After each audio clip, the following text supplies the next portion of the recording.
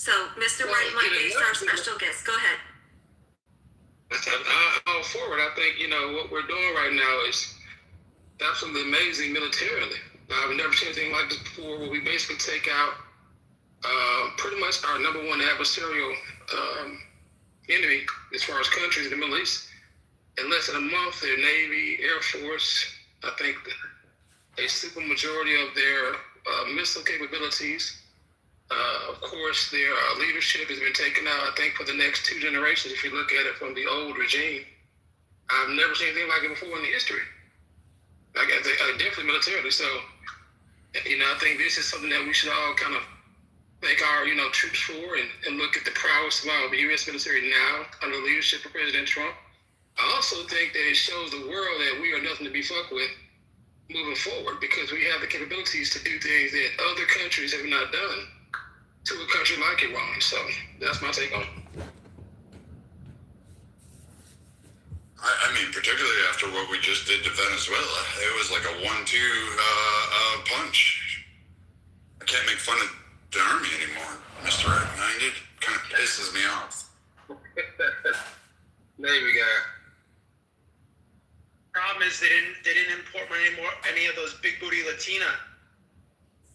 Oh, they're still here. You forgot about that. But as folks know, Mr. Right-Minded Kyle hails from the old wars. You can see the scars that rain down this man, the political fights we've had in this room. Mr. Right-Minded, KK, Patricia, Marshall, and a couple others that have helped support us. We're all thankful for you guys over the years.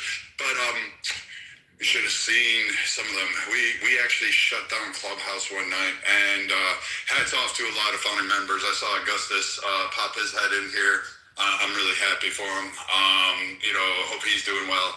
But we had a lot of support from a lot of club owners that came in and helped us that day. But we're one of the only clubs to shut down Clubhouse, and we did it without any big names. We basically did it on our own. And our midterm room, which you can probably see in some of the moderators' backgrounds, you can hear those replays, and they are stellar. People still ping on them and still play them to this day, because not only were they funny, they were informative. And but I'll hand it off. So I guess where's Mo left? Okay, I guess we got to. Meg wanted to speak quickly. Go ahead, Meg. Okay, thank you. I won't take too long. Just to also preface, absolutely, I am 100% with the military. We have a down-ass good military, and that is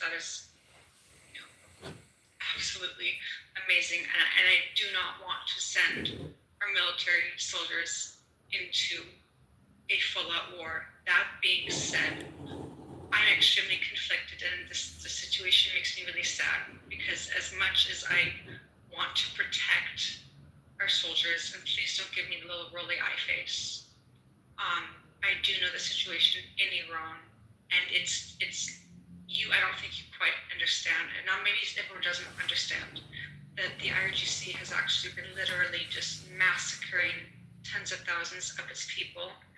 Young protesters who want freedom. They want freedom to hold hands, freedom to play sports, freedom to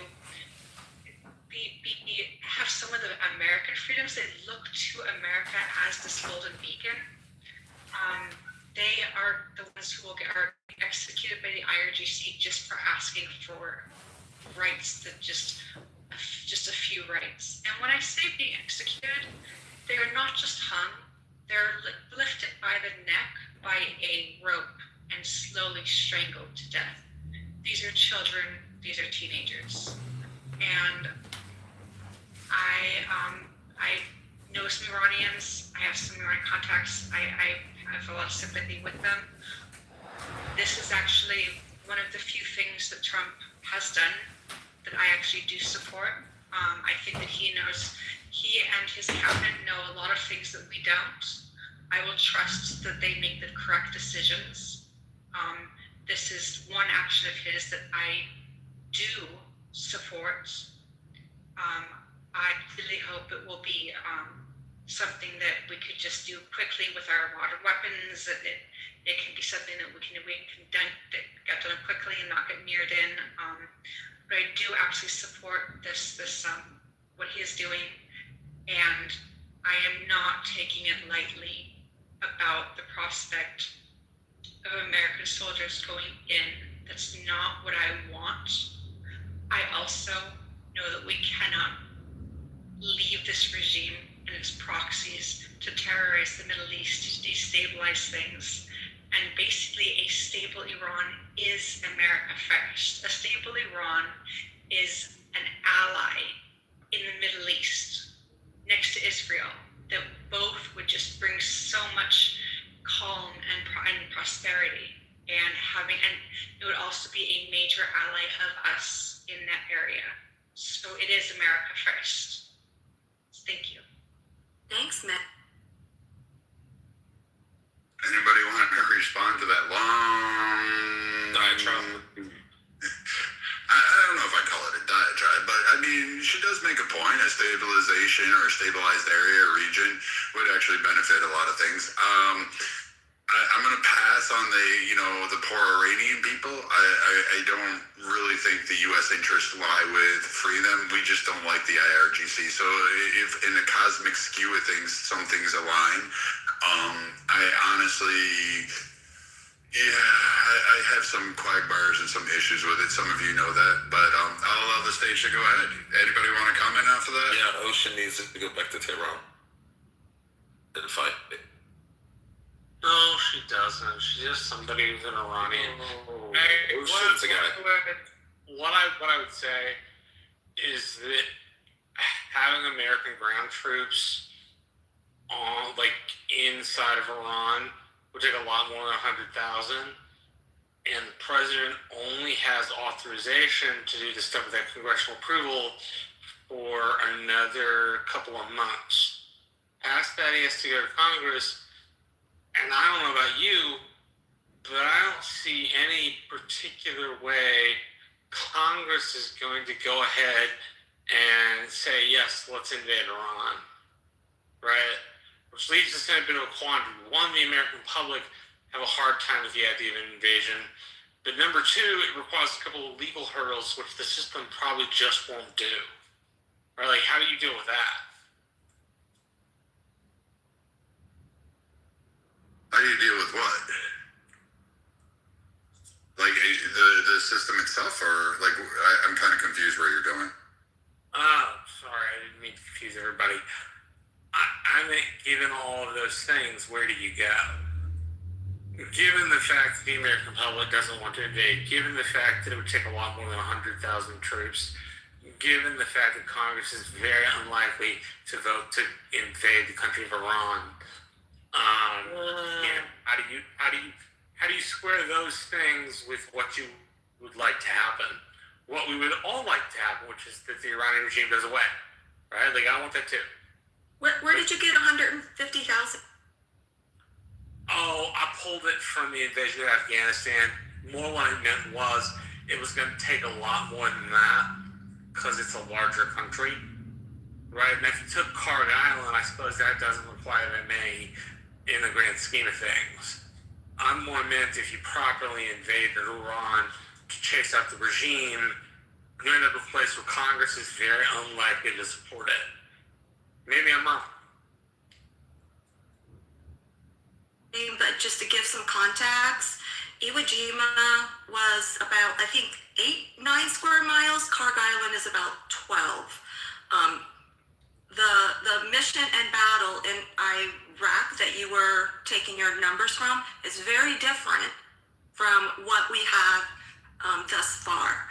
So let's not debate those numbers and etc., but it's something to think about. And so after the address, then we can get into a little bit more specifics.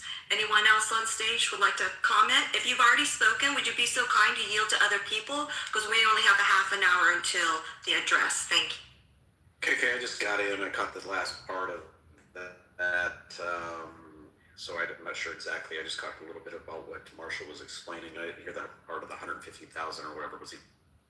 No, I was saying, when we invaded Afghanistan, we inserted about 120,000 troops at first.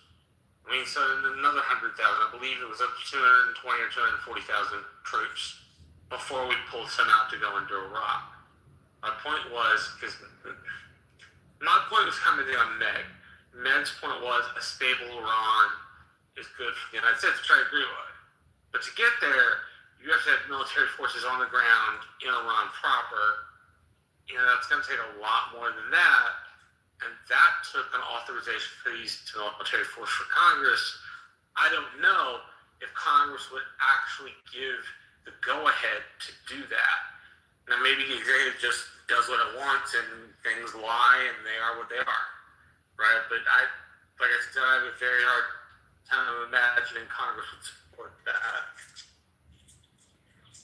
This time, the airstrikes, the damage being done is well, it's far more accurate and far more damning when you look at we've taken out their, pretty much for the most part, their military, and when we start staging it, and I said this before, I think yesterday on another page, I forget the guy's name, but he was stationed over there, I think, for 2 decades, 4-star general, whatever he was, and he was talking about what their strategies were, and he says they got to have boots on the ground. He gave all the reasonings for it, and he says they would be safe, but why and how, I don't understand. He has a lot better knowledge and understanding. To me, it sounds dangerous as hell, because I don't trust Iran. They would take out the whole island if they could, I could see them flooding it with missiles and drones, and sure, even if 20% of them got through, that's a lot of damage, and we could lose a lot of people. But I think they're going to hammer it really hard for a while, for the next couple weeks. I'll be interested to see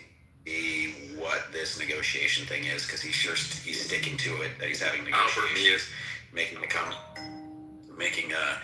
comments that will be out of there in maybe 2 weeks or a little less. So, to me, I can see letting the Israelis, or I just don't know what to think about the Kurds going in. You got a whole different aspect there, but I think if we pound them hard enough and long enough, and we can take enough sort of resources out, you do start to break the will of the people. Could be fracturing. There's rumors, and I take rumors with a grain of salt, but intel was saying that there's people inside the IRGC that are not really wanting to continue to battle. I think they see the outcome that could be, bombs being dropped on them. But reality is, I do think they're going to hit them really hard for the next couple of weeks, and we'll see where they're at that point. And then you can maybe start bringing in some ground troops. But I would much rather see us just continue to pound them until, into submission if we can. That's what she said. Can I jump in this, KK? Yes, Oh, by the way. we just kind of go back and forth popcorn style, but if you find 2 people that are engaging in back and forth, please don't interrupt them, because they'll lose their train of thought. So it's popcorn style, but just heed to others if needed. Thank you. Yes, ma'am. Thank you. Ice, can I piggyback off of your statement a little bit, sir? Yeah, go ahead. Awesome. I brought up some real good key words.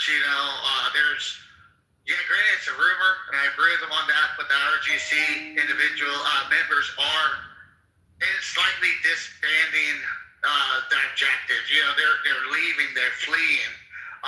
Based off of, I think Crane was talking yesterday in a brief meeting.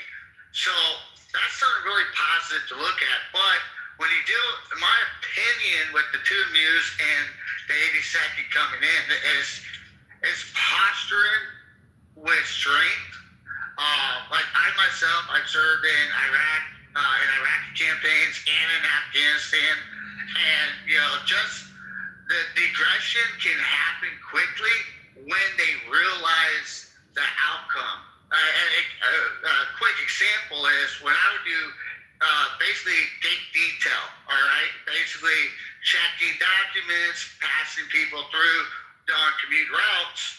A lot of times, just a simple hand motion to your grip would digress a lot of activity. And so I think with the Marines' presence there and the 82nd, it's going to convince the regular Iranian military to put pressure on the IRGC to disband. And I think that would be a good motive. I assume that's an intention with the 2 Mews and the 82nd, is to to convince and basically force the IRGC to disband or be pressured by the regular military. Thank you, guys.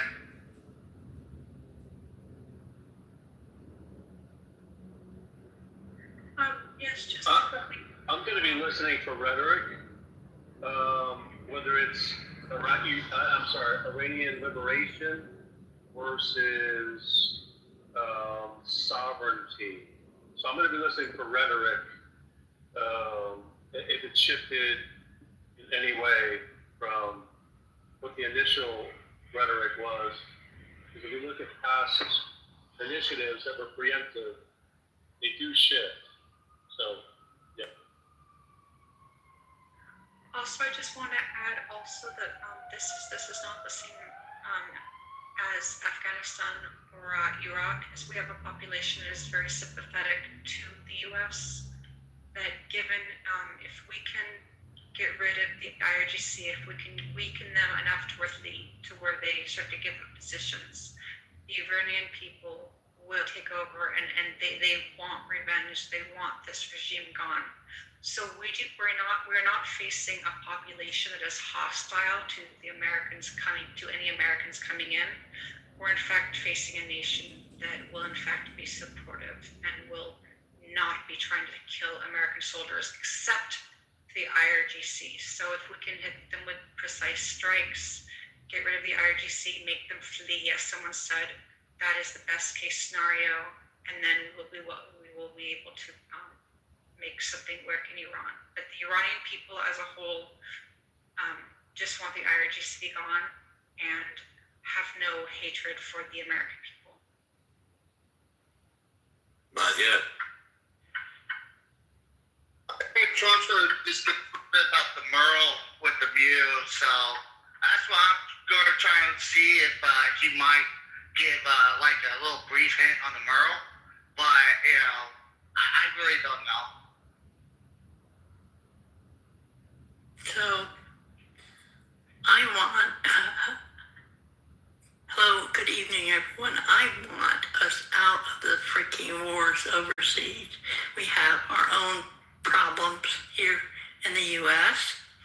We need to concentrate on affordability, on building our military, and improving education. That's all I got for now. And go screw yourself, Leo. Interesting.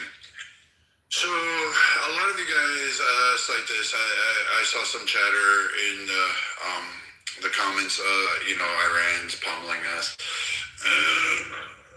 I'd push back on that. What are we at? Almost 90% of their navy is destroyed. Their coastline batteries are absolutely destroyed. Some of their missile systems, like Iran has figured out real quick that as soon as they launch, we hit them. We've interfered with their guidance systems. Diego Garcia was a good case in point. Guam, like these targets that they're launching at seem to be dispelled. The oil implications that Iran is targeting, it seems to be their overall goal is to provide civilizations in the Middle East. Even though their fight is with the U.S., they are attacking different entities. The IRGC being gone would be a benefit to literally the entire world. It's not just a destabilized government that's causing problems. A lot of you may disagree with this, but for 50 years, they have provided a ton of proxy problems that exist within the transportation of it. No nation has been safe from it or secure from it.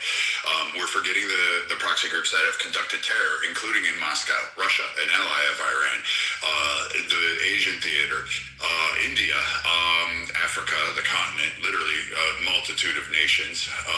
Then we have, of course, Europe. Up our towers. That's good. Yeah. They in part had issues with the Western world.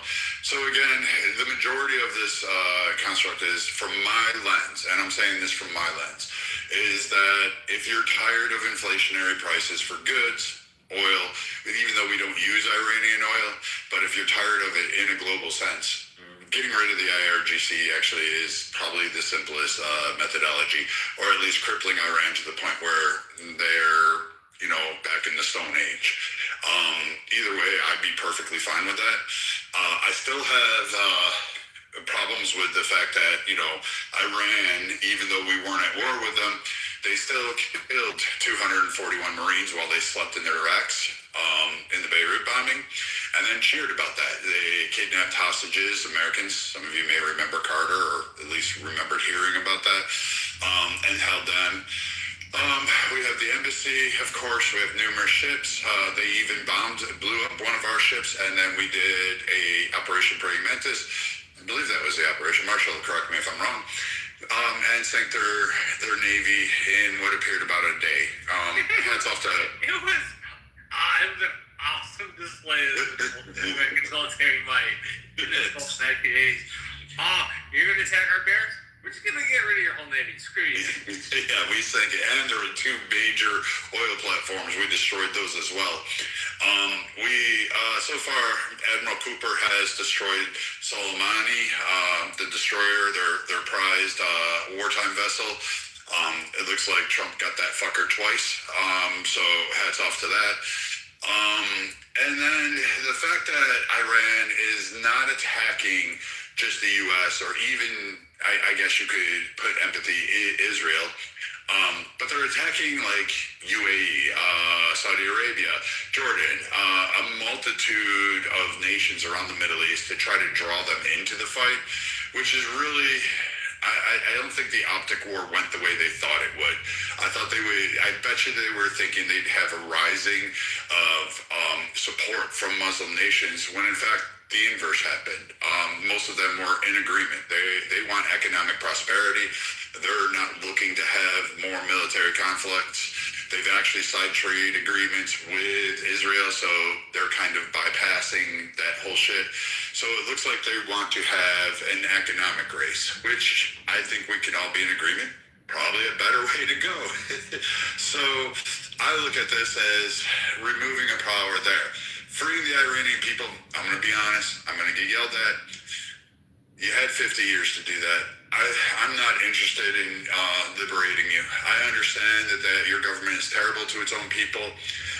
To be fair, in some constructs, you guys were kind of silent when we had our civil rights disputes, so you didn't say shit then.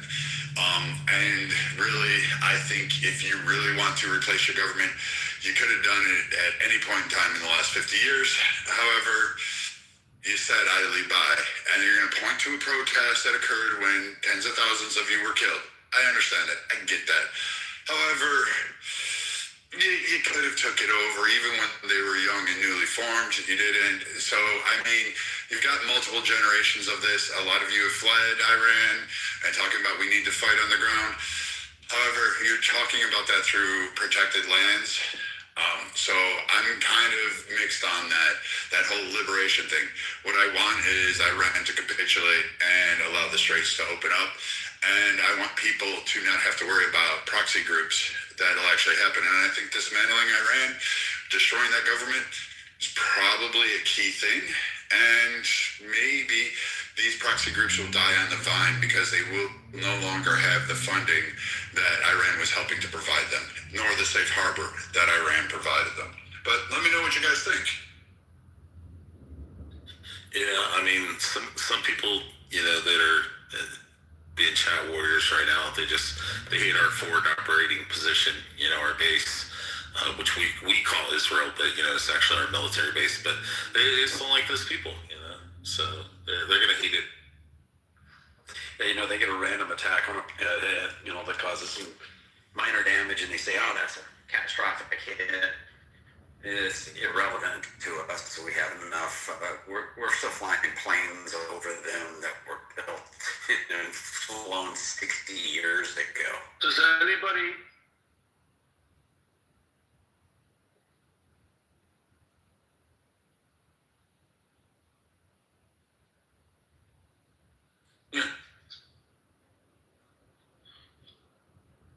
I don't think it was out. Yes, I don't think it's an Israel thing.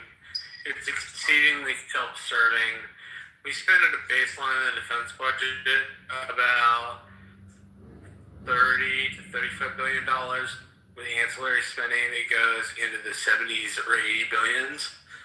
If you deplete Iran's capability to have finances, if you deplete their capability to have medium-range and intercontinental ballistic missiles, if you stop their navy, then you are able to degrade their capabilities such that their proxies are now manageable, and the malign interest of the country that has killed 2,000 plus servicemen and double that in number of civilians over the last 50 years is finally punished for their transgression.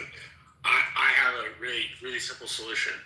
If you don't want America to bomb you, do us all a favor. Don't kill our civilians. Don't kill our soldiers. Then we won't have a reason to bomb you. Well, and again, I think that's a valid point that, we can actually bring up. Didn't you hear me? I said, if you already spoke, let other people Why do you speak. do this every time? Like, why do you do this? It's a great. Shut your face. What are you talking about? Shut my face. You interrupt always good conversations. This is the reason why we had problems in political compass. Like, literally. Really? The problems are all me, right? Fuck yeah, they are. Oh, really? What are you going to do about it? Oh, how about that? There you go. Sit down, little boy. Sit the fuck down. Talking all that damnly. And guess what? Guess what? You can cook your own damn dinner tonight. Okay? How about that? Oh. You can cook your own damn dinner. You have a lot of audacity, and you don't even fucking respect the room. It's like every time I turn around, I gotta deal with your shit. I invited you back up. Don't be a pansy ass now. Jesus. Oh. I'm here. Reminded. I'm here. I'm going. You know what? This is why I go into the guest You know house. what? I have Shut the missed fuck this up. right here. Shut I the have missed fuck this up. right here so much. You're sleeping in the Thank guest you, house too. tonight. You're sleeping in the guest house tonight. Okay, I'll just say it now. Everyone's been always saying Brad and I are in a relationship. Yes, we're in a fucking relationship. We've been lying to you this entire time. And fucking Brad, I have to send him up to the guest house because he's going, and the phone's so fucking loud. I have to sit in another room when we want to be on Clubhouse together. Like, Jesus. So everyone that said oh, you guys in a relationship, you were right. You were fucking right. So now that you got Brad? that out of the way, you guys ready Yeah. for this? Viking, do you have something to say? Yes. You know what? I am so fucked sick of this that you have really warped the world, and to everybody in this house. You work the world? What type of clapback is that? That sounds like a fucking white woman. Work the world? You sound like fucking Monica. Okay, everybody, April Fools! April Fools! I got caught earlier on April Fools. It pissed me off for about 35 seconds. All right, cool. Man, I have missed that right there. I have missed that right there. That is well worth the wait. Thank you, Brady KK. Well worth the wait right there. That was hilarious. Did we have anyone fooled? I was definitely cool. No. I know you guys well enough. Yeah. Oh, damn it. Okay. We tried. Okay, we tried. I knew I was doing bad when Thunder just starts laughing at me. I'm like, oh God, I'm doing terrible. I'm a terrible liar. Anyhow, let's get back to the conversation. We have 10 minutes left. I'll let you guys keep going, and then as soon as I unmic to play the live feed, please mic up, and then we'll discuss afterwards. But okay, go ahead. Yeah, Brad doesn't have enough melanin for us to believe that. I have a question of the people that say we're losing. I want to understand where that comes from. Like how people can say we're not winning this, this war, military engagement, whatever you want to call it. How are we losing though? Like seriously. I will We have from a couple different areas. We need to define win and loss. Don't we have to do that first? Wait. Mr. Redmond, I've got a whole set.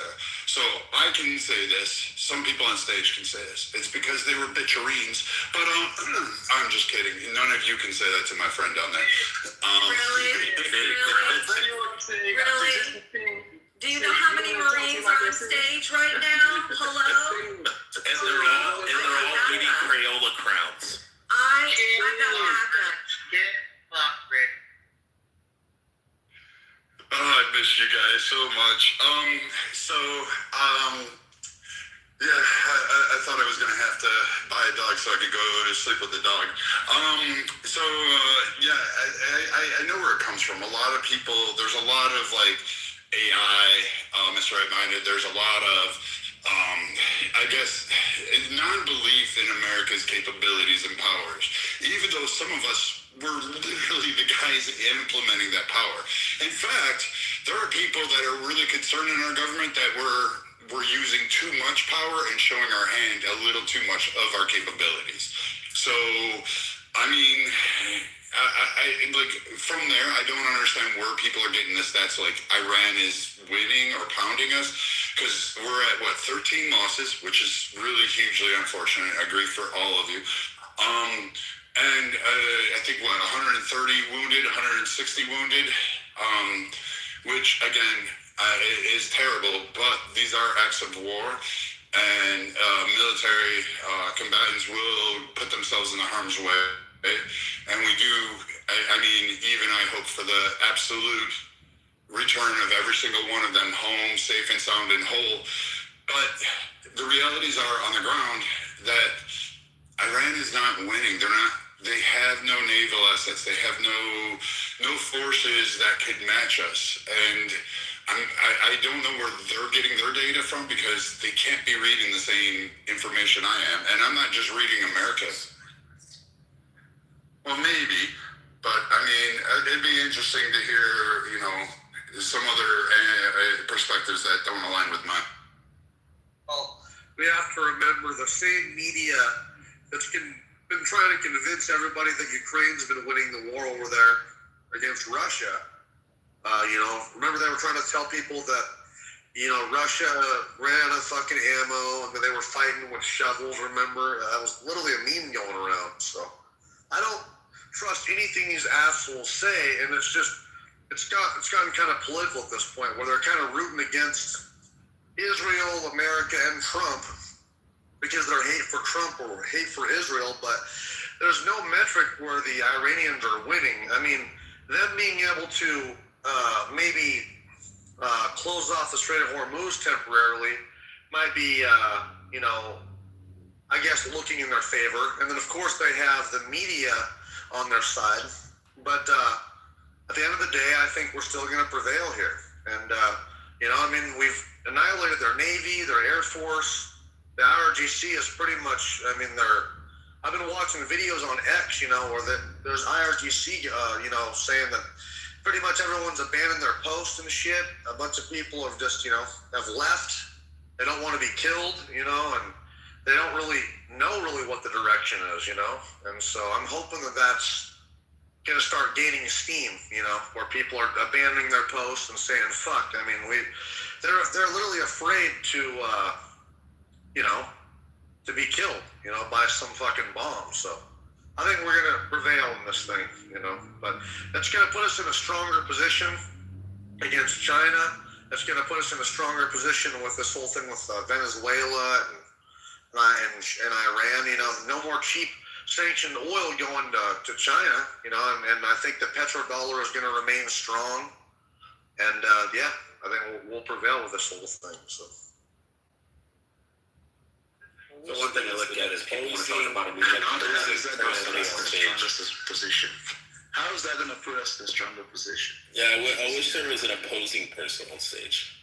Yeah, the thing is, I'm not saying that Iran is winning anything. I'm sure the United States has a lot, much stronger military power than Iran has, and they're obviously building that on Iran.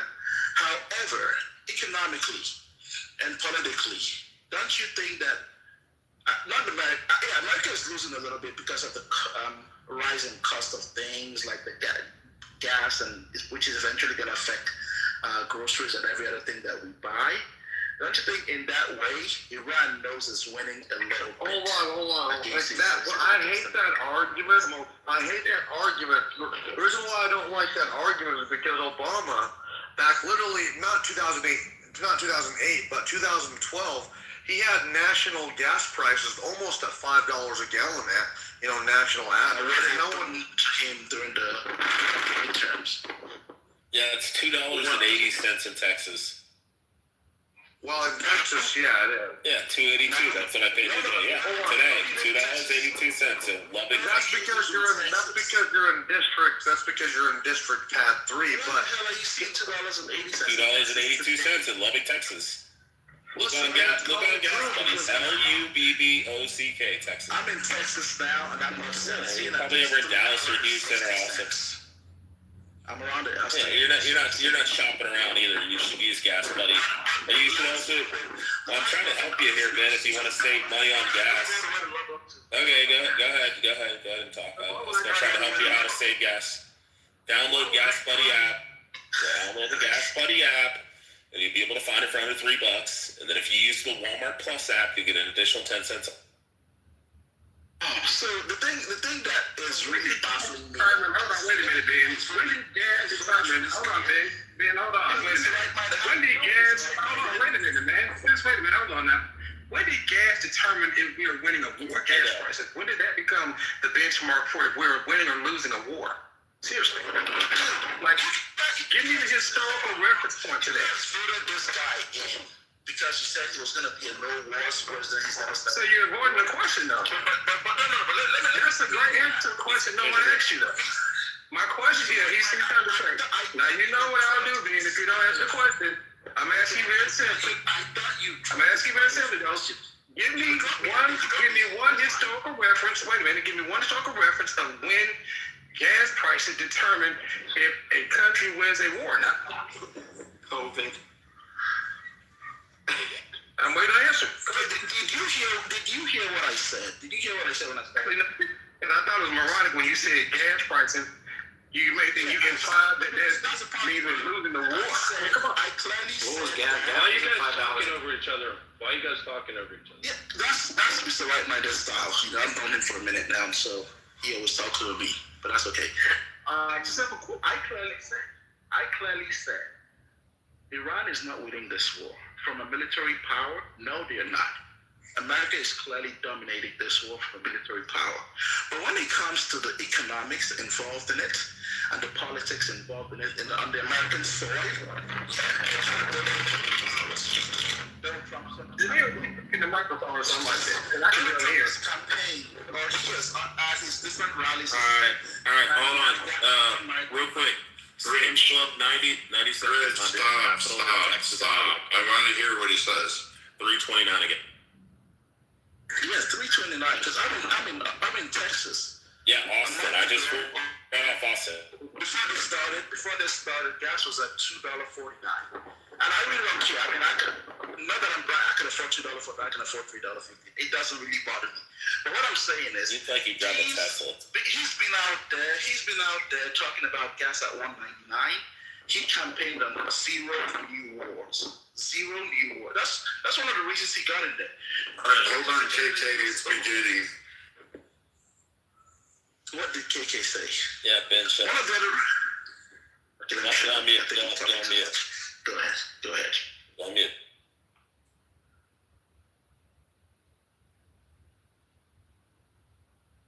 KK, you there? Also, don't let any more West Africans on. But let's start on this point Mr. Reminded made. Since when did gas prices up again? Already gone? Never mind.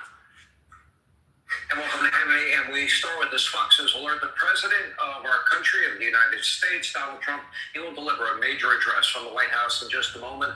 The president is to give a huge update on the conflict with Iran, which appears to be in its final stage. In fact, according to the president, Iran's president is now asking for a ceasefire. Well, no thanks to NATO, by the way. Our own Peter Ducey, he's live. He's outside the White House. Peter, we expect him in about, 70 seconds from now. Yes, so I'll be really quick. No ceasefire, Sean, until the Strait of Hormuz is open. And the challenge for President Trump is going to be reassuring Americans that Epic Fury is winding down in the next 2 or 3 weeks, at which point gas prices will come down, he says, while also not really giving away too much to the Iranians about what remaining American assets in the region are doing. There's still the issue of uranium that could be collected. There are, but he is going to tell us about how wiped the Iranian army and navy and ballistic missile facility at the moment after a month plus of this operation. So expect to see him walk out right on time. Sean. You know, I'd expect to the NATO threat. How close were they potentially to having nuclear capability? I'm sure that will come up tonight. The issue of 60% enriched uranium, I would expect that might be discussed, and also the issue of NATO. Let's take you inside the White House. We expect the president is going to walk straight to the podium, and here's the president of the United States.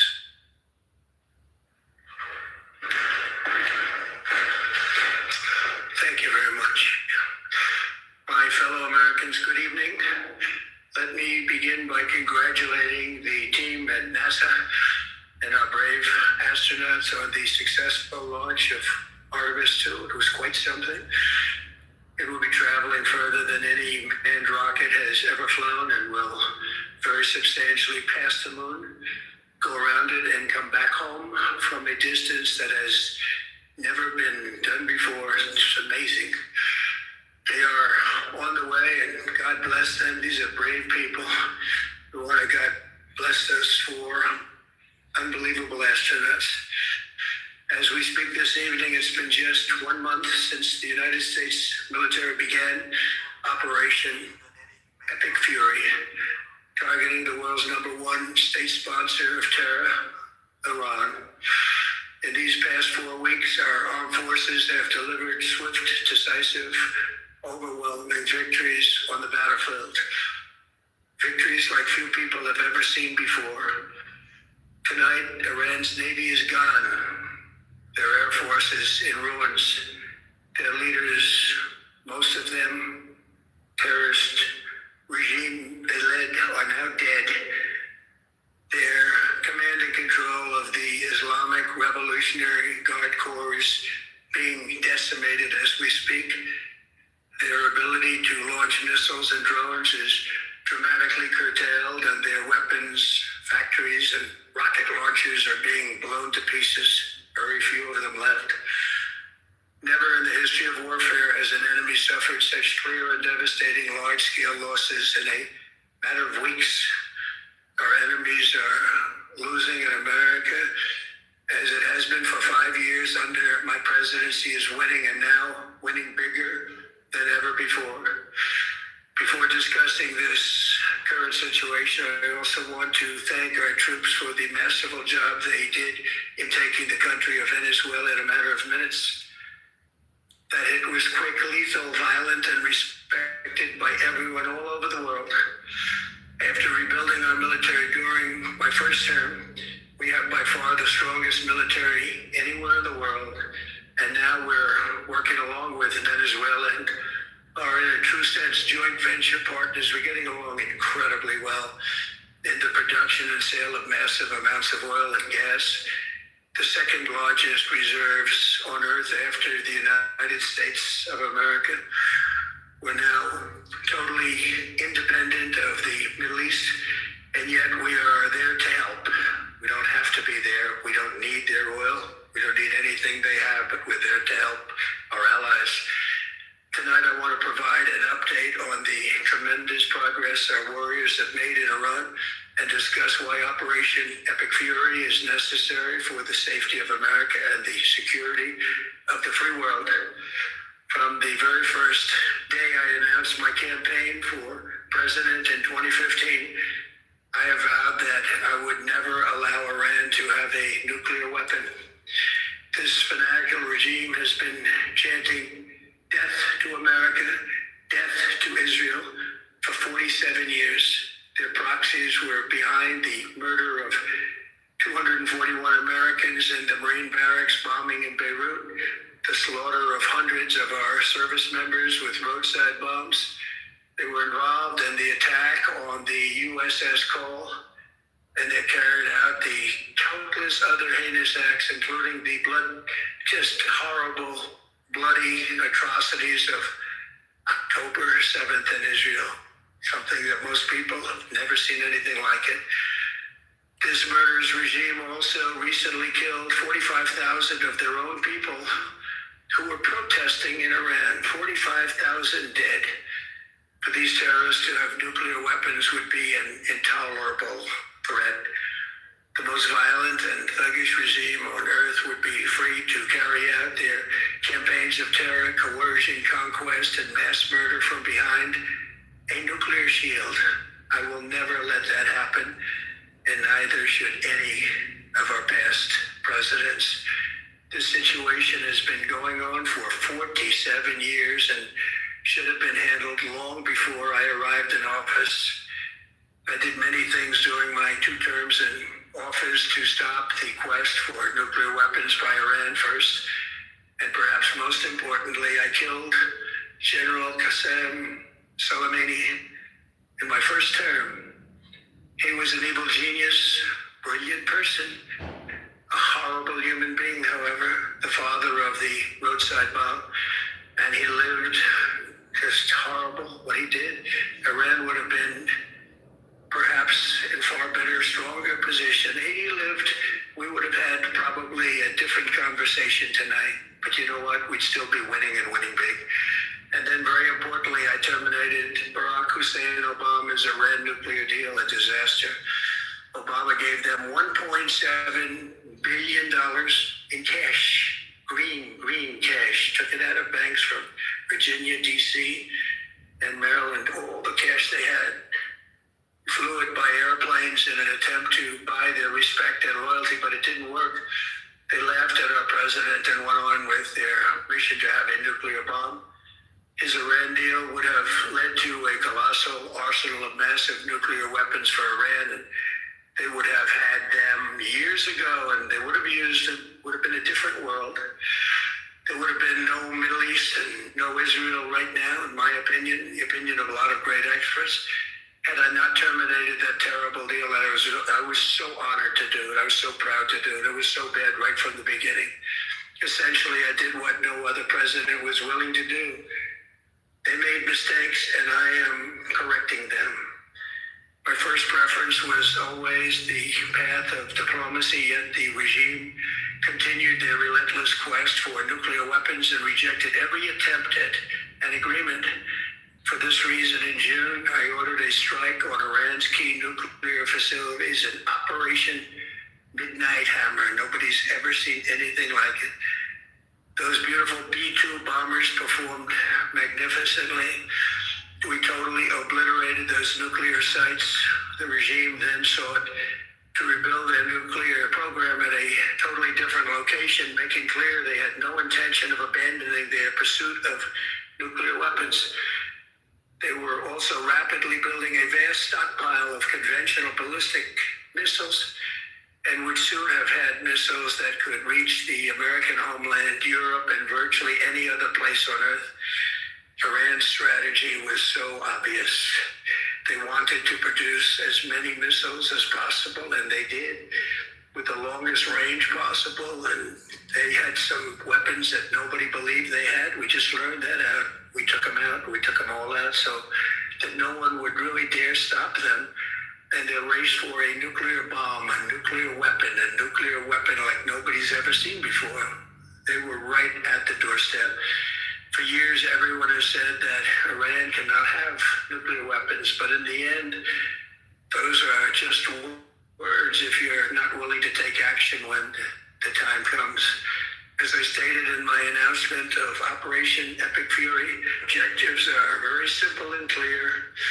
We are systematically dismantling the regime's ability to threaten America or project power outside of their borders. That means eliminating Iran's Navy, which is now absolutely destroyed, hurting their Air Force and their missile program at levels never seen before, and annihilating their defense industrial base. We've done all of it. Their Navy is gone, their Air Force is gone, Their missiles are just about used up or beaten. Taken together, these actions will cripple Iran military, crush their ability to support terrorist proxies, and deny them the ability to build a nuclear bomb. Our armed forces have been extraordinary. There's never been anything like it militarily. Everyone is talking about it, and tonight I'm pleased to say that these core strategic objectives are nearing completion. As we celebrate this progress, we think especially of the 13 American warriors who have laid down their lives in this fight to prevent our children from ever having to face a nuclear Iran. Twice this past month, I've traveled to Dover Air Force Base, and it's been something. I wanted to be with those heroes as they return to American soil. When I was with them and their families, their parents, their wives, their husbands, we salute them, and now we must honor them by completing the mission for which they gave their lives. And every single one of the people, their loved ones said, "Please, sir, please finish the job." Every one of them. And we are going to finish the job, but we're going to finish it very fast. We're getting very close. I want to thank our allies in the Middle East, Israel, Saudi Arabia, Qatar, the UAE, Kuwait, and Bahrain. They've been great, and we will not let them get hurt or fail in any way, shape, or form. Many Americans have been concerned to see the recent rise in gasoline prices here at home. This short-term increase has been entirely the result of the Iranian regime launching deranged terror attacks against commercial oil tankers in neighboring countries that have nothing to do with the conflict. This is yet more proof that Iran can never be trusted with nuclear weapons. They will use them, and they will use them quickly. It would lead to decades of extortion, economic pain, and instability worse than we can ever imagine. The United States has never been better prepared economically to confront this threat. You all know that. We built the strongest economy in history. We're going through it right now, the strongest in history. In 1 year, we've taken a dead and crippled country. I hate to say that, but we were a dead and crippled country after the last administration and made it the hottest country anywhere in the world by far, with no inflation, record-setting investments coming into the United States, over $18 trillion, and the highest stock market ever, with 53 all-time record highs in just 1 year. It all positioned us to get rid of a cancer that has long simmered. It's known as the nuclear Iran, and they didn't know what was coming. They'd never imagined it. Remember, because of our Drill Baby Drill program, America has plenty of gas. We have so much gas. Under my leadership, we are #1 producer of oil and gas on the planet, without even discussing the millions of barrels that we're getting from Venezuela. Because of the Trump administration's policies, we produce more oil and gas than Saudi Arabia and Russia combined. Think of that, Saudi Arabia and Russia combined. And that number will soon be substantially higher than that. There's no country like us anywhere in the world, and we're in great shape for the future. The United States imports almost no oil through the Hormuz Strait, and won't be taking any in the future. We don't need it. We haven't needed it, and we don't need it. We've beaten and completely decimated Iran. They are decimated, both militarily and economically and in every other way. And the countries of the world that do receive oil through the Hormuz Strait must take care of that passage. They must cherish it. They must grab it and cherish it. They can do it easily. We will be helpful, but they should take the lead in protecting the oil that they so desperately depend on. So to those countries that can't get fuel, many of which refuse to get involved in the decapitation of Iran, we had to do it ourselves. I have a suggestion. #1, buy oil from the United States of America. We have plenty. We have so much. And #2, build up some delayed courage. Should have done it before. Should have done it with us, as we asked. Go to the strait and just take it, protect it, use it for yourselves. Iran has been essentially decimated. The hard part is done, so it should be easy. And in any event, when this conflict is over, the strait will open up naturally. It'll just open up naturally. They're going to want to be able to sell oil because that's all they have to try and rebuild. It will resume the flowing and the gas prices will rapidly come back down. Stock prices will rapidly go back up. They haven't come down very much, frankly. They came down a little bit, but they've had some very good days over the last couple of days. We've done actually much better than I thought, but we had to take that little journey to Iran to get rid of this horrible threat. With our historic tax cuts, where people are just now talking about receiving larger refunds than they ever thought possible. They are getting so much more money than they thought. That's from the great big beautiful bill. Our economy is strong and improving by the day, and it will soon be roaring back like never before. It will top the levels that it was a month ago. I made clear from the beginning of Operation Epic Fury that we will continue until our objectives are fully achieved. Thanks to the progress we've made, I can say tonight that we are on track to complete all of America's military objectives shortly, very shortly. We're going to hit them extremely hard over the next 2 to 3 weeks. We're going to bring them back to the Stone Ages where they belong. In the meantime, discussions are ongoing. Regime change was, we never said regime change, but regime change has because of all of their original leaders' death. They're all dead. The new group is less radical and much more reasonable. Yet if during this period of time no deal is made, we have our eyes on key targets. If there's no deal, we are going to hit each and every one of their electric generating plants very hard and probably simultaneously. We have not hit their oil, even though that's the easiest target of all, because it would not give them even a small chance of survival or rebuilding. But we could hit it, and it would be gone, and there's not a thing they could do about it. They have no anti-aircraft equipment. Their radar is 100% annihilated. We are unstoppable as a military force. The nuclear sites that we obliterated with the B-2 bombers have been hit so hard that it would take months to get near the nuclear dust, and we have it under intense satellite surveillance and control. If we see them make a move, even a move for it, we'll hit them with missiles very hard again. We have all the cards, they have none. It's very important that we keep this conflict in perspective. American involvement in World War I lasted 1 year, 7 months, and 5 days. World War II lasted for 3 years, 8 months, and 25 days. The Korean War lasted for 3 years, 1 month, and 2 days. The Vietnam War lasted for 19 years, 5 months, and 29 days. Iraq went on for 8 years, 8 months, and 28 days. We are in this military operation so powerful, so brilliant against one of the most powerful countries for 32 days.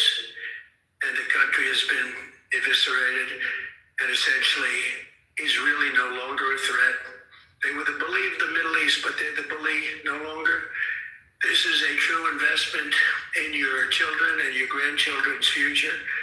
The whole world is watching, and they can't leave the power, strength, and brilliance. They just can't believe what they're seeing.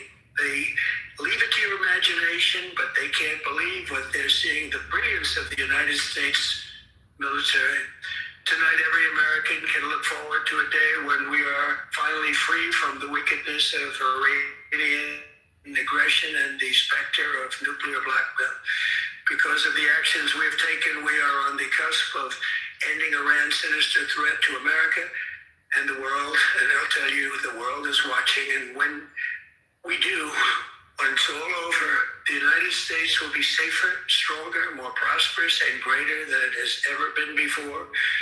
May God bless the men and women of the United States Armed Forces, and may God bless the United States of America. Thank you very much, and good night. All right, that was President Trump with the meeting.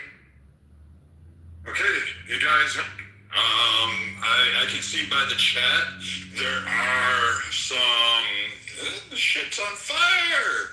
Oh my God, there's some arguments. I'm going to not partake in some of these arguments unless you go completely off the rails and go into dipshit there. I'm going to allow Mr. Right-Minded and KK to enjoy that. And Marshall, I'm sure he's kicking back. I'm about to open a Guinness and I'm going to watch the fireworks. I'm hoping, where is he? I'm hoping the bitcherines unload onto some of the other guys because I'm just kidding.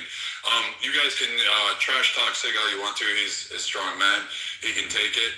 But understand that he is one of my closest friends. He is somebody I call when I actually may have problems and I need fucking advice. These individuals are some of the closest members that I have. KK, Mr. Right-Minded, Patricia, Marshall, Sig, occasionally KP when he's sober. All of these guys are what I consider my family, and I met all of them through Clubhouse. And so you guys can have at it. I only intercede on occasionally, but Mr. Right-Minded or KK or Marshall, you want to lead it off with what you didn't like, which you liked, and I say we let Sig and Ice kick it off. I'm ready for it. Let me get that popcorn going. I just gotta say, I'm in shock and awe. Ice is over here advocating killing 12-year-old innocent civilian girls, man. Insane. And fucking. All right, here's the shock and awe. The guy's talking stupid shit, talking about how we targeted 12-year-old girls. We didn't target them. It was a bad misunderstanding. It was a bad intelligence situation. And you want to come in there and act like the U.S. is targeting them. That's the stupidest fucking shit I've ever heard. You literally said in there, too, there's no imminent threat, but if we're going to die, we're going to die at the death of 1,000 paper cuts. A death of 5 paper cuts, 500,000 paper cuts. It's still a death. They've been chanting death to America for 47 years. You just said they've been preparing for 20 years, Sig. So what you're telling me is we should wait for them to prepare for 40 years so you can't come in. Because when you wait at that point, you cannot go in and stop them from getting a nuclear weapon because anybody that just comes shouldn't in, be fighting they will foreign just wars and letting I let you go. I let you go. Women die. So and fight here's the wars deal. for Israel, War, for maybe Netanyahu, war, people die. People die in war. But there's only one side that will kill, literally target men, women, children. They literally put 12-year-olds in their fucking military. My point is you want to talk about children. They're putting children, a gun in children's hands and saying, go to war. And you think that's not a problem. You think that it's not, okay, we don't know that they don't have ICBMs. They just came out and said they did. So what do we wait till I'm going to ask you this thing real quick. No, we just shouldn't be fighting for these dirty kikes over in Israel, you know? So here's the deal, Sig. How long does it take for an ICBM to land when it takes off from Iran? How long does it take to get to the U.S.? That's for Sig, not Leo. Oh, I was just saying what Sig was thinking. No. Sig? You are not Sig? Sigaroni. Sigaroni has his own voice. Quiet now, Leo. He's Googling now. Come on, Sigaroni. No, I'm actually waiting for the mod to stop talking because I don't interrupt mods. I don't disrespect mods in the room. So, again, what was your question? So I can make sure I answer it thoroughly. How long does it take an ICBM to get from Iran to the USA? Someone drop a link in the chat. Someone drop a link in the chat. 30 to 40 minutes. You gonna let me answer the fucking question, or you want to answer the question? I'll shut up and let you go. Go ahead. Go ahead. I didn't ask for a link. Yeah, I got 5 words in. You asked me a question, I got 5 words in, and you can't shut your fucking pile. I don't want to fucking That's what I'm talking about with you emotional fucking bitch. I said ask anybody else. So if you're gonna go ahead and finish and I'll answer your question when you're done. You can hit anybody on here. And the answer is 30 to 40 minutes. That's it. That's all you had to say. 45 minutes. I don't fucking know. So you gonna let me answer the question, or you gonna continue to cut me off? You gotta continue to cut me off, Ice. Because if I ask you a question, I'm gonna shut the fuck up and let you answer, and I'll cut you off.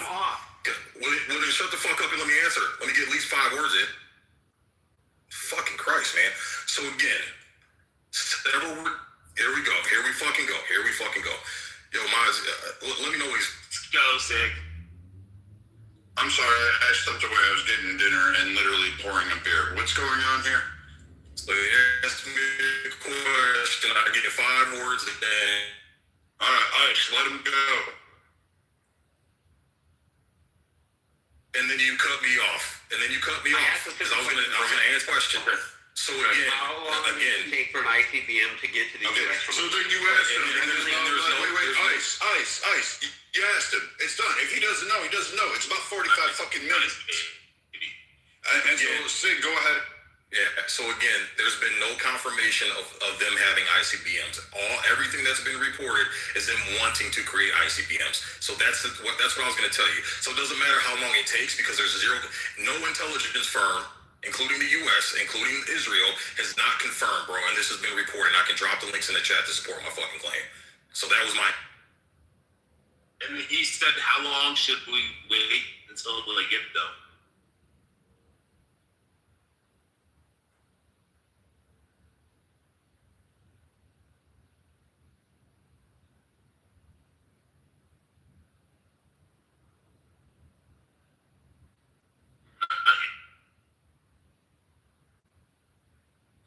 Actually, they've claimed it. I will put links in there. They claim to have an ICBM just recently. So the fact that they claim it, are you going to say that our intelligence knows absolutely everything? Because right now they've admitted we don't know where all their businesses are at. Take the payload out of the rocket and fill it up with gas and claim to have a rocket go that far. There's no. Please do me a favor. Wait a minute. Hold on, Marshall, hold on. Guys, when people are talking, the whole entire room wants to hear each person talk. Now, I know I haven't been on here for a long time, but I'm rarely put some people in the shut the fuck up section if you cannot respect when somebody's talking on the floor. Sig, first of all, were you done, brother? Nah, I wasn't, man. I wasn't. But go ahead. Go ahead, Sig. You got the mic. Go ahead, finish. Hey, good to see you. Good to see you, Mr. Brother. Good to see you, brother. So again, to have something and it being confirmed are two different things. I mean, we're grown ass adults. We should know the difference between this, okay? So again, people can claim shit all fucking day, but has it been confirmed? The answer is no. There is zero intelligence reports that have confirmed that they actually have them. So, Sig, I'm going to disagree with this and slide in on, I don't know who, I'm sliding in with myself. Diego Garcia, two ICBM, ballistic missiles were launched at Diego Garcia. And we'll say it was more of a missed BCM because they never reached their target. So, and we were tracking their guidance. You are aware that those launches did occur. We shot one down, the other one went, did a couple loops and a couple like tumbles, and then it went to the ocean because it didn't reach it. IBMs. So I would say they're missed BMs. That's a pun intended. Maybe they launched them out of camels. I don't know. Maybe they hit the camels in the balls and launched them out of the throat of the camel. I don't know. Too much. Put them in the gift. She will. Shut up. But the idea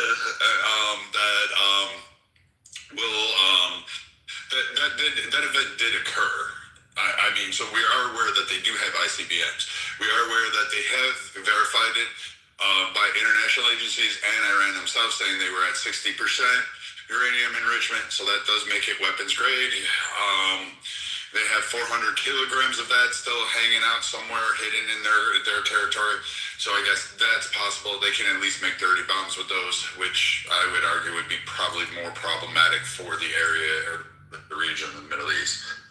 So does that clear up some things? Yep, radioactive fallout. Yeah, here's what I would ask, Brad. I would ask to see the link, because I just looked at the link ICE says, and again, Iran claims. So here's the thing. We want to believe Iran when they claim certain things, but then when they claim that they hit one of our ships, we don't want to believe. What are we? We're only believing stuff that works in our favor, and then throwing baby out with the bathwater when it doesn't favor us. That's what I'm saying. It's the flip-flopping, bro. So which one is it? Do you want to believe Iran in one case and not believe in the other, or what? And again, I would like to see in the link that it's been confirmed, because the link that ICE just put in, it's the Iran claims. There's nothing that's been confirmed. That's my point. Okay, so I'll ask Brad, because it could be a quick yes, back and forth, yes or no.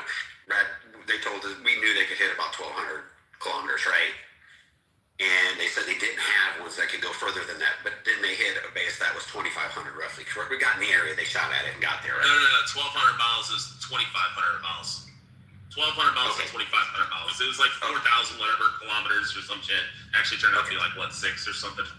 All right, so then what we can say is they actually fired an ICBM, and one of those links they actually have one that verifies that they tested it. That claims they can go 10,000, but they can go 10,000. Now they claim they didn't have a 2,500. So are we throwing out the baby with the bathwater because we gotta believe that they don't have them because intelligence says they showed the distance from Diego to Carlos. Rich. Control the autism. I understand. Let him make his argument with Terry. I'm talking about the one where it says they verified that they fired an ICBM and they're claiming 10,000 kilometers on it. Okay, so now we can sit here and we can throw the baby out with the bathwater because they only had the 1,200, but they did have 2,500. So the 2,500 must have been somebody else's because they didn't claim they had it, and there was no verifiable. Was there any intelligence that said they could go 2,500? Nobody had that. We didn't have it. It was a surprise to us. So we can sit here and throw the baby out with the bathwater, like you say, because you think intelligence. Where was the imminent threat on 9/11? We didn't know until the planes hit. So what you do is you go with what you got, and go a little further and go look at our promises to our allies. Hell, Hillary Clinton said it. We will defend our allies. We will go in. We will put boots on the ground. We will bomb the shit out of Iran. She had no quarrels about what she said she would do to Iran. She said she would make sure. Back then, she said, I will make sure that they will never, in my term or any future president's term, get a nuclear weapon. Now, that goes back to 2016. She was the Secretary of State before that, and she was that concerned that she was that vocal about it.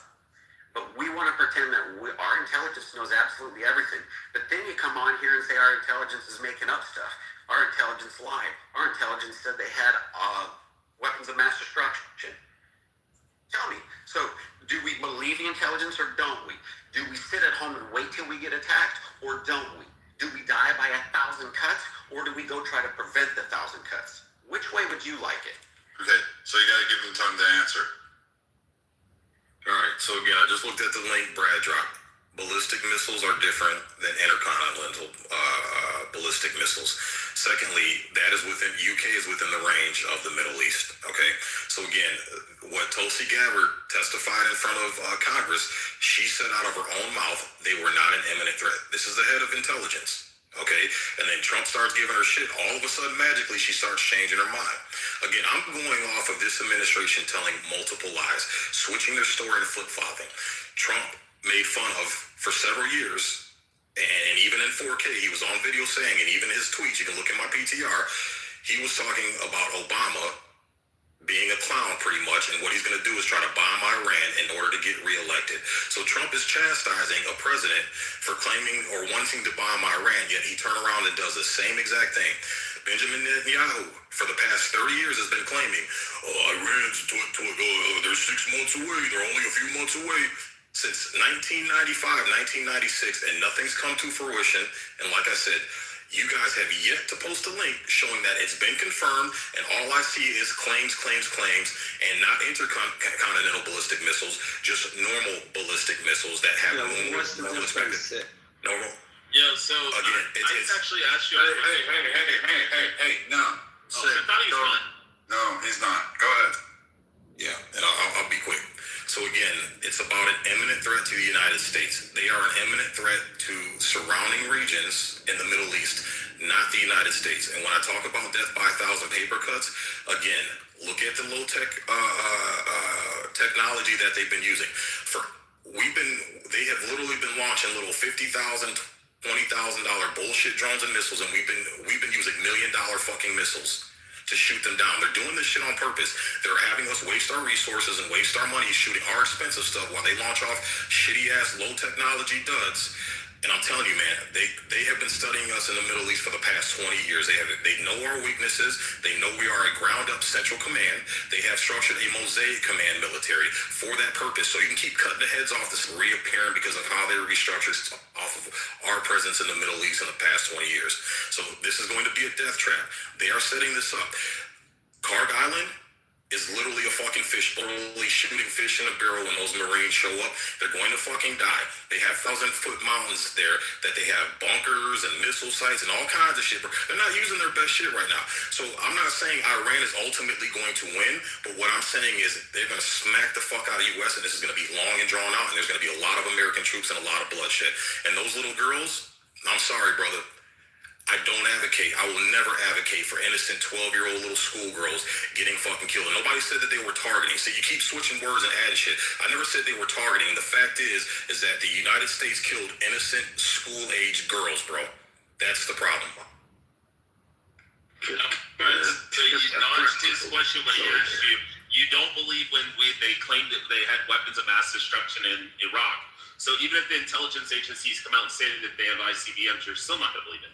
So that's kind of, and that's based on a lot because we were told that they had weapons of mass destruction by George Bush and the intelligence, and come to find out years later, and thousands of troops dead, U.S. troops dead later, that it was all a fucking lie, bro. So again, Trump has lied several times, and I can post links of Trump going back for no more regime wars, no more stupid wars, no more Middle East, America first. We're going to take our focus, and Trump went back for some reason and totally flip-flopped on what he said. So I have clear evidence and proof that this administration has lied. Previous administrations have lied.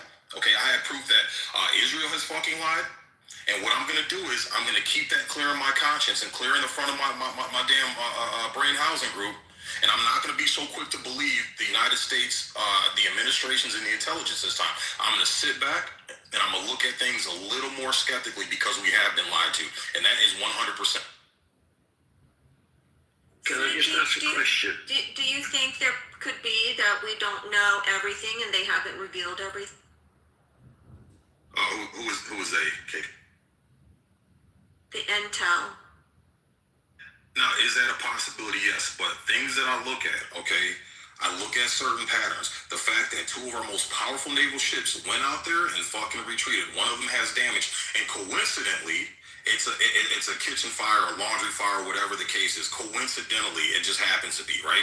But again, that's what the U.S. side is saying. That's what Trump's saying is that, our boat, the Ford didn't get attacked. It was a kitchen fire.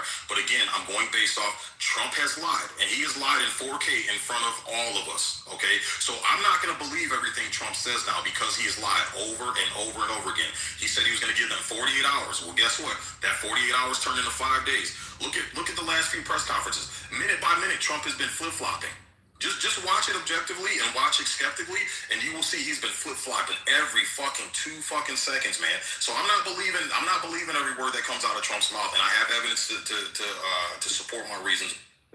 Respectfully say, can you impart what you think the agenda is that is what's being said in public? I'll say that one more time. You're cutting out, Albert. I'm sorry. I'm sorry. So respectfully, of course. And I don't want to side either way here.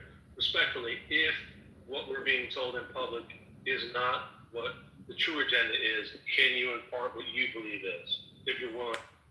Yeah, what I believe is, based on my research and what I've been looking at and looking at previous wars and looking at how this is going to turn out, I'm looking at Vietnam War, it's supposed to be 3,000 troops turning to 500,000, and how many years do we spend over there? How many fucking U.S. troops died because of this shit? I think what it is I think that we are losing market share as far as a petrodollar. We need to keep the U.S. dollar circulating globally to keep up this fucking Ponzi scheme that we have for this $40 trillion in debt, because once we stop making payments on that debt, we are fucked economically. And I think that as we've been done before, as it's been done before, the American people are told a lie, just like World War I. Look at how we got involved with that, with the Zimmerman telegram. Well, Zimmerman telegram was real, so was the sinking of Lusitania. But look at how it was used. They intercepted and they held on to it until an opportunity to use it to convince Congress, because Congress didn't want to go. The American people didn't want to go into war. They brought it out at it was maybe 6 months. Why is everybody was received in the time? He's a mod. He's a mod. He can interrupt me. I'm gonna be quiet. Go ahead, Marshall. I'm sorry. No. All I was saying was I think it was 6 months or so. But it's like the traditional teaching goes that the sinking of Lusitania brought us in. The Zimmerman telegram played quite a large role. I will grant you, it seems like they held on to it for longer than they should have, And I don't have a good answer for that. It's a good piece of research to do. Sorry, go ahead. I heard that and it made me think about that. Yeah, my point, Marshall, is that again, I can show time after time after time after time again where our government has lied to us. I can show time after time after time after time again when our government has gone over their meddled. And ICE brought up that they were screaming death to America for da-da-da-da. Yeah, they weren't screaming death to America until we went over there and started fucking with them when they decided, hey, you know what? Why are we fucking with this global shit? This is our oil. We can go ahead and set up our own enterprise and make our own fucking money off of it. And lo and fucking behold, we go over there and overthrow their government to prevent them from doing that. So ICE, if you came over to my house when I was trying to get some shit going for me and be financially stable and financially independent, and you came over and fucked me, I'd be screaming death to ICE too, brother. Dave, to your point, look at what happened to gold and silver prices with all this debt. Here's a question I have. See, I understand this is a concern. I'm sorry, I have one question here. And I understand, see, where you're coming from. But my question is it a bit premature to indict this administration as being like previous administrations when it comes to military operations like this? In fact, I would say this is the first real military engagement in either his first or second term, right? So we are basically a month in, and we're saying we're going to be out in a couple of weeks. How do you compare that to previous war operations from previous administrations? It's too quick, is all I'm saying. Well, here's the thing, though, Gerard, is that we were supposed to be out a couple weeks ago, a month ago. When we did Operation whatever the fucking has, Trump came out and said himself that because we went over there and struck them because they were the uranium enrichment was a threat, and Trump came out in front of that podium and said, "Yeah, Mary Lou, your mic's on."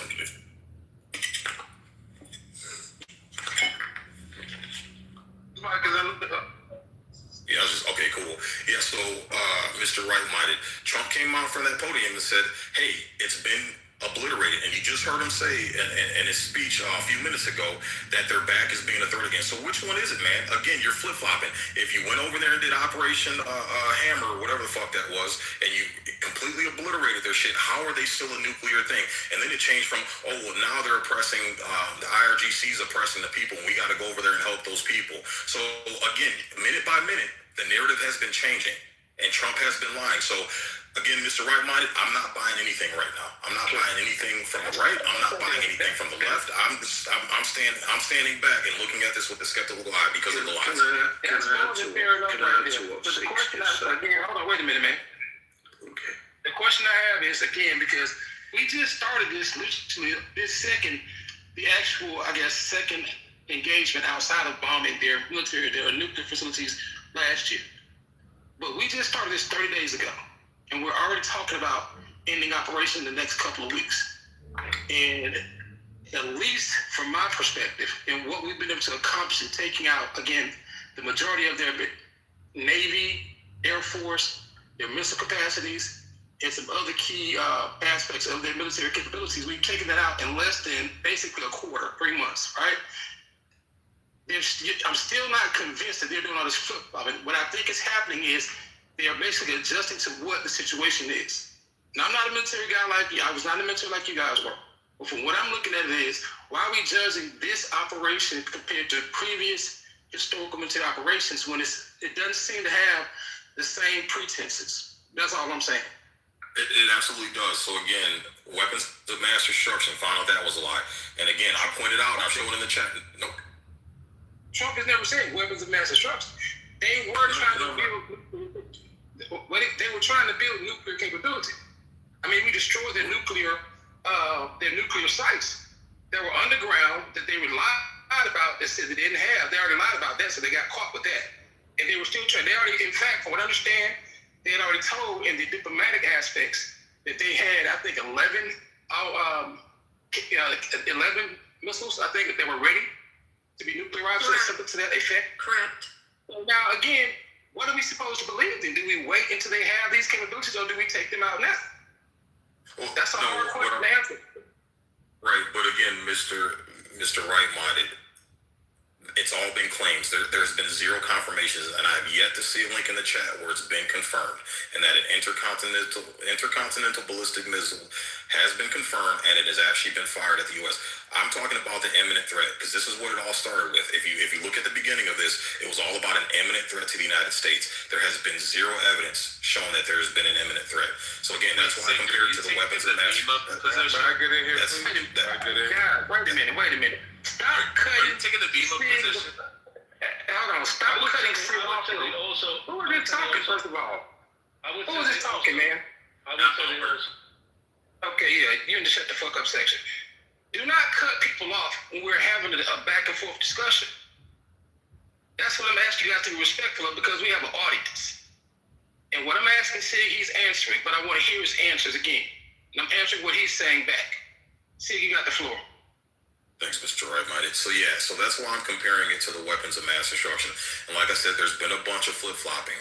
It was, they're an imminent threat. Okay, how are they an imminent threat? Oh, well, they've got intercontinental ballistic missiles. Everything that I've read, and I've had this conversation with people before, nobody has shown any proof that it's been confirmed. All sources I've read and been shared with me, just like Ice did in the chat, it's all claims.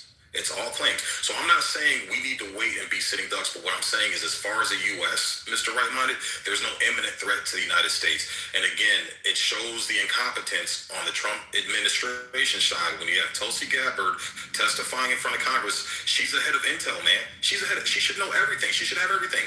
1 week, there's no threat, and then Trump starts giving her shit, and then instantly she changes her story.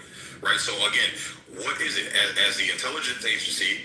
Why is it that we're going over there, taking out their uranium enrichment sites, and then you're saying everything's obliterated, there's no more threat, everything's good to go, and then all of a sudden it starts popping back up that they have more shit?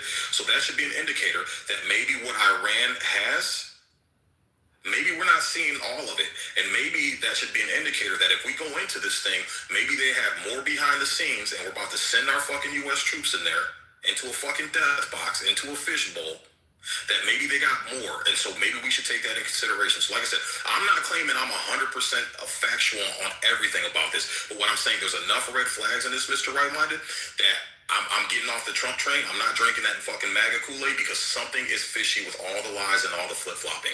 Again, Trump said... And that's all good, but what I guess where you and I, we don't see eye to eye is, I'm not one for waiting around until some, I guess, agreed upon threshold that says now they are an imminent threat when they can be firing a missile at us or one of our bases to take out our troops like that right there. I'm not sure what the benchmark is for imminent threat being confirmed. That part right there is what really is, I guess, where we differ in opinion at.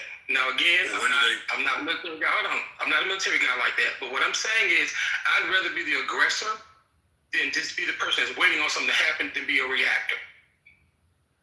And I hear you, Mr. Right-Minded, but that's easy to say from the sidelines. Again, none of these guys are sending their fucking kids in. Okay, they just raised the re-enlistment age of 42.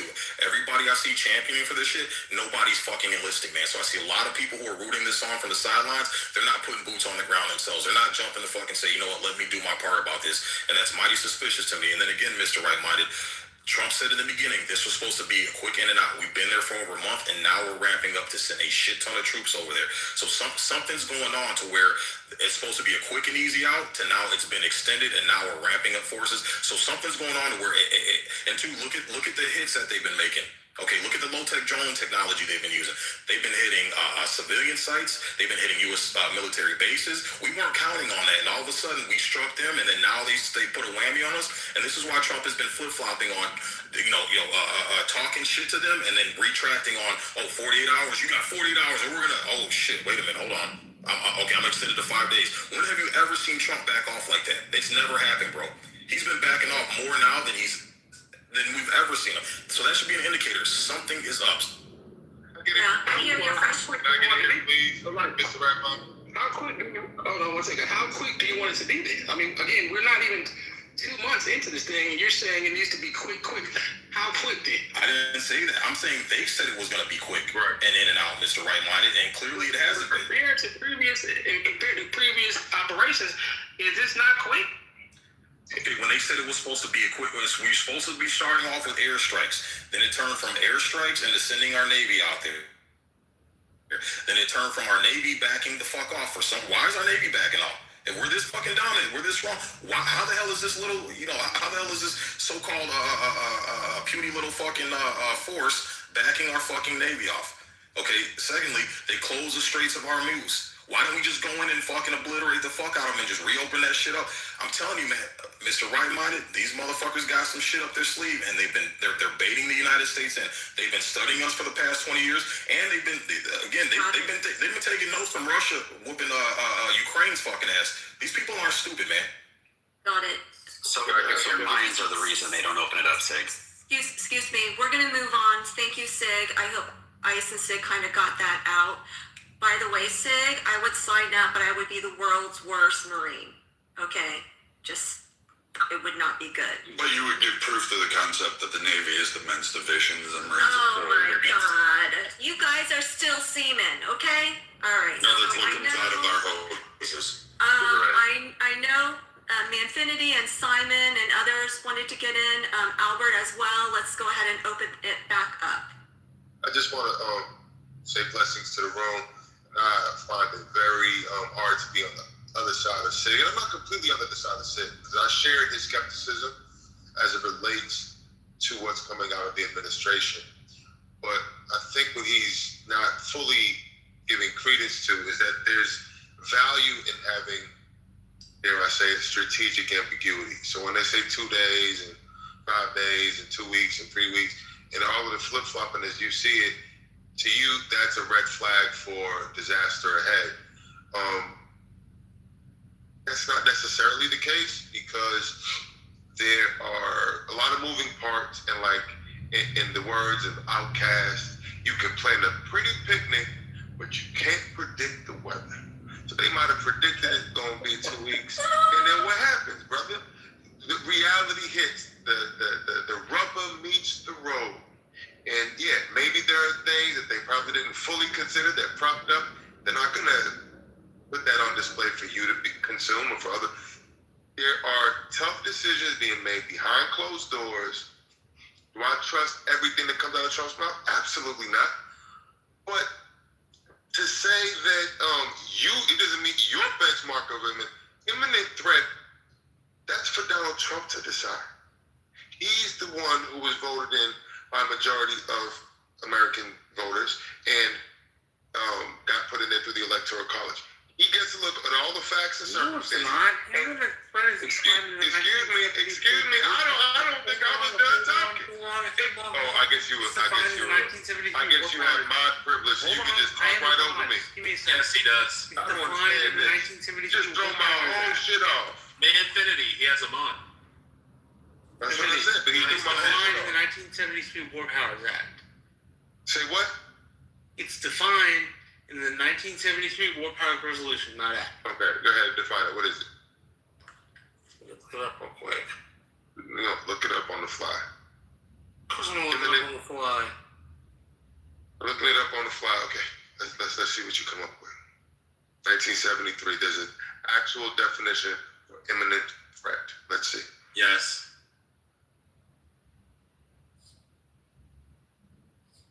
Okay.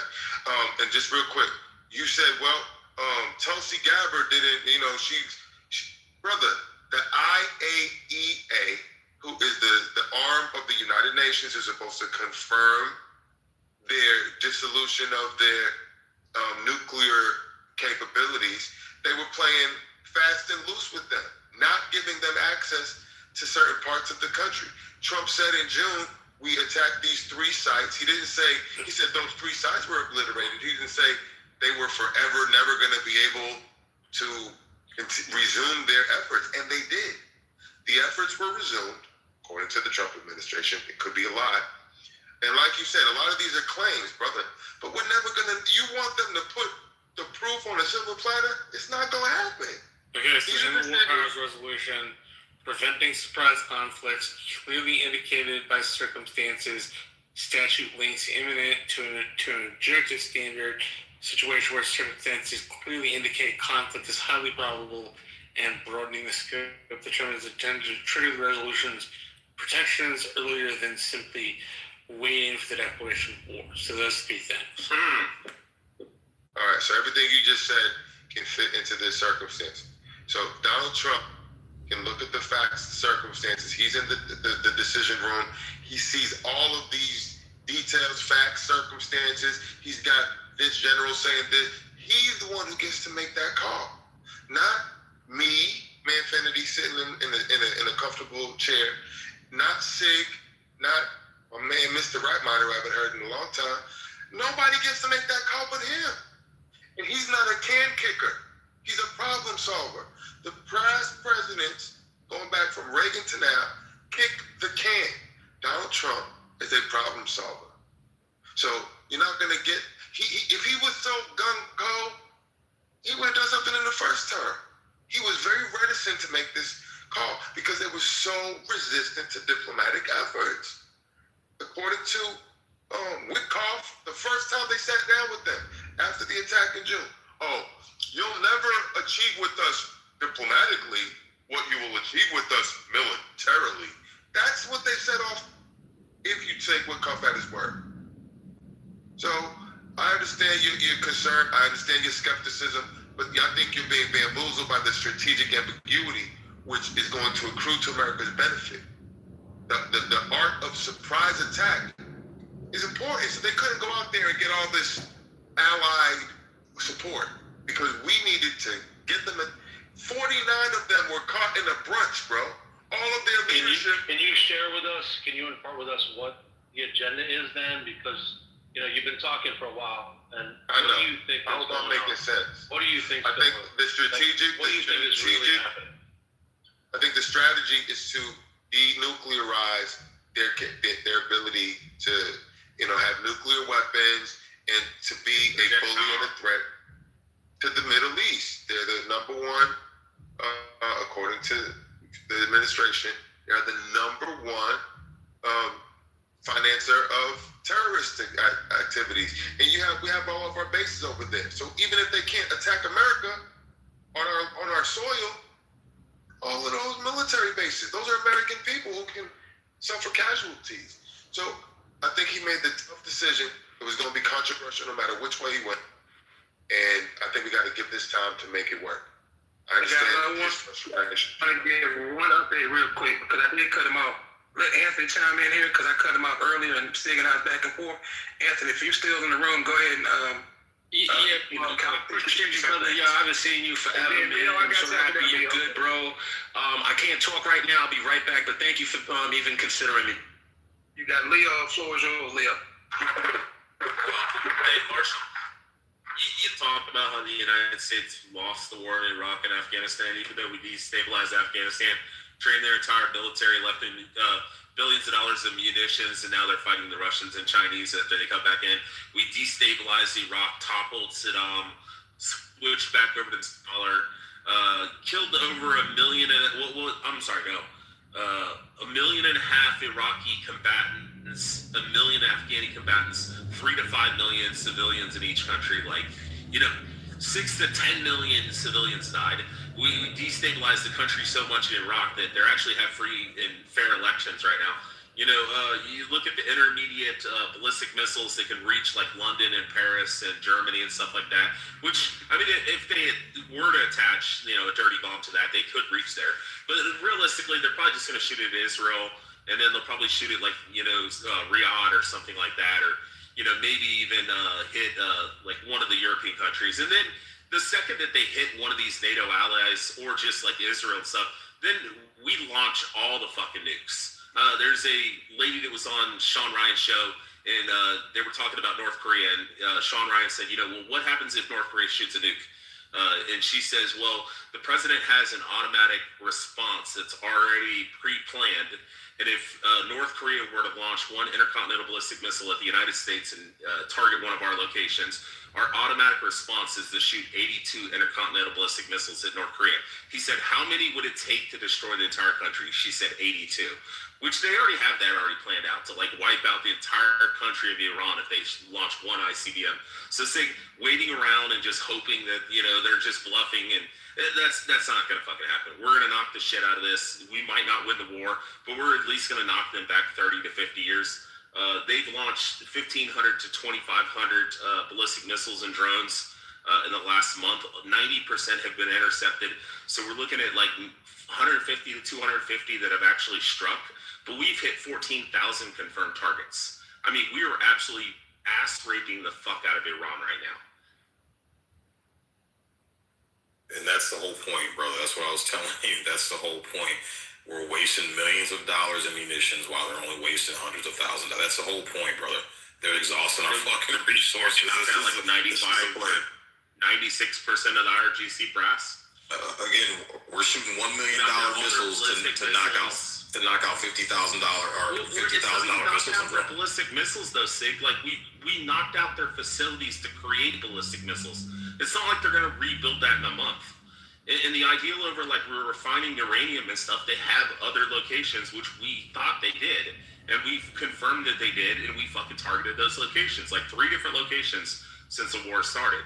So we're knocking the shit out of their uranium refinement, which I thought was stupid, giving them like a fucking 3-day heads up when satellite images, from Space Force showed that there was fucking thousands of trucks going in and out of there. So they probably moved their fucking uranium, which I thought was really fucking stupid to send the B-2 Spirits in like 3 days after we announced that we're probably going to hit it. But, I mean, the reality is we're knocking out their ballistic missiles, their refinement. We're knocking out all their drone facilities and stuff where they can manufacture. I mean, we're at least knocking it back 10 years. But here's the thing: it's the same thing Russia did. Russia went by the same playbook with Ukraine, bro. The weapons and shit we were sending to fucking Ukraine. It's just hemorrhaging. Okay.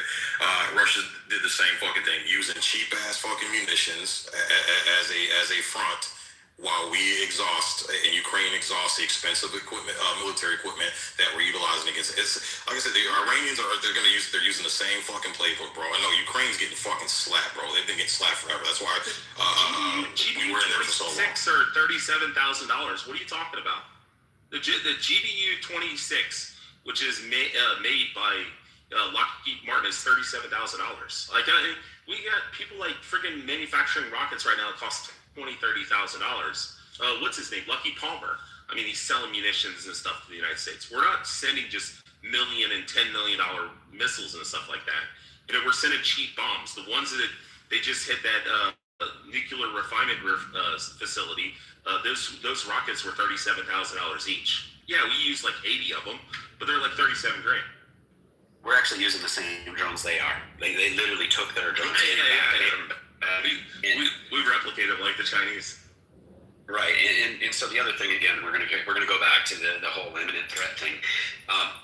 There's 128 bases throughout that area, you know, within reach of them. 128 bases. Now, we didn't have intel to tell us that they could reach those bases until this war started.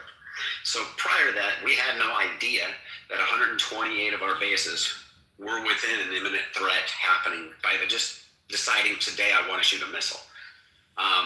Not being prepared for that, not getting forewarning for that. Guy just wakes up one day and says, it's the day. Because in Afghanistan, they talked about why they were having such a problem, because they went low tech. What did they do? They used a freaking donkey and a courier to send the messages around. Can't intercept those, can we? No. Low tech? We've been working on low tech too. We're just not as good at low tech because we want to rely on high tech, right? But what we did do is start different drone warfare programs. We've got all sorts of stuff that we don't even know about, right? But the bottom line is when we want to wait for an imminent threat to show up, I have to ask, where was the warning on 9/11? Where was the warning on Pearl Harbor? There wasn't, okay? We had 2 massive, catastrophic things that happened with no knowledge of an imminent threat. And so the imminent threat, again, I will go back and say what Hillary and what everybody else has talked about. We defend our allies. We've already told Taiwan, if China comes in, we've got you. It would devastate our entire Navy. We might win, but it's going to cost our Navy because we're fighting on their shores. Well, ICE, just clarification, like the ideal is that, you know, yes, we're engaging in this warfare with Iran right now. If we can actually topple the IRGC, which I don't think is actually possible unless our test turns on the IRGC, there are 190,000 IRGC, you know, unless they switch it up, unless the Kurds come in, which the Kurdish president said he would send in soldiers if our test turns on the IRGC and the Iranian people show that they're actually going to get out in the street and fight. But I think there are a lot of feckless cunts in Iran, and I don't know if they're actually actually going to they're actually willing to go out and like die for this cause, like a revolution.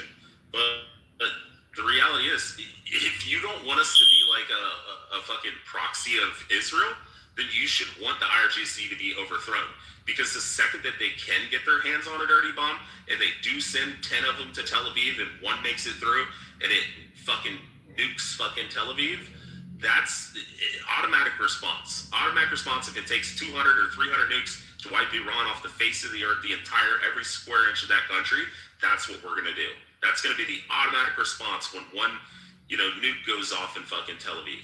And you want to talk about like involvement of the entire world. I mean, it's going to get nasty. So our better, thing to do right now is to knock the shit out of the IRGC and at least knock them back. Exactly. And the whole thing is we can talk about what we think we know. Shit, smoke detector. Yeah. But we can talk about what's going on and what we think we know in intelligence, but I can guarantee you half the shit that's going on, they don't want anybody to know about why. Maybe we know exactly where something is. Fire alarm, asshole. Yeah, like I said, I just find it funny that we struck them, and then when Iran threatened, hey, motherfucker, we'll take out the fucking desalination plants. When they started making threats to take out heavy infrastructure that will impact millions and millions of people in that fucking region, leave them starving, leave them without clean water, right? It's funny how we backed off. If Iran's so not so credible and the threats that they're making, why did we back off as soon as they threatened to? Because he's trying to negotiate.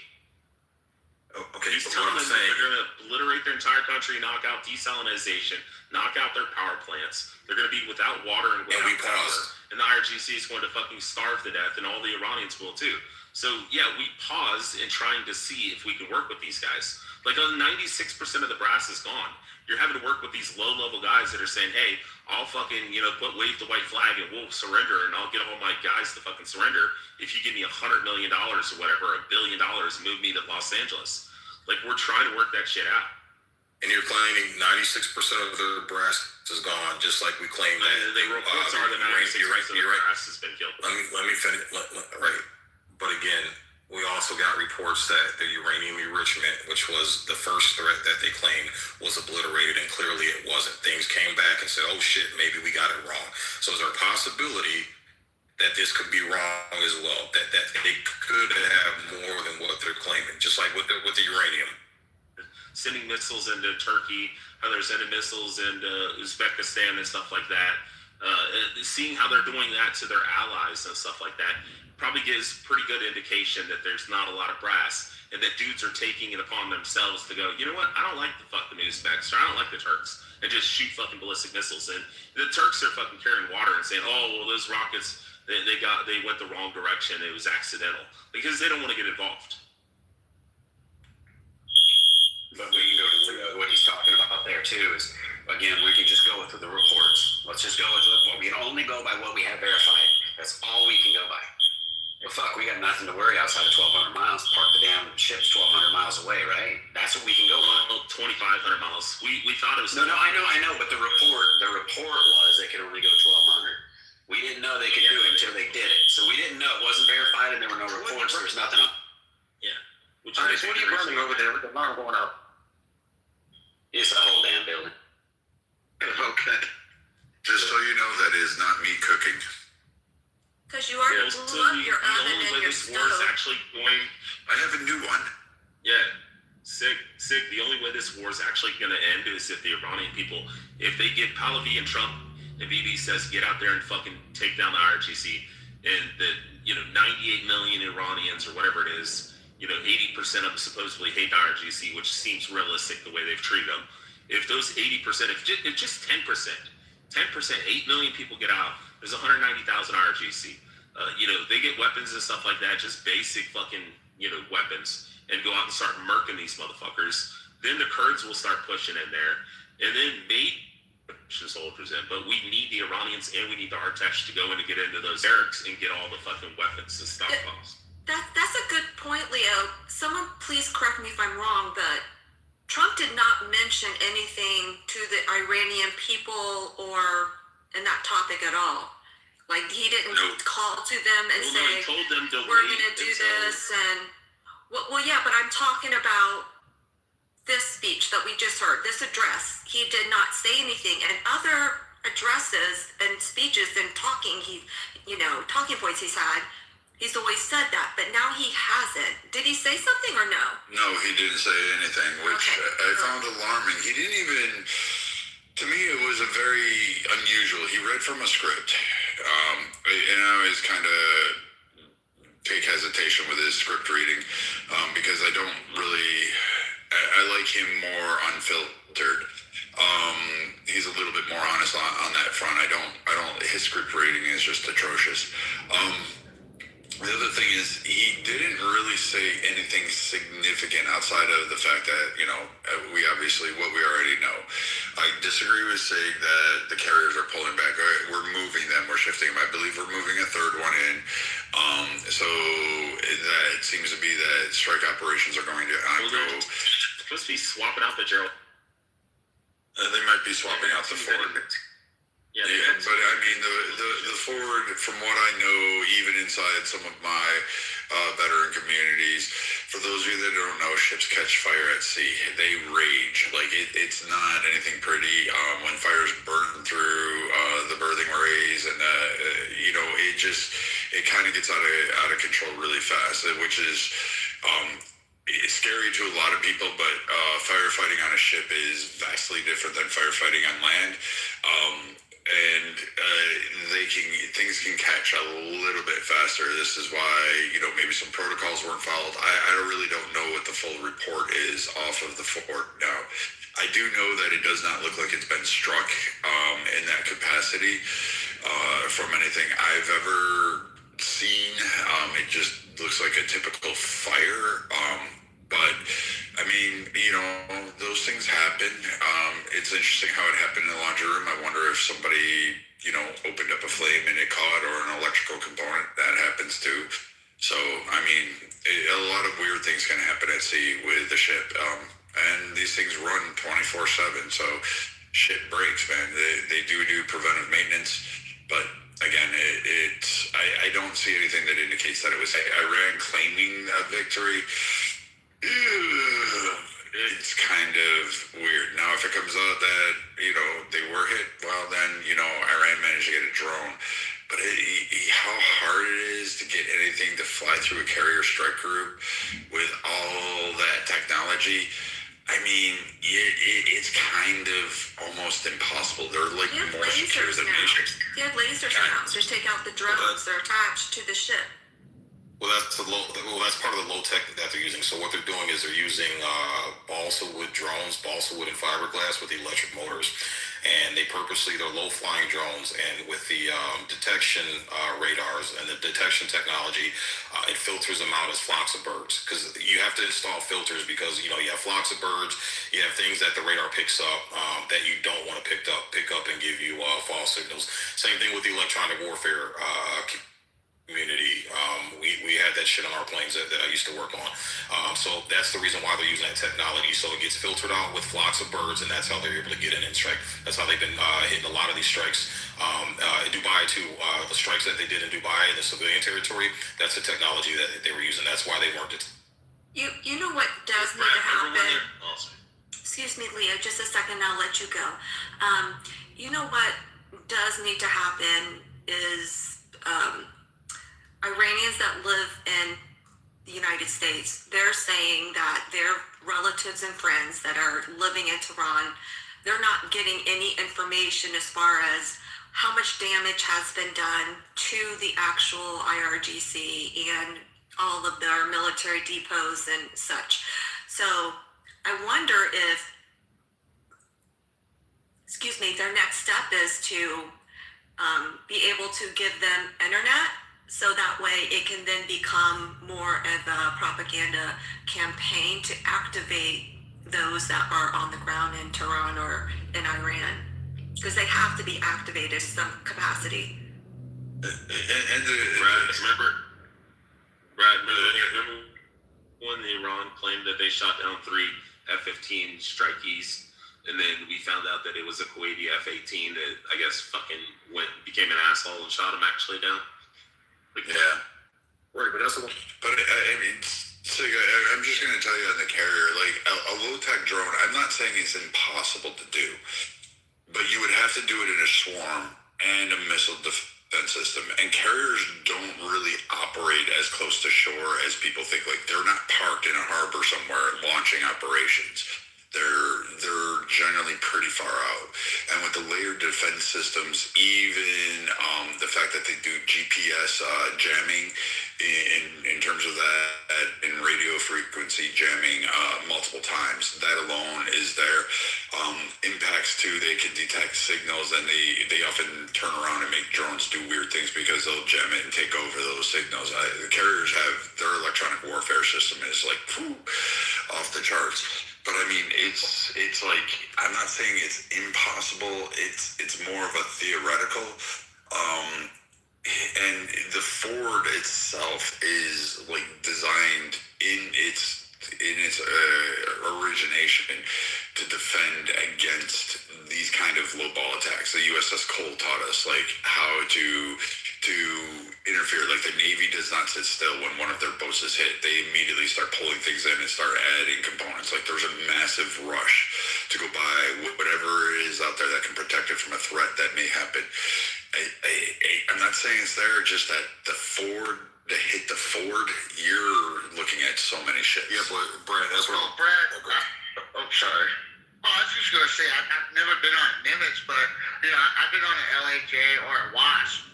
But so I really don't know too much like Nimitz, but I can really agree with Brad when it comes to like fire. I mean, every Marine that's ever partaken in a MEU. You have to go through, I think it's like 3 weeks of seamanship course, and the last week is dominantly on firefighting. Like, everybody has to go through a firefighter course. So fires are not common, but they're laundry rooms, like Brad said, even the washrooms, and just minute things. So I agree with Brad when I say there's no evidence truly pointing out that, not even the veterans community, like Sid, you're a veteran, Brad's veteran, I'm veteran, for others, we all have our veteran community that we talk to, some that are still active or inactive but still do DOD or civilian contracting, and I have heard nothing on my channels of anything regarding like actual strikes. So I agree with Brad on that. Sorry for interrupting, Sid. Yeah, no, you're good, Stucky. That's the thing. Again, I've never claimed it got struck. Again, go back and read the chat. My claim has never been that it got struck. What my claim is that I find it suspicious, and that's been my stance. I find it suspicious that all of a sudden there happens to be a kitchen fire, and there's an immense amount of damage according to the pictures on that. Okay, so again, my claim is that I'm suspicious. Secondly, again, you guys just stated a bunch of claims on Iran made, and you're willing to dismiss those, but then when it comes to ICBMs and nuke threats, what Iran claims, you don't want to dismiss those. That's what I'm saying. There's no consistency. It seems like we want to dismiss it when it's not convenient for us, but then we want to accept it when it is convenient for us. That's the second thing I'm calling out. Third thing is, again, I have electronic warfare experience. I was 6283 electronic warfare EA-6B Prowler. Tip of the spear when it comes to airstrikes. If that bird goes in, jams, shuts everything the fuck down, and then everybody comes in and does the strikes. So again, you have to, especially on these ships, you have flocks of birds, all that type of shit. You have to filter those out because you're going to get a bunch of false positives from flocks of birds and stuff, and that's where the drone technology comes in. That's why they've been successful with all these strikes they've done on all these U.S. bases and these civilian sites, is because they've been using a low technology, knowing that there's a filter to filter out flocks of birds and things like that, where you don't want false positives constantly bugging the shit out of you and exhausting your resources. So those have been my... Well, one thing I was going to read right here from the article, it says major plumbing headache taunts $13 billion U.S. carrier off the coast of Venezuela. This is January 17, 2026. It says it's the U.S. Gerald R. Ford. So, like, they were already having problems with it, with just the plumbing. So, I mean, it's not that unrealistic to think that they had like a fucking fire. Okay, I'm not, and I'll accept it. Like I said, I'm not saying 100% I know. I'm just saying it's a coincidence, and this is based on all the lies and flip flopping. So I'll accept that. I'll take that. Yeah, it's been out since June. Shows. Yeah, they were extended too. The Ford was extended in their deployment before all this. They were supposed to turn around and go back, but they didn't. Yeah, and Sig, you and me both know. I mean, usually shit goes downhill once you actually get in theater, or when you actually start ramping up. Like, you and me both know that for, at least with our branch, it seems like, shit goes south, when you're in action. And so, like I say, it could have just been like a, because I was pretty sure, I think the Ford was operating, 900 miles off of the coast of Iran. I had to look this up. At max range on a high-end low-tech drone, it's about 25 miles. So what always gave me pause was the fact, Sig, of just the limited range of the radio frequencies and the ability of these like low-tech drones to go. Now, I don't have a lot of experience with drone warfare. I don't operate drones. I don't fly them around. But I mean, even on the high-end low-tech ones, I mean, you only got so many miles that you could do. And just carriers are constantly on the move. Chief, C-Rams should grab it though. C-Rams should grab it. I would think so. Even the old CWIS systems on their first iterations as a threat, like I've seen them, like, fuck, our CWIS systems locked on. You guys would be surprised. Our weapon systems would lock on your personal planes you're flying over, and we just immediately will ping them and get them locked on. But I mean, I've seen them lock onto birds, like a pelican, and just kind of like follow that trajectory, waiting for the command to go hot. So, I mean, I don't know. We can put the Ford as saying it's probably some seaman that was probably lighting a cigarette in the laundry room, or there was like some of the chemicals used in those laundry rooms probably combusted at some point, or electrical spark created some kind of fire, which that fucking happens. If you ever watched our electricians in the Navy, I don't think there's a single one that doesn't get zapped on a routine basis. So, Chief, that's why we use the guns. The Navy transports Marines, but we have to shoot the guns for you guys. You know that our guns are a lot bigger. By taxis. Yeah, our guns are a lot bigger. We do more damage, and we have better toys than you guys. Sig, you gonna take that, Sig? That's because you're a kid. Mr. Right-Minded, since we haven't been able to talk politics in a while, I want to hear, what is your thought on what would be considered a W in this Iran conflict for you? To be quite honest, I think we've already won. To take out their Navy, their Air Force, like I said in the beginning when I first joined the room, a super majority of their missile capabilities, and also their leadership within the IRGC, their leadership. Ayatollah is dead. I think the second line of successors is dead also.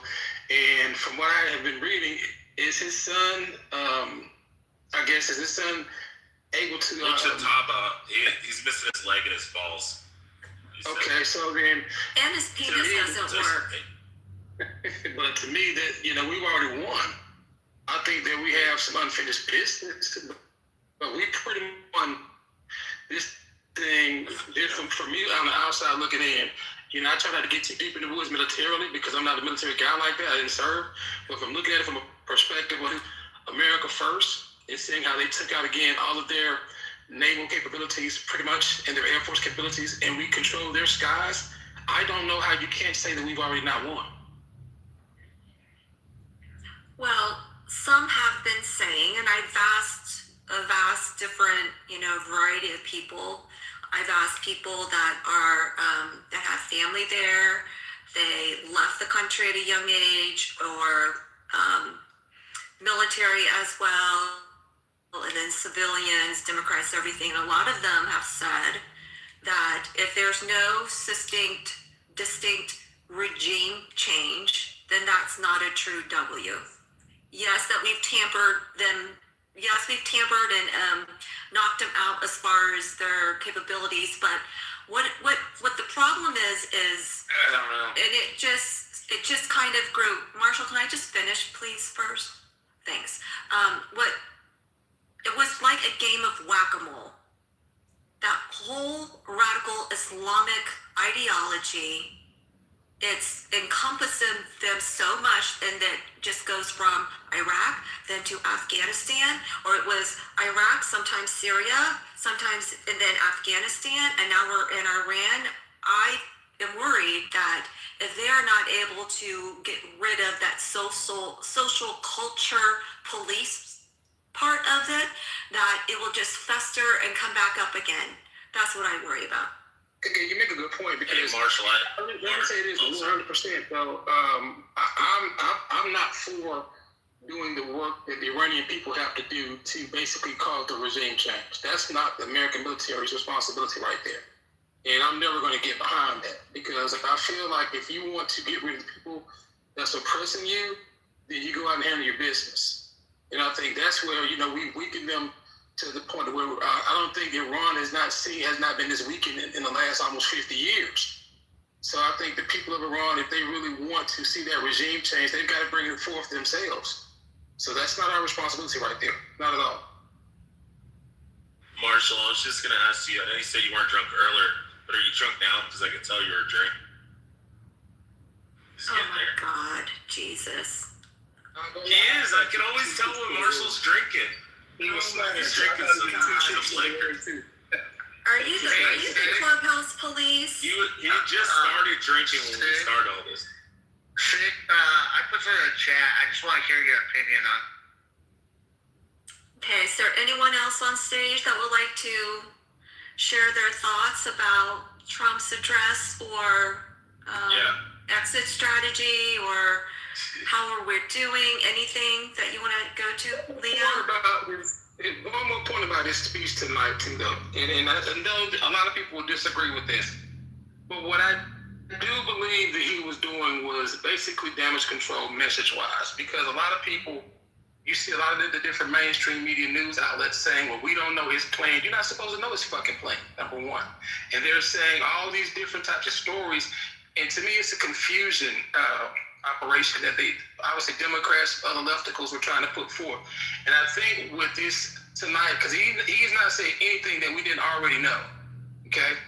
And when you look at the fact of, I think what a lot of us here in this room are intelligent about is we're keeping up daily with what's going on. So I think he did it for those people that are not quite as educated about what's going on with Iran and, particularly what we're there for and what we want to do to get out. So I think it was for them and not per se for people like us who are, well-informed, really is about, agree with it. I think that's what this was tonight about, because there was a nation cast. That's just my personal opinion on that.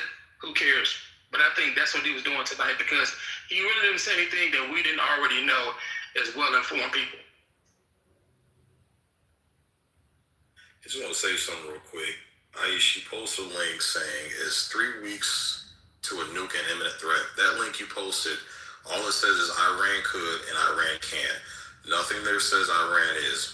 And 3 weeks, I just posted a video if you want to check it out of Netanyahu since 1995 saying the same thing. They're only 3 weeks away, they're only a couple months away. Since 1995, brother, he's been saying the same thing.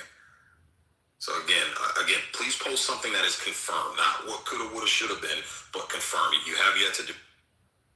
All right, fair enough, Sig. I would agree that it maybe hasn't been posted yet. But with that said, we know for a fact that they definitely had ballistic missiles. There's no question about that.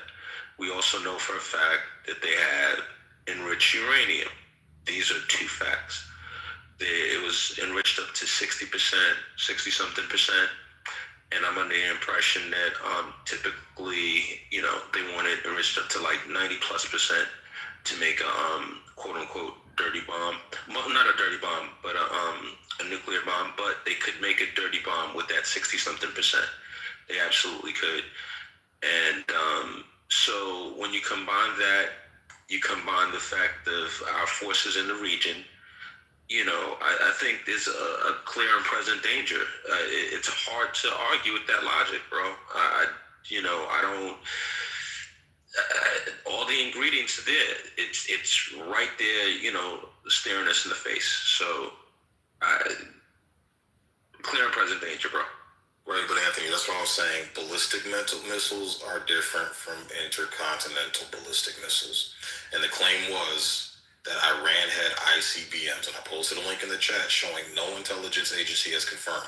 So again, we're talking about the imminent threat, and I'm basing this off of all of Trump's rhetoric during his campaign rallies. No more regime change wars. No more new wars. No more endless wars.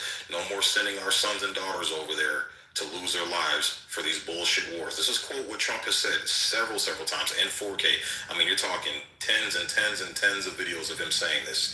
So again, it went from them being a nuclear threat, and then Trump came out and said that nuclear threat has been obliterated.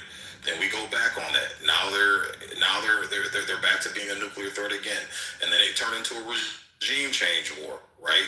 We got to help the Iranian people that are being persecuted by the IRGC. So now they switched to a regime change war. What happened to all your campaigning saying America's not interfering with regime change wars in the Middle East? That's what I'm saying. There's a lot of inconsistencies. I think he said the site was obliterated, not their entire capabilities to be obliterated. He said. Oh, go ahead. So the IAEA came out, I believe. There's a lot of different reports, but in the early 2000s, warned about different things, but I can't remember if it was 2004, 2007, somewhere in there, the IAEA came out and issued a report that they had two separate areas that were not disclosed. Okay, so now we just take the two areas that were not disclosed that the IAEA warned about and said these need to be inspected. Do you think, since let's just call, I don't care, go to 2015, do you think honestly that within the last 10 years, that they maybe couldn't have went deeper than we thought, that they maybe didn't start another facility somewhere when the IAEA found out about the other two? So the fact that they had two that they never disclosed tells us they're completely willing. No intelligence knew about it right away until somehow the IAEA found out. But these are the things that we talk about when we want to talk about what we know, what we can verify. Again, that's the problem. If you wait till something's verified, it could be too late. Now, we also know that they warned back in the mid-2000s. I can look up the year. I think I actually put it in the chat from an IAEA report. I put the whole report in, as a matter of fact, in the chat, that they were warning a decade or 15 years ago that, hey, they can make it. Within 3 weeks, they can be there if they're ambitious. Now, that's the stuff that we don't know whether they did or not. But what we can do is say we know there's potential. And with potential comes risk. And you give them that opportunity to do it. They talk to you listen to the military strategists talk about it, what would happen if they were to have that in the Middle East, what they could do to their neighbors. And that's the thing that we have to look at. I'm going to tell you, somebody else brought this up earlier. Trump didn't go in the first time. Right? He didn't. Now he came in this time, and he's literally following Hillary's playbook. And I doubt that he just decided, I want to get, he knows, he talked about it. And everybody, there's Democrats that have known him for years who say, no, the dude's been against Iraq. He was against going in, didn't care about it, didn't talk about it, the weapons and that. He was absolutely against it. But all of a sudden he did this time, which tells me that there's something that was there. And again, I will say this. Hillary said this. We will defend our allies, and we will use military force to do so. We have to protect all allies. She didn't even defend her own workers. Excuse me, Benghazi. Right. One thing that I find interesting is everyone's like, it's been 3 weeks, 4 weeks, right? When it's 5 weeks, people are going to complain it's 5 weeks and then whatnot. So I looked up some facts about the 2011 Libya intervention. Like, why did it occur? You know, aspects of the operation, time zone, who were the players in this. And it literally says, Moz, can you bring up someone from the audience, please? It says it was to prevent a massacre. Gaddafi's forces were threatening to unleash no mercy on civilians, specifically targeting cities like Benghazi and Misrata. Sounds familiar. We could mirror that going in Iran. Humanitarian mandate by the UN Security Council. To take all measures to protect population. All right, there's definitely a humanitarian concern there. And then the other reason was supporting Arab Spring protests. Obama sought to prevent the collapse of democratic movements in neighboring Egypt and Tanzania and to support Libyans seeking democratic reform. Iranians are seeking democratic reform. This says preventing regional instability. The administration believed a humanitarian crisis in Libya would trigger a mass refugee issue and threaten regional stability. Okay, well, regional stability is an issue as well, and look at the oil market for that. So from his first, I think it was like March 9th, I read somewhere, until his first speech was, I think, 2 weeks later, and then a week after that, he spoke to UN, he had to do the UN mandate speech. But from the beginning, first bomb to near the end of it, it was 9 months. So if you compare the two, they're very similar, unless I'm reading this wrong. I'm not, the history buff here, but I don't understand the lack of patience when it comes to this operation. Understanding what the operation now was in Libya, they're very similar. And where is it located again? The Arab Gulf nations. So here we go again, another whole, concern of regional stability. So I don't understand why there's such a lack of patience with it. It just doesn't make. It took 11 weeks. It took 11 weeks for us to get Kosovo to back down. Kosovo's a fraction. It's tiny compared to it. 11 weeks. And here we are literally dismantling an entire military in a few weeks. And we're doing it, we're not just going in and just hammering them either. These are very, very accurate strikes. And we had a strike on a school. It freaking stopped, right? But what did they say? Yeah, it was a former military, facility they're claiming or whatever, and that's why they had it marked. Okay, so bad shit does happen. It sucks. Everybody here, I don't know a single soul who is like, yeah, let's bomb kids, let's bomb. All of us are happy as hell. We're not taking down buildings. Well, love it. Why? Because the Iranian people are happy as hell we're there. So we don't want to kill them. They're okay with some of them dying. They've said that. If some of them said, if we died trying to get free, it's worth it, right? But the problem is 11 weeks for Kosovo. I'll tell you what, say it takes the whole 90 days or whatever he can do. Hey, if he knocks them out, they get a regime change, or he fractures the regime of itself and some come up, maybe he legitimately is having negotiations with somebody in the regime to bring them up and help them come up. Great. Awesome. I'm not going to panic about it if it goes a little longer. I also don't believe that he said, I'm going to be sending in ground forces. They're sending them to the Middle East. You do that because what if Israel's going in? Well, now they need support. They need support at home. They need support around. So there's a lot of reasons. Go ahead. Yeah. Options and threat. So I'm reading Mr. Ben. He's my clubhouse friend. He doesn't know it yet. He doesn't take ownership of me yet, but he is my clubhouse friend because I said so. I can basically take his sentence that he said, basically Trump decided to cause chaos. I literally could drop in Obama and say the exact same thing. Basically, Obama decided to cause chaos, mayhem, death, destruction, disruption, dissension, depletion of resources, and decades of hatred and mistrust from friends and foe in the Middle East and beyond. Continuing to be Iraq and Afghanistan. I literally could say the exact same thing about Obama in regards to Libya. The issue is now is because Iran is on the forefront. We have middle Gulf War, OIF and Afghanistan PTSD as a nation. We had too many flag-draped coffins coming home. So our tolerance from that, we are very stigmatized and activated when we even think of a single boot on the ground, which I personally completely understand that. But it's not fair, in my opinion, to be able to say, oh, we demand more we demand to know all the intel information now, and you need to validate it now before you do anything else. That's just it's not reasonable in my mind.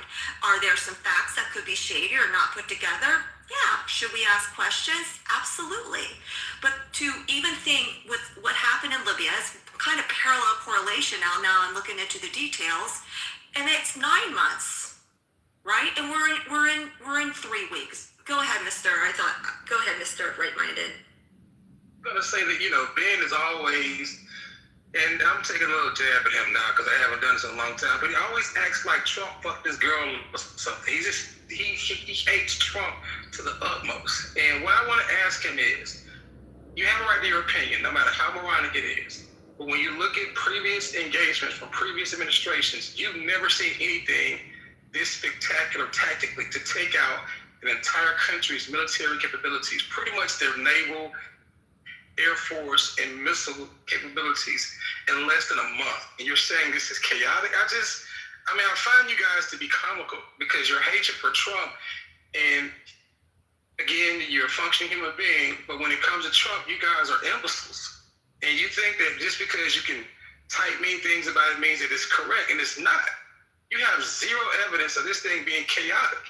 From a military perspective, a lot of military people, super smarter than you and I will ever be militarily, have said this is one of the most strategic operations they've seen, period.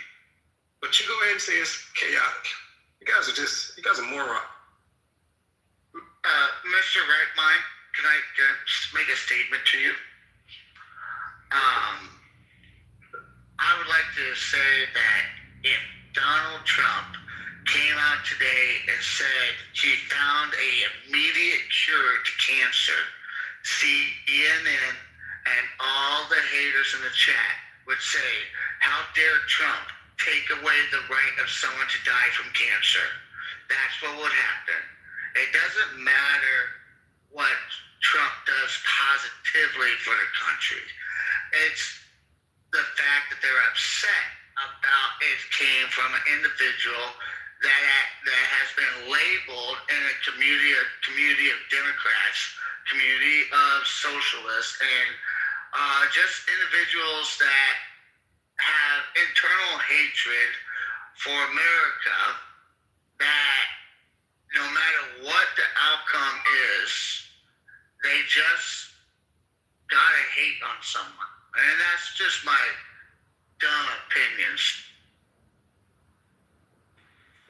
So just going back on what you were talking about, KK, we could go back and look. Before the election, Obama said we shouldn't preemptively go into anywhere, but then yet we did Libya in 2011. We went into Pakistan, Yemen, Somalia, went into Syria. And as a matter of fact, he was prepared. He had military action ready to go, but was relying on negotiations and diplomacy, right? So he was literally preparing to go strike them. Now, for whatever reason, he decided not to. He was happy with whatever they had agreed upon, supposedly. But the fact is presidents can tell you one thing when you're running for office. When you're in office and you're getting daily updates, it's a little different story. So it's hard to say, oh, he said that he would no new wars. Well, if intelligence comes in, would you want a president who said, I campaigned no new wars? I don't care if they fire missiles at us. I don't care if they fire nuke at us. We're not going to war. Let's be logical. Okay, we have no idea. But the bottom line is we can't use the whole, we shouldn't be starting these things, Trump this and Trump that when other people did it. I mean, we literally went in and took out a guy. We took out a guy because he was trying to get away from the the central banks. That's why we killed Gaddafi. We were in on it. Everybody knows it. Then we allowed him to sodomize him with the freaking butt of a gun. These are the types of things that we just ignore happen under other people. And if it happened here, they would be pissed because one of our soldiers did it to whoever the new leader is, right? So they would be out in the streets protesting for him. The bottom line is you, me, nobody here knows what an imminent threat is. What do we say? Go listen to Mark Rubio. Mark Rubio said it perfectly. He outlined the exact reason for going in, and he said, you listen to me. This is why we're there, and this is our objectives. That's all you need to know, right? Listen to him. Trump's going to say everything. I love it because Trump literally goes out there, raises a hellstorm, so everybody targets him. The rest of his team can go do what they need to do. That's what a leader does. Here, I'll take the heat. Come on. Yell at me, scream at me. Claim that I raped girls, but for 4 years, you had your DOJ try to put me in jail for 57 different other reasons. But you knew I raped a little girl, supposedly, and you didn't arrest me? Tells me a little something suspicious. Yeah, so again, what's Tulsi Gabbard's position, current administrative position? Director, National Intelligence. Okay, so you would think as a director, that's the top dog of national intelligence, she will be privy to what's going on as far as intelligence goes, right?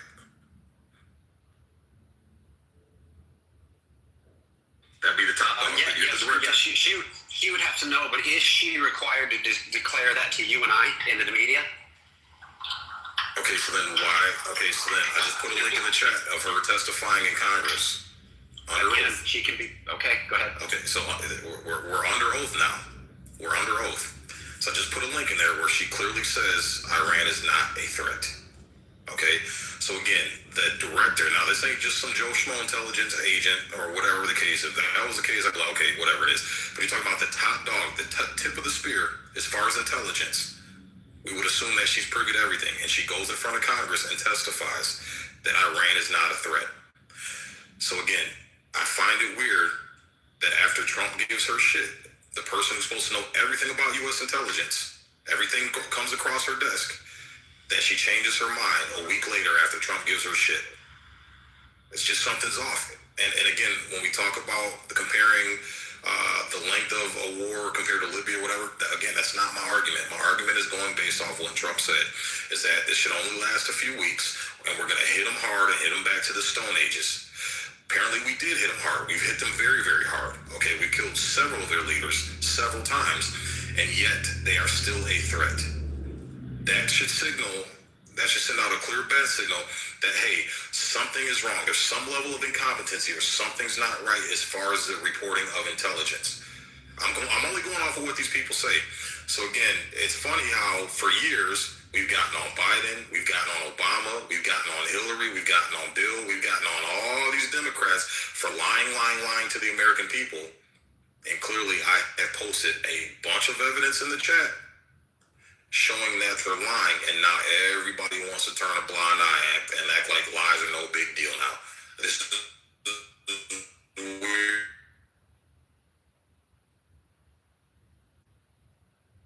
And everybody was riding.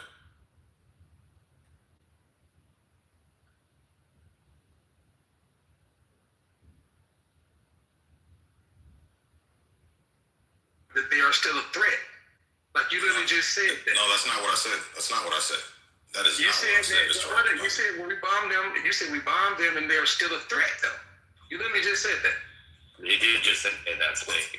Yeah, listen again, I'll repeat myself. Okay. Tulsi Gabbard is the one who testified under oath in front of Congress, and I put the link in the chat that Iran was not a nuclear threat.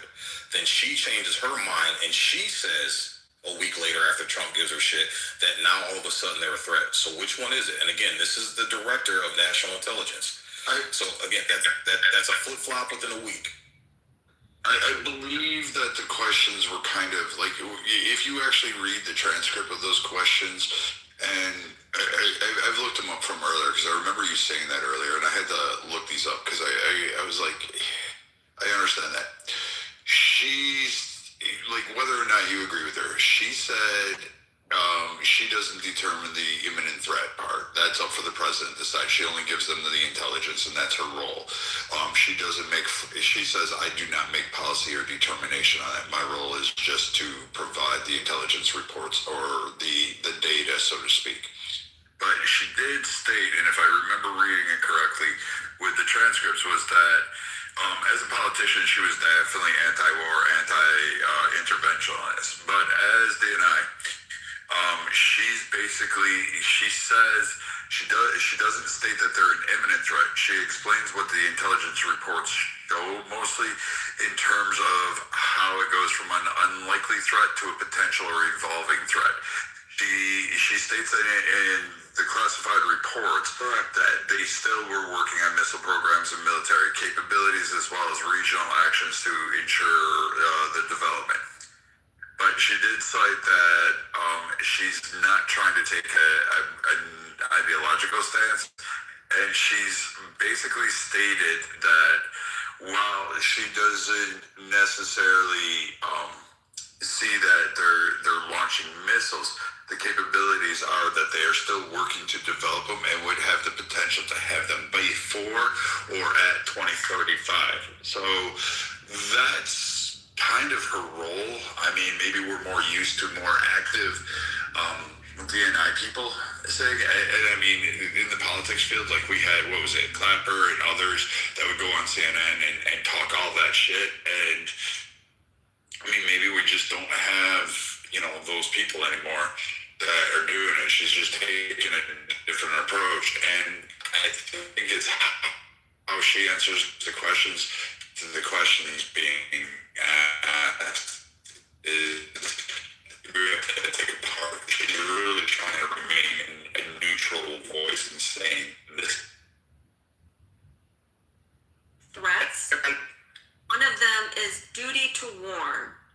And I wrote it in the chat verbatim. While the president determines policy actions regarding threats, the IC, maintains a, quote, duty to warn the administration about potential dangers.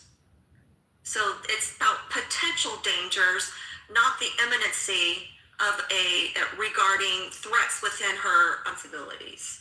But you look at the NATO agreement in Article 5 of the NATO agreement, it literally says an attack on one is an attack on all and requires legally obligated to engage, right? And then you go further, if you go into the bilateral defense strategies and talk about that, go a little further, goes into the strategic policy and commitments.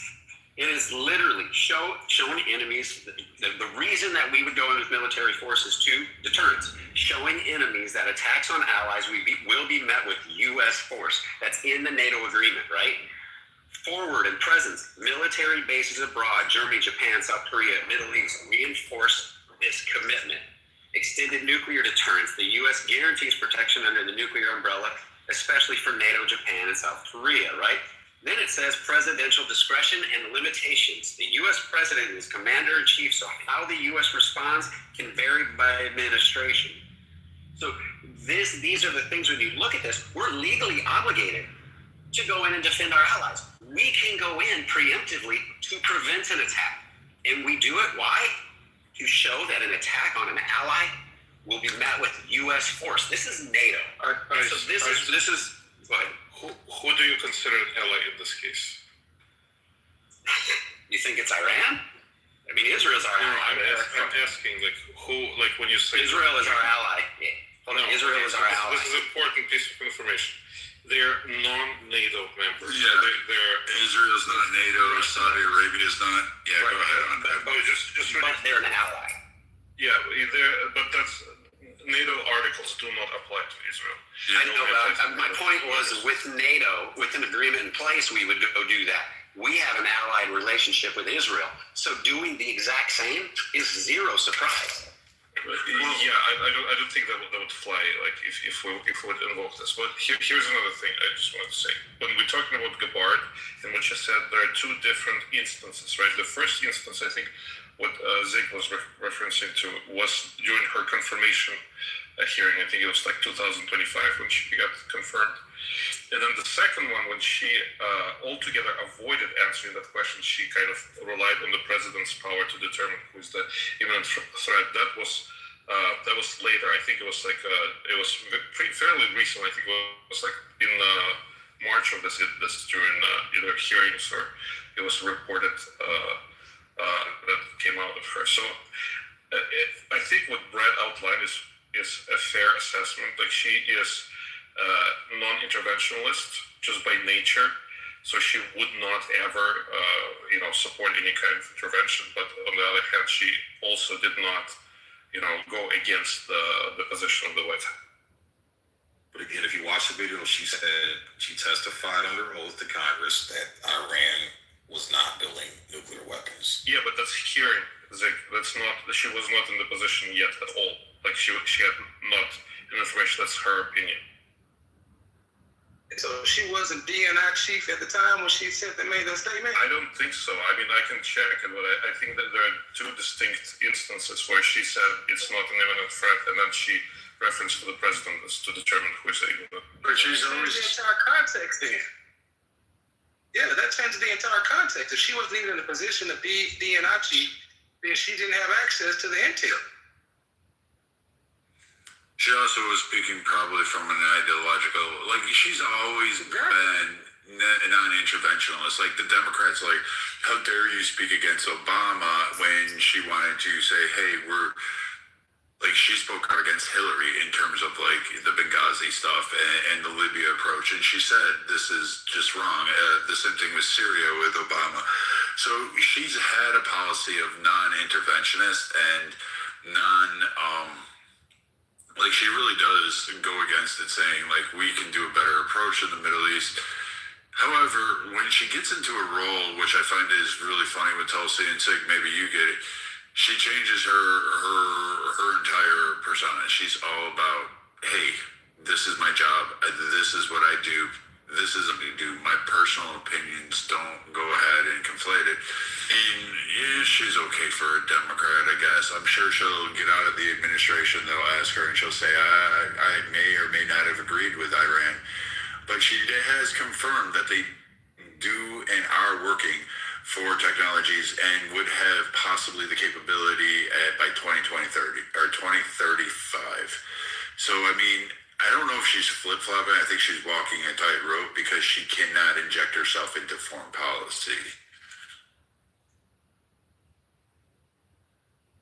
Nuclear threat. That's what she was saying, is that she would not say that there was an imminent nuclear threat, but that they were worried about that stuff. Right, this whole thing. Go ahead, Sig. Yeah, I was going to say, so she was appointed in February 2025, so she was in the position already. So that's debunked. And again, this all started as Iran being a nuclear threat. So again, let's not try to walk this back and flip-flop again.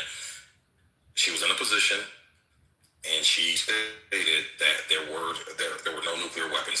The clip is right there in the chat. You can listen to it for yourself. So, guys, if you a good friend of mine is in the room. His name is Kevin, and he's been wanting to kind of chime in on this. It's his first time to the political compass. So, and I was telling him how we have some of the best conversations on Clubhouse from a conservative perspective. So, Kevin, welcome to the room. Welcome to the political compass, and the floor is yours, brother. Thank you. I appreciate it. I'm listening to the commentary, and I'm just sitting here thinking that I'll be 47 in a couple of months. And in my opinion, Iran has been a threat for 47 years, all my life, whether it's indirectly, directly, via proxy. They've been a problem that eventually somebody was going to have to deal with. We've been kicking the can down the road. And if you go back to the early 80s, there are interviews of Donald Trump talking about his plan for Iran and giving advice, even down to mentioning Karg Island should be a primary target. So this is something that this has been in his mind for decades on how he would deal with Iran. And every administration has recognized that Iran is a problem. It doesn't matter. I could care less what Joe Kent says. It doesn't matter to me if Tulsi Gabbard says that there's no nuclear threat. They're a threat, period. And I want smoke with any country that chants death to America every day. And so the fact that Donald Trump finally decided to go in after watching 45,000 innocent protesters get stomped out, I'm glad we're doing this, finally. So that's how I feel about it. I keep hearing this guy saying they're not an imminent threat. They are a threat. They've been a threat all my life. And so now it's time to deal with them. Is it deal with them now or deal with them later, or continue to pay them No, the bank is closed for Iran. So that's my opinion. I'm glad we're doing this. I'm glad we're being effective, and most of all, I'm glad we're showing the rest of the world the military might of America. So China can back off. Russia can forget about being froggy and thinking about leaving. They're watching us dismantle this regime strategically, and it's not about regime change as much as it is about regime collapse. They want to collapse the leadership so that the Iranian government can come in and take over. So that's my position on all of this. I think the president did a great job tonight in his speech. He didn't say anything that I didn't think he was going to say. The only thing I was hoping he would not do is give a timeline, and I didn't hear him do that because I know once he does that, then the media is going to hold him to that. And so, if you ask me, I think it's going great. Yeah, that's really high IQ there. I don't care what the National Director of Intelligence says, but you're willing to dismiss that. I am willing to dismiss that. You're right. I didn't cut you off, man. Yeah, I didn't cut you off, bro. I sat there and quietly listened to you, didn't disrespect you and cut you off, man. So again, let's totally dismiss what the National Director of Intelligence says and what she sworn testified to, all because they've been a threat since I was a kid. Yeah, it makes a lot. Or it could be Kamala, whose message is just simply don't. Who's going to listen to that? Actually, Kamala said that she would use force in Iran. Actually, I posted that in the link earlier, her direct quote of her saying that she would use military force against Iran as well. So we've got everybody willing to, everybody saying it, but nobody had the balls to do it. Now we can actually talk about this. There was no imminent threat at the time of Benghazi. There was no imminent threat at the time of 9/11. There's no imminent threat all these other times. We had, how many different attacks was there with Iranian proxies between 2019 and 2021? Attacking our soldiers all over. That's only 5 years ago. Okay? So we did nothing about it. So there was no imminent threat. How do we know? Because we sure as hell weren't prepared for it. We had guys just freaking sitting around playing cards, sleeping in their freaking, cot, and all of a sudden they get hit. Again, imminent threat. That's going to be judgment. Nice. Until the ICBM hits the U.S. territory, we can't engage. I just want to say one thing. The thing is, though, there's a very principle. So there's a repeated pattern when it comes to Iran. Now, it's horrible that they've attacked our troops. It's horrible that they've attacked embassies, where the Marines were in Lebanon. Now, but there is a very consistent pattern with them.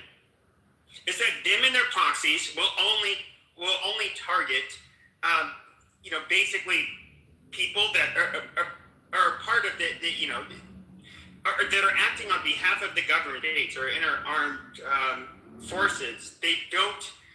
When you say imminent threat, in other words, they're just gonna bomb a random fucking city.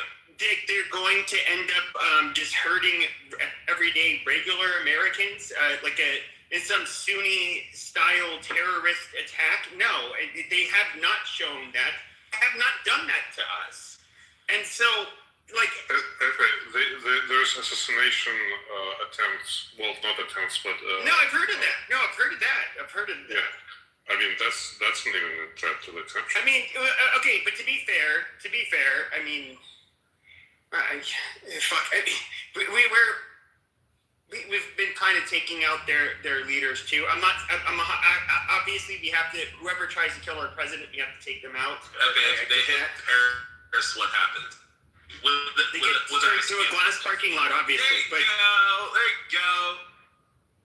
But I mean, this war was so fucking unnecessary. And here's the thing. This is what's really disappointing about so many of the fucking bootlickers that are going sit here and suck Trump dick and Israeli dick as a result of after all of this. Is Trump ran on something completely different. He said he was criticizing, okay, for the last several years. I know a lot of you are going to say, like, in the 80s, he was saying, we should shut the fuck up. In the 80s, he was saying that, like, we should bomb them, we should attack them. But in the last 20 or so years, he was highly critical of us doing anything in the Middle East. But here he goes.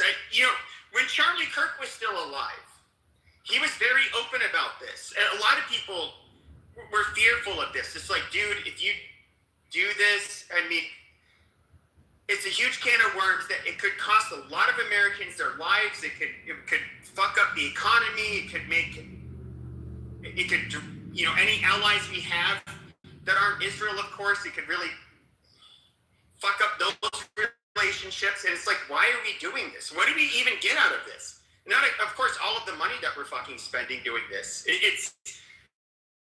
what has happened so far? Like you said, it's us. But here he is. He's bitching and in a weird way. It's so he looks like a fucking coward. He's just like, you guys, if you want to enjoy the goods that come from the Strait of the Hormuz, you guys should do something about it.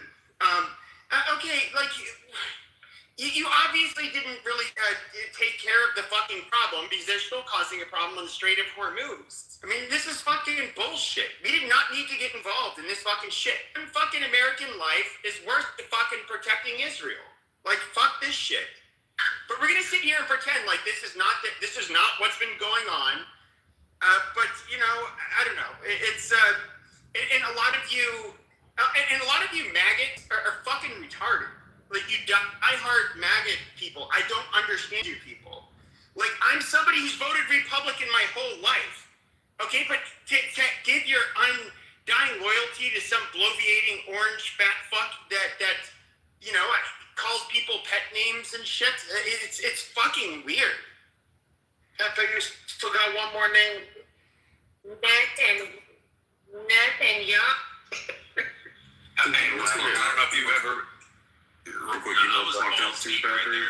Is that I'm hearing Republicans who had nothing but torches and pitchforks for Hillary Clinton claiming she needed to be held responsible for the bloodshed in Benghazi because she ignored the cries for help.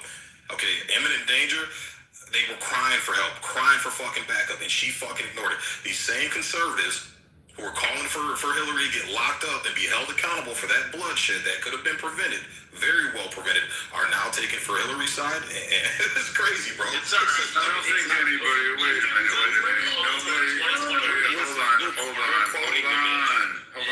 Nobody's taking Hillary's side on anything. I still want her ass locked up because, again, you and I both know don't leave men there when they're calling for help, and you literally have men and there were women there too, fighting and trying to keep alive.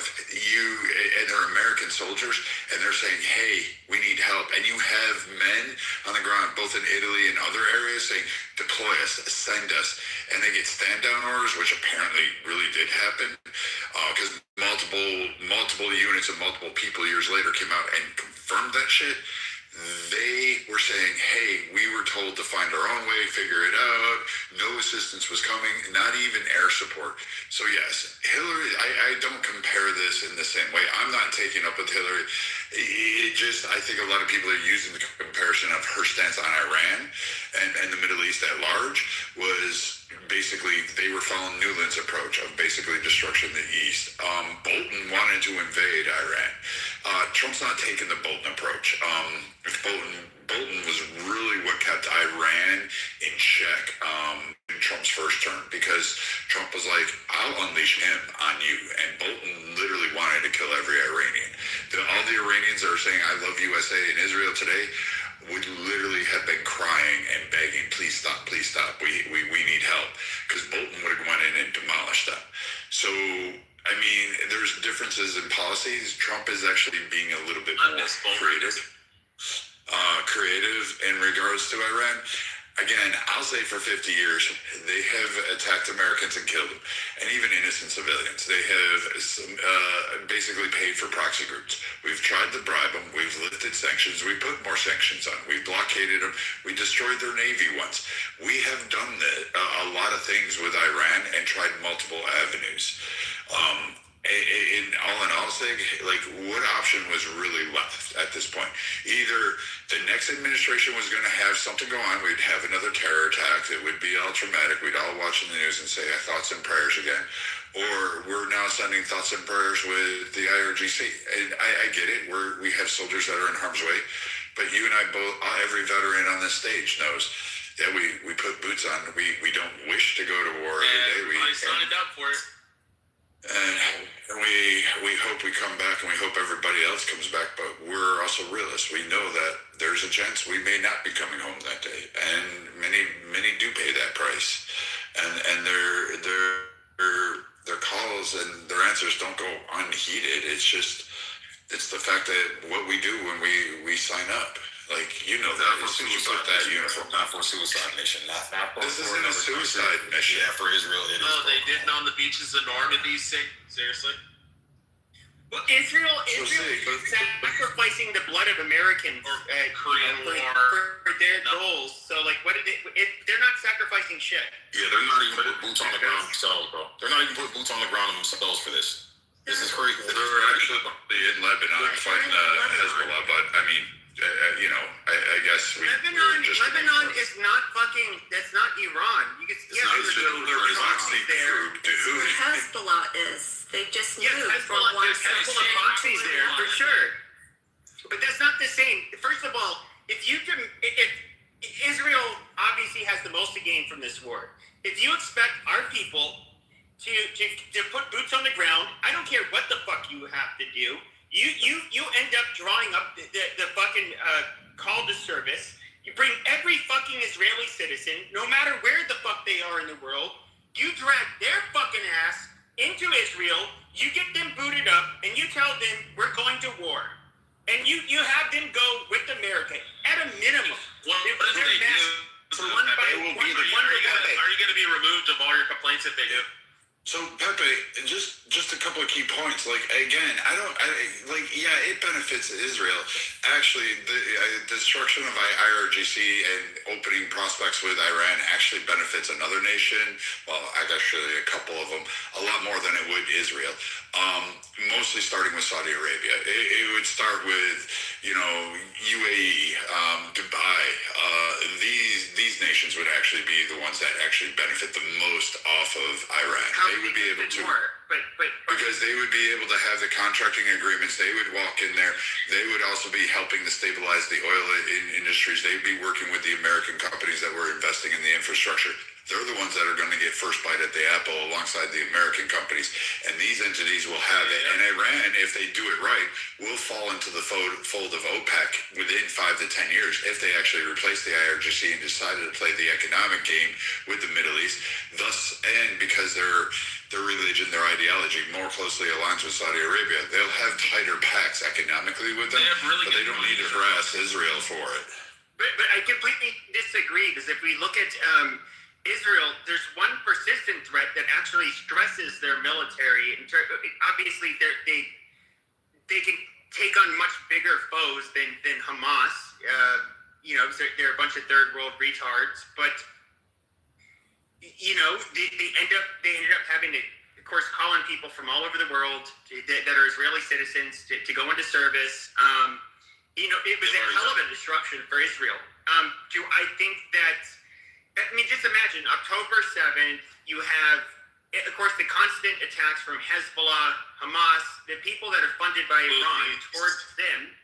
Like, yes, you get Houthis that would go against the fucking Saudis, but they cannot inflict even close to the same kind of fucking damage or carnage, or even financially affect the Saudis in the same way that they affect Israel.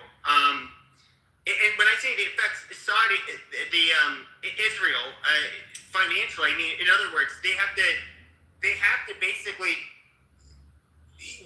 large parts of their economy end up having to shut down. They have to have a huge enlistment of people, you know, to fight, you know, Iran's proxies. I mean, and come on, dude. Like, nobody's ever fucking told me that this war obviously benefits Israel the most. I mean, there's nothing controversial about that. We actually benefit more than Israel because, quite frankly, oh my God. What do you we get first investment opportunities within terms of Iran. Israel is not going to have the economic development sectors to have that. We're going to sit there and go, hey, you know what, Chevron? don't go in there and take half of that. We're taking that part of the apple. That's why the Iranian people are really retarded that come up here and go, I love fucking America. We're taking half of that shit. Like, that's coming back. We are going to do that. The U.S. will do it regardless of whatever administration's in there. We're taking half. It doesn't matter, liberal, Mandami, it don't fucking matter. Jesus Christ could come in tomorrow. We're still taking half of that shit. So, like, that being said, we're going to have that. The passageways, the straits, they want that to stop attacking. Like, literally every nation in the world wants that channel open.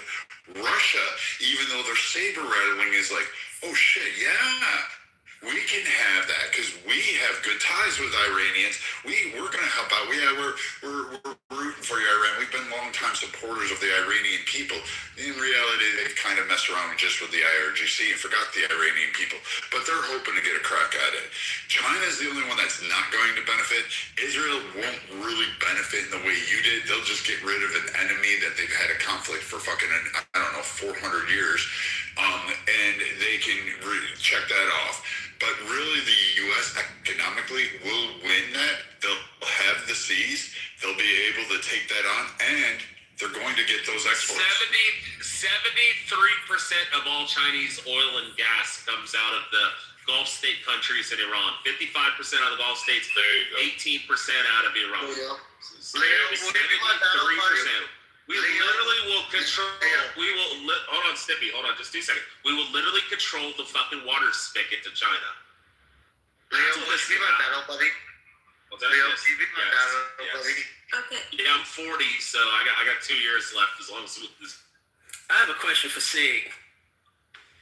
Sig can answer. He's a grown-ass man. He'll answer it. Yeah. So KK mentioned that we have boots on the ground, or Israel has boots on the ground in Lebanon. And your response to that was, well, Lebanon is not as big a threat as Iran. So by that statement, we can assume that you do see Iran as a threat. To Israel.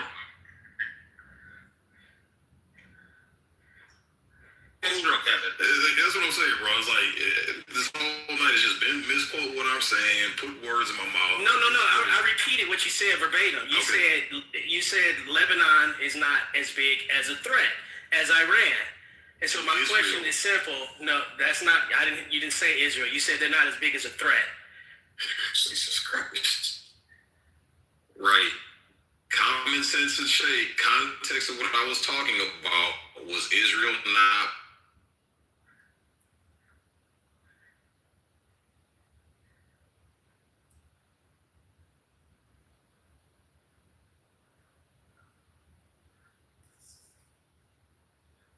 Yeah, Kevin, so to answer, yes, thanks, Ms. Right-Minded.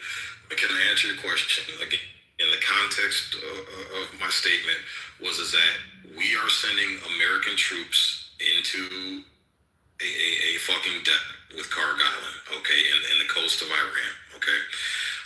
So we're putting boots on the ground, yet Israel's such a great ally and this and that, they're not even willing to put boots on the ground. So again, Lebanon and Vikings' response was, well, they're tied up with Lebanon, right? Okay, Israel is a bigger threat to Iran compared to Lebanon based off of the 30 years of Benjamin Netanyahu claiming out of his own mouth, and I put the clip in the chat as well, I can repost it, him saying that Iran was the biggest threat to Israel. So I'm just going off of what Benjamin Netanyahu's been saying for 30 years. Not once has he came out and said that Lebanon was this big, huge freaking threat. So in just my common sense, rubbing my two brain cells together, I would think all these years you've been saying how much of a threat Iran is, especially when it comes to having nuclear warheads and being an imminent threat to Israel, you would say, okay, let's put Lebanon on a pause here. And let's go ahead and ramp up and take out this threat we've been saying is the biggest threat to us for the last 30 years. That's just my logic. My question simply is, though, do you see Iran as a threat at all? To who? Anybody. Try anybody. I'm just curious. Well, okay, if you're going to be as broad as anybody, then the answer is yes. Okay, so it's not making. So you don't think that they are a threat to the U.S. in any way, shape, or form? I'm just trying to understand. Okay, I don't think they're an imminent threat where regards the action that we're taking now to send troops in to die. Okay, so an imminent threat, but I guess there's levels to it then. So you do think that they are a threat? That's my initial question. I mean, yeah, they're going to be a threat. Okay, that was it. It's simple. Simple question. In order to justify our fucking response, it's not warranted. I wasn't talking to you. I was not talking to you. Goddamn minute. Didn't I just say nobody else talk when these two were talking? What the hell is going on with you guys, man? Damn, shut the fuck up and let these two cook. Now, you know I have no problem putting any one of you people in the shut the fuck up section if you're going to cut these people off like that. This is a good conversation that the room wants to hear. Bottom line, go ahead. Was it Kevin or Sig that was talking like No, I'm finished. No, I just had that question before the cheerleaders started chiming in. Okay, so yeah, Kevin, I ran. Put your palms down. Yeah, anybody that screams death to America is a threat. Just like if I scream death to Kevin, I would be a threat. Now the question is it an imminent threat? And it's the same logic we use in the United States when we talk about concealed carry. All right, there's a difference between a threat and an imminent threat. So Kevin, you're in Florida somewhere and you call me on the phone and say, I'm gonna kill you, Sig. I can't go out to you and shoot you and use lethal force because the law dictates you have to be an imminent threat. Now, if you're in my face, you have a butcher knife in your hand or a gun in your hand, and you're 2 feet away from me, and then you're screaming, I'm gonna kill you, Sig. At that point, you're an imminent threat, and that makes a difference of whether I can engage with deadly force. And that's the same logic that I'm. Okay, and the reason I asked that is because the rhetoric I'm hearing is that Iran is not a threat at all, and nobody should be bothering them, and we shouldn't, none of this should be happening. And so I was just trying to surmise, are they a threat or not? And you answered that question, so thanks. Yeah, no worries. Yeah, my whole argument has been an imminent threat, and there's no proof whatsoever because everybody that has debated me on the stage tonight, they've been saying they're an imminent threat, and everything that they've been sharing in links is Iran could and can and this and that, and I posted a link showing that actual intelligence reports show there's no confirmation that they're an imminent threat. So I'm still waiting on any evidence anybody has showing where it's been confirmed that they're an imminent threat, and I have yet to see. Well, you already said that you won't accept that, Sig. That's the problem. Like, you're like, WMDs in Iraq, that was all a lie. So even if the intelligence agency, like the CIA and Mossad come out and say, yes, they have intercontinental ballistic missiles that can reach Los Angeles or New York, you're going to be like, oh, it's fucking WMD shit, it's Iraq. They're not the ones. No, that's not true. Sig wants to get on a plane, fly to fucking Tehran, walk down to the bunker and, physically inspect the ICBM and be like, all right, now we can engage. That's not true. Yeah. So way to be hyperbolic there, Rich. Exactly. But again, that's what you said. All I'm asking for is that some type of now, if Tulsi, if some type of intelligence report, other intelligence. Okay, you can't tell me what's bullshit. Again, you got duped into fucking going over there during Iraq, and that's why you're pissed off, and you don't want to believe anything they say. Yeah. Okay. Whatever, Rich. So again, let me state my claim to respond to you. So again, nobody has shared anything that has confirmed. It's all shoulda, woulda, coulda, can and would and could and all that. You gonna let me finish, Rich? Yeah. Jesus fucking Christ, man. Jesus fucking Rich, you gotta stop, man. Okay, yeah. Stig, would you accept? All right, you said imminent threat. You wanted proof that Iran is dangerous to us. Would you consider the Iranian attack on the U.S. base in Qatar a major attack? 14 missiles were fired. Others impacted, injuring soldiers. Attack on 2026, the tanker owned by U.S. companies. They sent explosive boats. Ship was caught on fire. One crew member was set afire. And died. That was actually Iranian Navy. And then they did backed by the Houthis. It's been confirmed, and this is coming from the Mediterranean. A lot of the companies that exist out there, the insurance brokers, they have on record 100 plus vessels, including U.S. vessels that were sank and sailors killed to the tunes of millions, billions of dollars in settlements. And that was just in the last 3 years. And then you have continuing in Iraq, Syria region. You had those proxy warfares that were actually directly funded, and we tracked the money that came from Obama's plane ride with cash. And then you do have the ongoing attacks currently, and then you have the base where Iran targeted in Saudi Arabia and killed 12. So would that can be considered that they are a threat to U.S. because they're attacking Americans both at sea and in other nations that, quote, Saudi Arabia was not an enemy to Iran? Would you accept that? So again, when did these attacks start? After we went and poked them? No, this was before. All of those attacks were before. They're not before. They're 2025 before this war, right? So again, we have struck and we have Is that you understand Israel's been striking Iran for a long time. Iran's gripe with us is that we are funding them. We send billions of dollars for their weapons, for their military. That's what their gripe is. So indirectly, yes, we have provoked that shit, and they are responding to us meddling over there. That's what they're not just coming out of the blue and saying, "Oh, you know, they're attacking in response to us funding and supplementing the attacks on." Hey, Shake, bro. Hold on, Leo, hold on, Shake. Hey, we were just talking, Kim, about imminent threat, about, if you have a butcher knife or stuff like that. Well, what if he's like Kevin Hart size? Because by stature, if the individual isn't higher body mass, technically he's not an imminent threat. Even if he imposes harm to you, you're able to defeat yourself. So I just want to touch base. Yeah, the point that I'm trying to make, Steppy, is that, again, Iran is responding to us meddling in their shit. It's not, now they just came out of the blue, and yeah, I'd be like, oh yeah, fuck them up, man, fuck them up hardcore, go ham on them motherfuckers. But again, I can't negate the fact that we went over there and started fucking with them. They weren't fucking with us until we went over there and started fucking with them unprovoked. And it was over the fact that, again, if we use the same logic on a micro scale with ourselves, again, Steppy, if you had your own property, your own sovereign property, and you were doing your thing to build your property up and become successful, this and that, and I came over there and I put a stop to it so I could benefit, sir, you would have a problem with that. You wouldn't use the same logic. Do you think that America should support Russia or Ukraine? America should take this on like guy. Dude, hold on, sorry, Sig. I know you can't yourself. Let me fucking answer, bro. Bro, You guys don't understand Sig? Well, like clearly we shouldn't be supporting nobody. What we should be supporting is American citizens.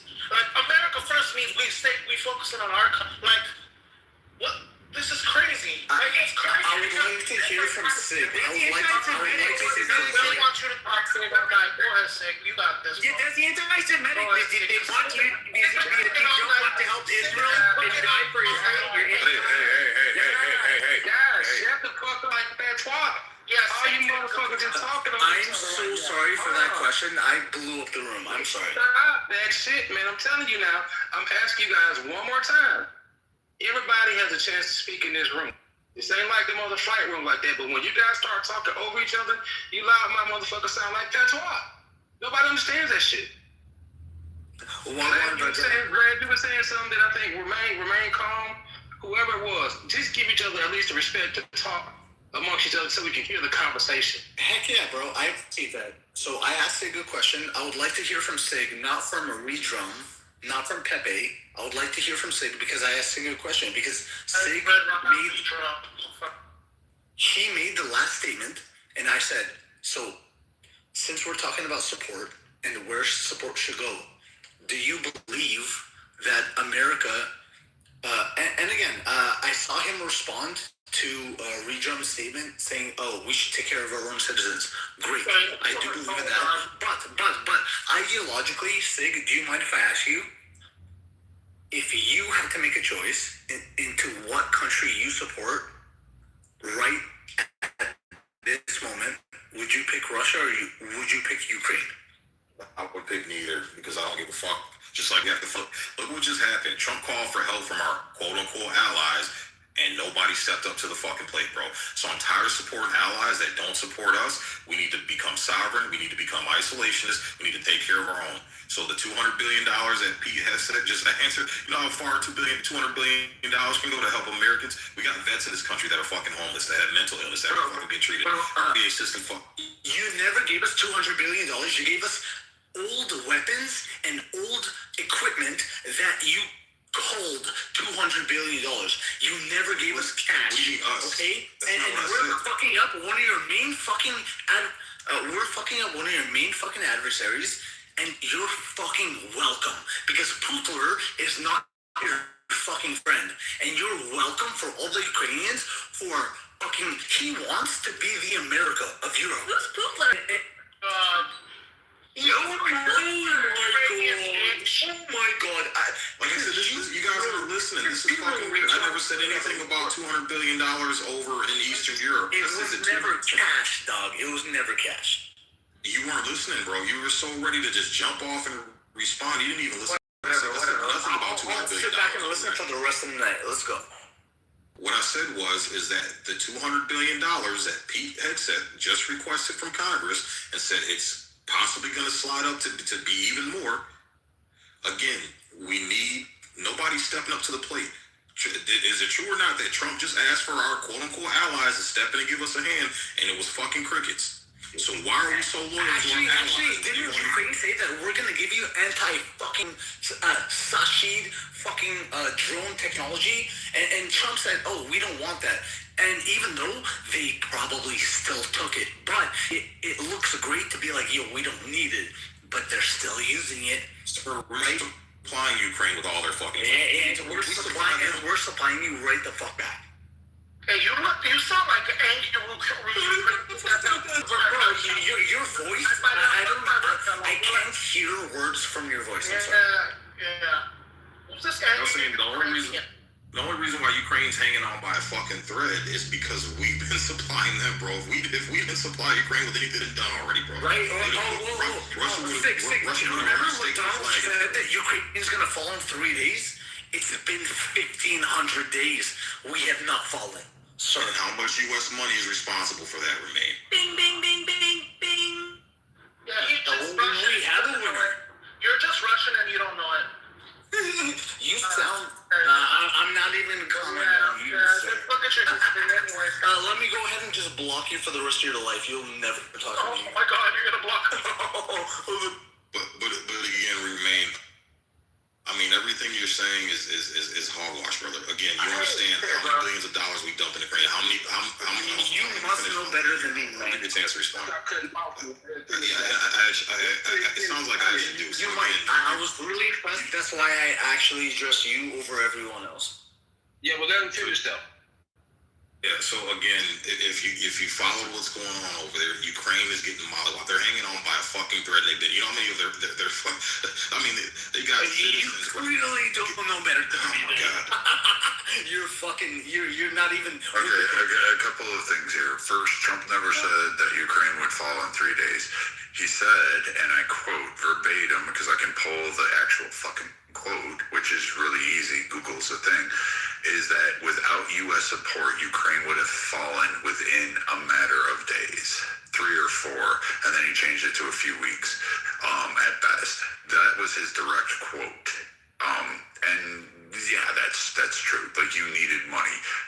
Zelensky went through 90% of those resources faster than anybody ever anticipated, to the point where Biden was even arguing with Zelensky about how he was spending it and how his generals were basically throwing everything at a wall and not utilizing resources appropriately. And Biden had trouble getting the rest of Europe to chip in at the extent. And to be fair to you, yes, it was older equipment. Yes, it was still on par with what the Russians were throwing at you. And yes, Biden did block aid that wanted to be released earlier on from Poland and other areas. And yes, even South Korea was offering arms that Biden said never caused. As the end of 2025, you contributed 69 billion. Germany had done 13 billion, and we'd done 10 billion. Yeah. So pro rata, you know, and It still isn't even on par with what the U.S. gave.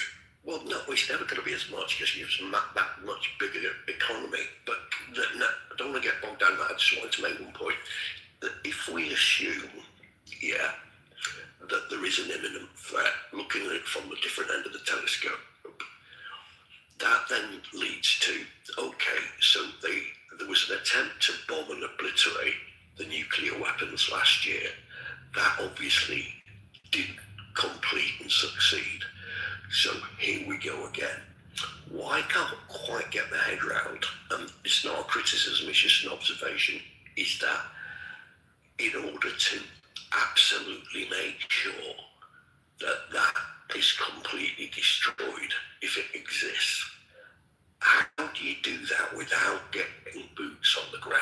And in the same way, when Trump, I think he's a bit of a stretch to say there's a regime change that's happened. Yes, the leader was killed and other leaders have been killed. But for 1 minute, I don't think that Iran's not prepared for that. So how are you really going to do a regime change and the people don't look as if they're uprising without boots on the ground? So the regime change, and because if you want, you were talking about, you know, oil companies from America going in there. Well, that ain't going to happen under this regime. So you are going to genuinely not just kill the leader, but you are going to have to change the regime. And you're going to have to, how do you verify they haven't got any more nuclear material without going in on the ground? That's just like... Okay, so we can answer both of these really easy. Secondly, we actually don't have to send anybody on the ground to basically force a capitulation of Iran. You assume that the goal is a regime change. Trump's goal, which is apparent by his speak, I get it, he's not the best articulator on foreign policy, or he does get a lot done. He's basically forcing the IRGC to say, hey, you need to comply with this, go ahead. And if you are going to do regime change, there's a couple things. The key word is change. Who in Iran are you going to put it to? Tel Aviv? He's been 30 years in Maryland drinking Starbucks, eating cheeseburgers. He's not going to do shit. He can't unite them. They'll have internal fighting. That fucker will be lucky if he lasts a week before somebody in Iran kills him. That'll be really fucking quick. How are you going to back the Sunnis and get them to temper down because they fucking go mass jihad? How do you actually hold against Turkey or southern aggression, which it's just dying at that point, which we know they're a NATO alliance, but Turkey's like that bastard child that we just really have a hard time with, that we never quite know if they're going to be good or bad. And Turkey really does want that territory. Most of you have missed that mark about Turkey just sitting there watching and waiting. And that's the scarier threat, is if Turkey decided we're going to leave NATO and become our own and we're going to control this massive region, how do we deal with Turkey at that point? Should we go in and invade it? Should we attack it? Is it a broader war? So I don't know if Trump means full regime change or more of, I'm just going to change the leader until I get regime compliance or I get Iran's government to capitulate to the United States interests and leave the straits open and allow the shipping. Now, we can go through the laundry list, which is really extensive, on attacks on U.S. ships, both civilian, private, commercialized sites, contracting areas that exist around the countries, and various other ones that Iran has done for 50 years. We have it. There is a blood toll. Like, I'm okay with bombing the shit out of them because I think it's about time, and we've had a lot of American blood spilled by Iranian hands. And Sadie's with the impression, like, well, we fucked around with them because we supported Israel. To be fair, the Iran-Israel conflict has been going on fucking far longer than the U.S. involvement in there. So that one's not necessarily a new thing. Like, it started after World War II, and the U.S. was not really involved in that escapade there. So that negates that viewpoint for at least me. But if you're talking regime change, you have to have somebody to put in change. Who is the leader in Iran that can literally take the majority of that country and bring it into prosperity, or at least give it some semblance of government, while dealing with all the shifting groups, tribal dynamics that exist there, as well as provide some semblance as a platform to launch off and provide stability within that nation? I've no idea. No one does, because there's no one there that's rising up. Do you even hear Iranians going, give us Pahlavi. We want the son of the Shah, or the grandson, or whatever he is. We want him to come back. Really? Okay, his father wasn't fucking great, but okay, and he's not been in Iran for 30 fucking years. He grew up on Starbucks, McDonald's, watching Netflix, chilling with fucking girls. Right, but he's not claiming that he's going to be a leader. He said that he's going to be a transitional figure. He doesn't want to be of any importance politically. He just wants to be a uniting figure. And another thing, what about the 30 or 40,000 people who were killed? They were protesting all over Iran. I mean, let's not forget it. The main difference in the analysis that I think people run into sort of a dead end with comparing it to Iraq to Iran or Libya. Is that it's not the same type of category of the country. It already had a pro-Western infrastructure before Ayatollahs came in and kind of took over and created this theocratic regime. So they do have institutions there that can take over once there's a power vacuum absent of Ayatollahs. So it's not the same as Iraq. It's not the same as Libya. It's not the same as any of the countries in that area. And this is why I think Israel is very, receptive to having them turn, because they will be one of the main allies for Israel, because they're going to be very similar in terms of their structure, their government structure. But another thing, Zik, I want you to consider that Iran is not the end goal. Iran in itself is part of the larger strategy that has to do with China. I think he was going to say giant. Andre, you went on mute. But Brad, I was going to mention, the Shah was a really lovely guy. You should look at the documentary where he spent $1 trillion in today's money on a birthday party, build an entire city in the desert. I love the Shah. He was amazing. Must have been a hell of a party. Oh my God, dude! He flew in elephants and freaking built entire cities, and it was crazy. That's one of the reasons that started getting people pissed off at it. You sound like you was there. No, I watched the documentary. You fucking drunk. Oh, okay, all right. Jesus Christ! It's not even Saturday, Kendo. All right, bitch. Shut up, bitch. It's fucking 6 sheets to the wind. Yeah, but you know what? Yeah, I'm better 6 to the wind than you, bitch. Brooks. Go watch Foster Brooks, Kendo. Not too much like Kendo I like a lot. So what's up, Brad? How you doing, bud? I will say this, Andre, I get your point that the long-term strategy is to kind of impact China.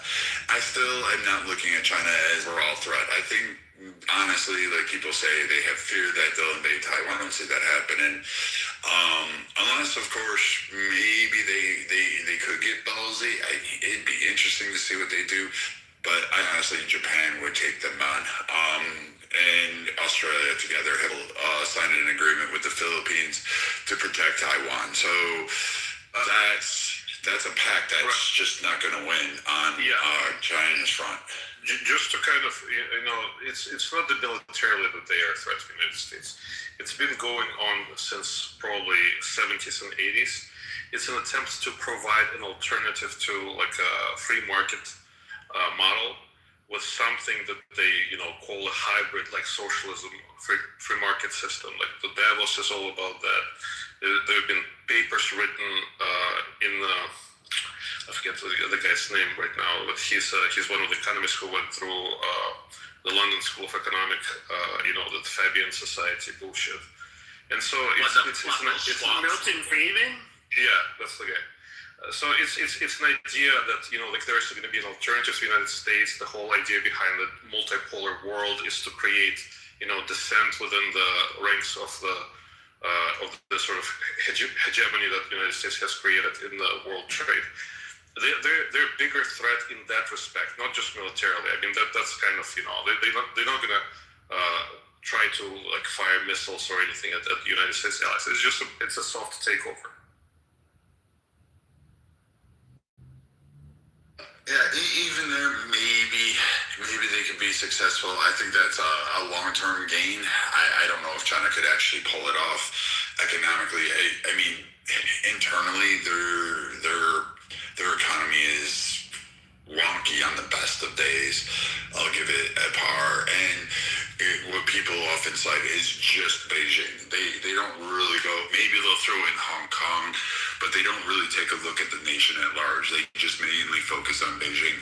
So I'm not even sure that they even have the economic might to do that soft takeover like you're describing. But I mean, yeah, I see the threat there. Maybe they could. Maybe it's a slow crawl. Maybe they are doing it piecemeal. Maybe they'll be successful. I don't know. I mean, they have a close competitor that's also trying to do economic gains, and they're doing it in resource-rich areas, which is a neighbor that really hates them, and they're called India.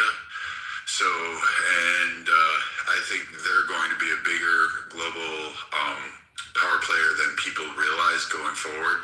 I think I kind of watch what they do, and the way they're working in Afghanistan, the way they're working in Africa is kind of, it's unique. They're not doing it with a lot of complaints. They're just building shit and doing absolutely nothing and getting trade for it, and they're making their inroads there. But we'll see how they develop, because India could fuck it up.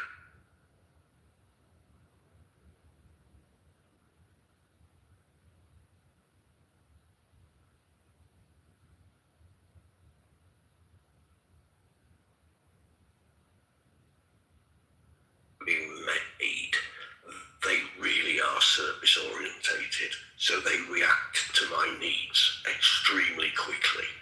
And the quality.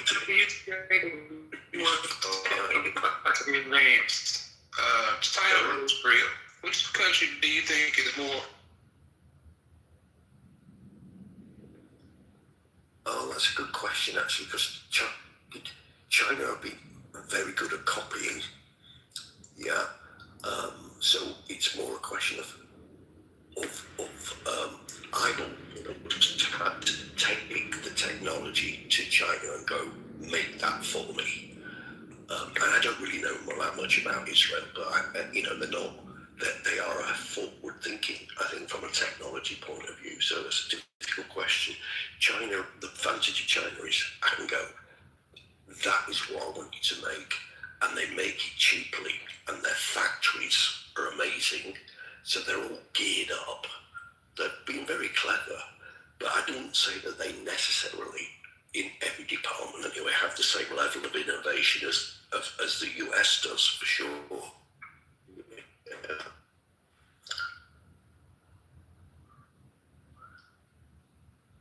One of the pavement apes that came up and said that, but he's gone now. Yo, I'm a Trump. I voted for Trump last week. Oh my God, Draw, you want?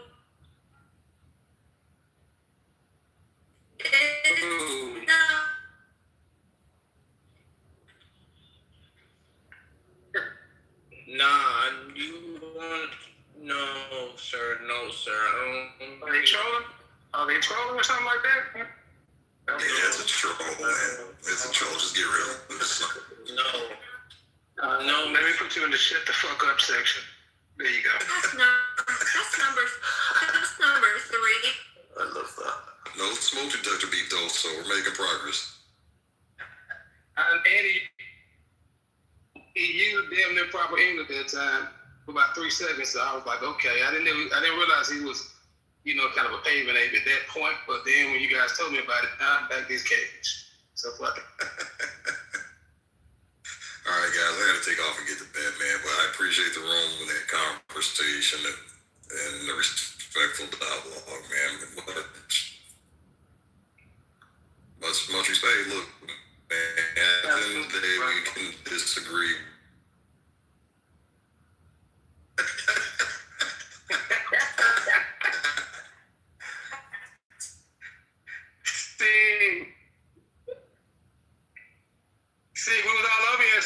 see. I heard you like the fight and battling this shit. Like now, I'm like. Did you hear his voice? It was like, yeah. I'm like, come on, Sid. Yeah, he was cracking this shit out like, Sid, what's going on, man? It's like Sid got moving, huh?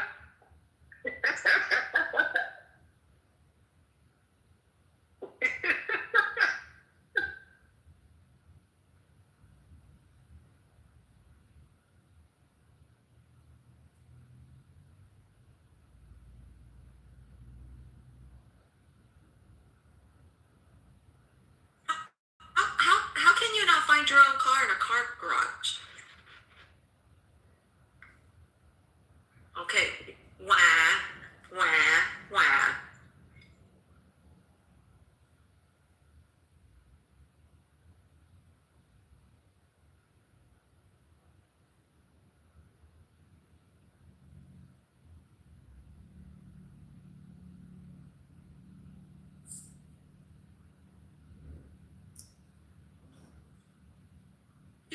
You're so stupid.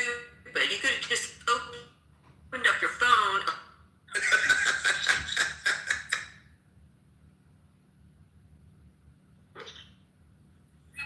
Brett, there's also this button, it's called panic button on your...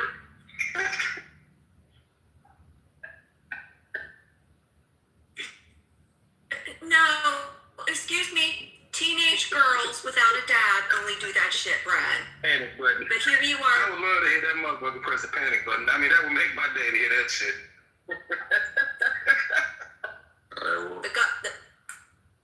You hit a button. You hit a panic button in the middle of a garage. Some guy's gonna think you're gay. Trust me, no one thinks I'm gay at work. They're actually kind of scared. Save me.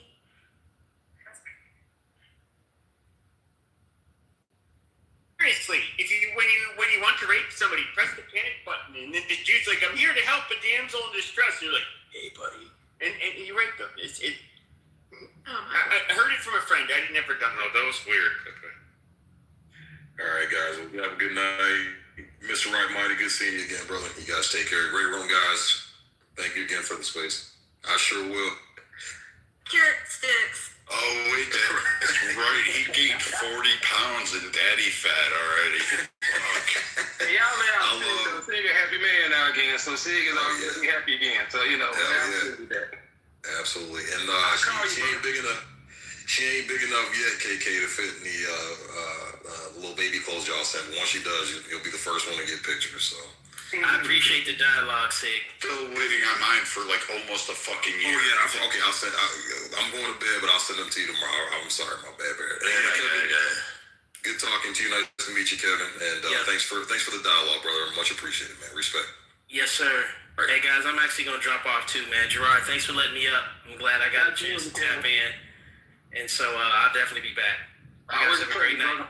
Oh, Kevin, you caught us on a rare night. We used to be really prominent on here, and we used to hold rooms every other, Monday, Wednesday, and Fridays, and we would hold them, and we would pack out, and it would be great. And then we kind of got busy with life. KK divorced me, and then, How about I didn't even know Clubhouse was still a thing until Gerard told me he was on it. I haven't been on here in I don't know how long, so... No, this was cool. This was good. Did you sleep in the guest house? Oh, you bought her because KK rejected you, Brett. KK broke your little heart, broke your little semen. Man, I gotta go buy another dog now to curl up with. You're on Oprah right now. You're on Oprah right now. Right. Before we, right before we started you were there. Were you there? No. Right before we started the live stream, Brad and I pretend that got in like a huge fight.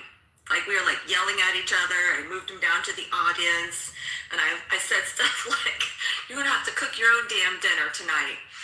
And people were like, "Wait, what?" I'm like, "Yeah, you sleeping in?" And I made it a ruse and said like, "Oh," I was like, "Okay, Brad and I have been lying. We've been in a relationship this entire time.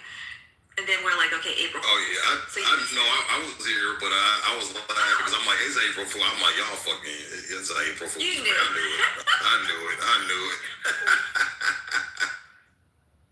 All right, cool. Love you guys. Have a great night. Y'all be safe, man. We'll talk to you.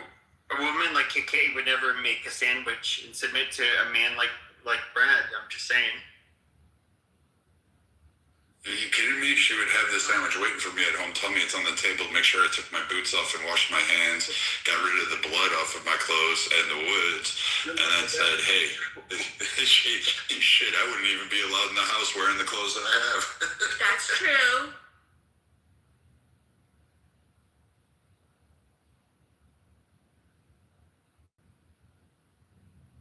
Plus, I'd have to keep KK with like Louis Vuitton hiking shoes and apple bottom REI clothes, and it just, I don't know if they make those. those. Two things don't go together, but anyway. I don't know if they don't go together either. Brad, you and I are in the same camp, but I get you. Did he say apple bottom? Did I get that correctly? Yes. Brad, you never say that shit again. He said apple bottom REI. Wow. You're both fancy. Wow. Brad, that might be the most white boy shit I've ever heard right there. Apple bottom and REI together. Dude, I wish you guys would make up your mind. Either I'm black or I'm white. Will you guys pick a fucking race and stick with it?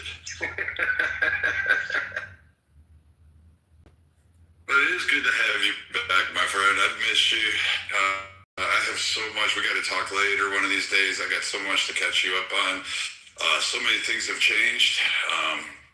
So I'm really excited that you came back on for tonight. I'm really glad that everybody showed up. I mean, KK, where did we end up with? Almost 200 people come cycling through. So, I mean, it was a good room. It shows we still got it a little bit. We still have... We had 97 in here at one.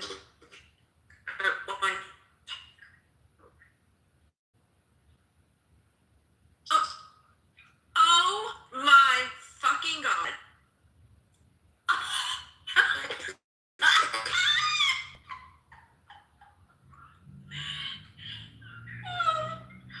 That's Gerard Jordan. I know. I said to my friend. Gerard, he just called you Omari.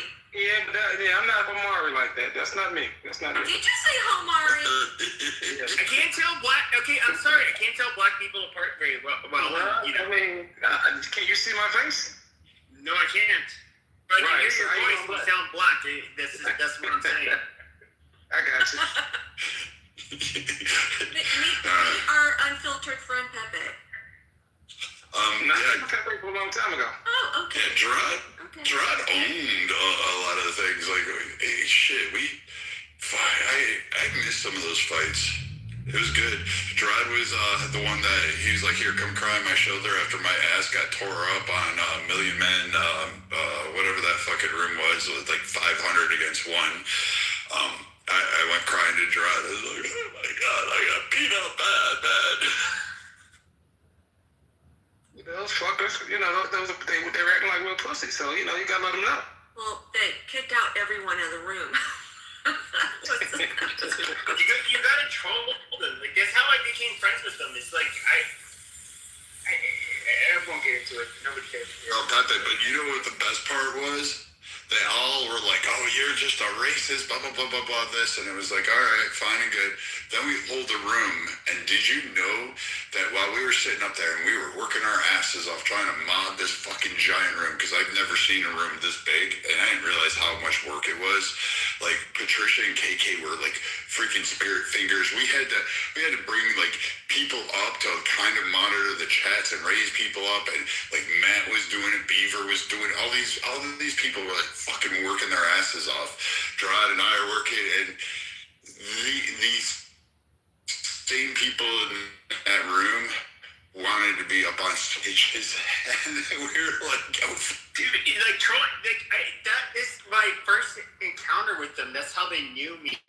Is that so? I had a room like the downfall of Clubhouse. And I had like chicken wing, basketball, watermelon emojis, all of this stuff, and they're like, all of a sudden, like my room, it had, this is back in the day where rooms were bigger. So, I had like over 100 people in my room, and then all of a sudden it's just like, oh, all these people are pouring in. Now there's like several hundred people, and it's just like Jonathan Bing is just like, what's up with your title? It's like, oh yeah, the downside, and I'm being a provocative troll, and it's just like, oh yeah, it's the reason that our app, this app is falling down and it's going to shit is because of picnickers. And obviously I was like, the knickers part was the emphasis there, and I was like, yeah, I was just making up a bunch of shit, and they were like, oh yeah, really, you think that's funny? And then but they would end up like weird thing is they all ended up like friending me, and then like on Twitter.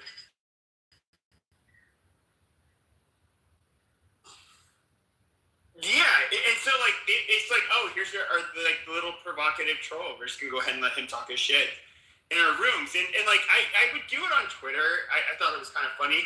They're like, Pepe, what do you got to say? And then I would say my provocative shit, and then people get really angry, and I don't know. It was a fucking game to me, but yeah, I mean, I got dragged on I was like the big white supremacist on this app for like the last few years, or at least like probably the most well-known one. And I don't know, I thought it was funny, like when people would make rooms about me, and then I would show up and be put on the hot seat. Like it was, to me, it was actually like entertaining. Like I did a lot of this out of entertainment, not for greater good or anything like that.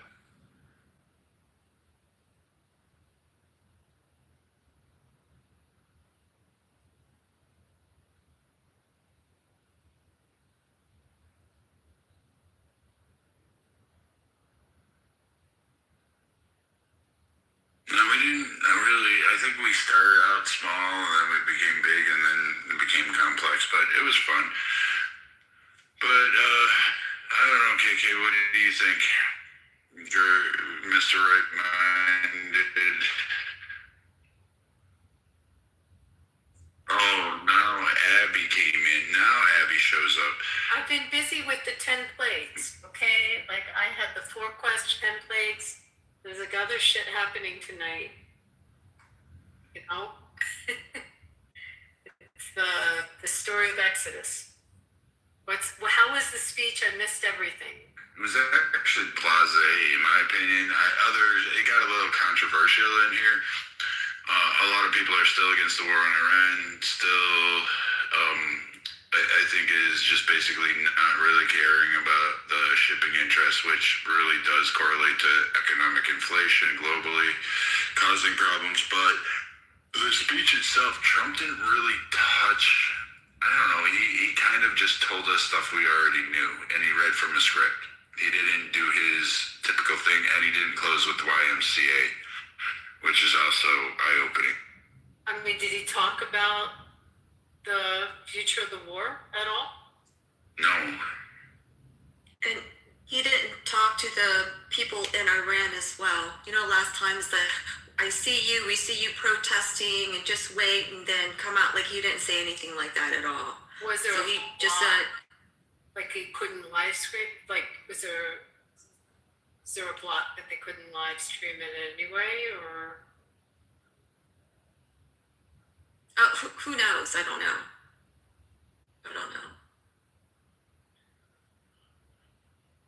Yes.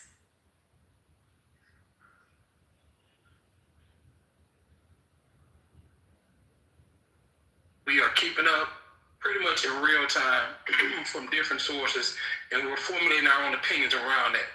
He wasn't talking to us tonight. He was talking to people that just, for whatever reason it may be, which is sometimes a good thing, who may be disconnected from politics or whatnot, but hearing about the war. And I think he was speaking more to them, to the people who are uninformed or not as well informed as we are. So truth be told, it was a boring speech because it was repetitive. Let's just be honest about that. But I understand why he did.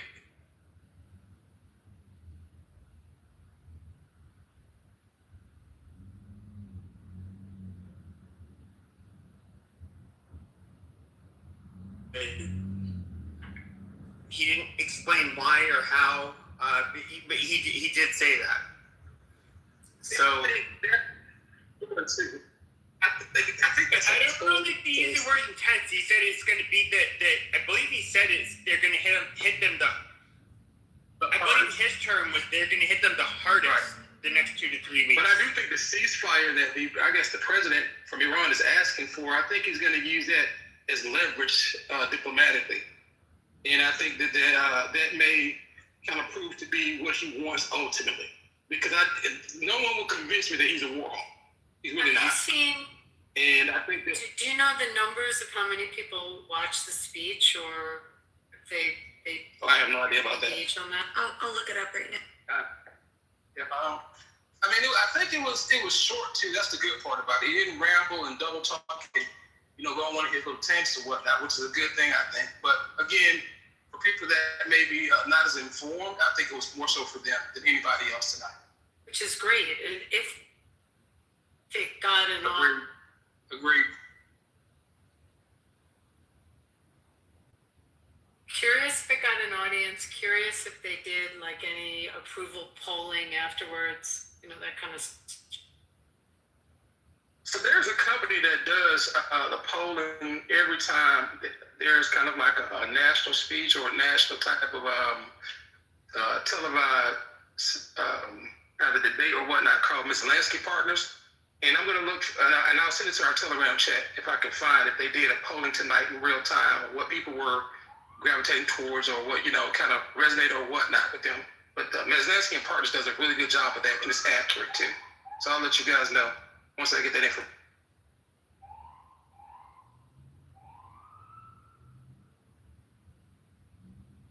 Where did he televise from? I think the White House. It was in the Oval Office? No. It was in, I don't know where it was, but he was behind a podium. He walked through double doors to a podium.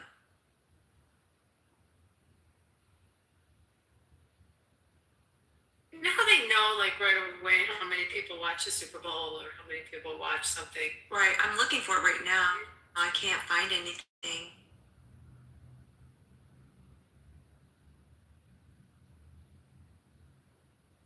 Well, the irony is, no Jews watched it tonight. Everyone was in Seder's. So, what time was the speech? 9 p.m. Eastern. Yeah, most of us. Yeah.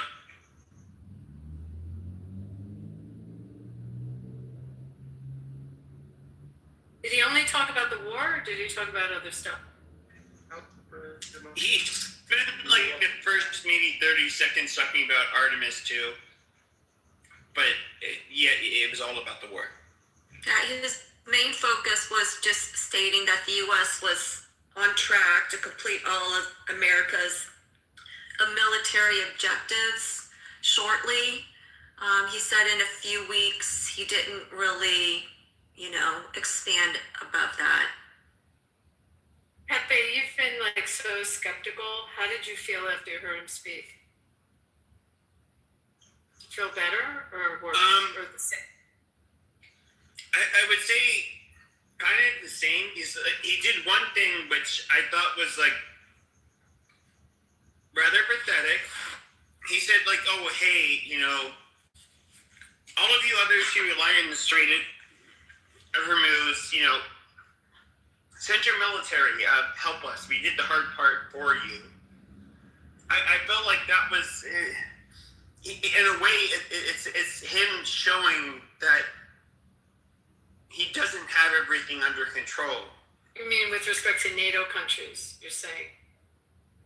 Yeah, or anybody he would consider allies to the United States who refuse to participate in this war, which I mean, if I was a speechwriter, I wouldn't have really put that part in. But I don't know. I mean, I'm hoping for the best. Even though I'm very pissed off that he pulled this shit. I'd hope at the end of the day that he does you do have people who come into power. That's not the IRGC. They're a lot better for the Iranian people. And yeah, they're going to stop like trying to develop nukes to kill us. I mean, at the end of the day, I want the best for everybody, but I don't know that it's going to be pulled off. What I don't quite understand is the isolationist stance, because all of the, all of the.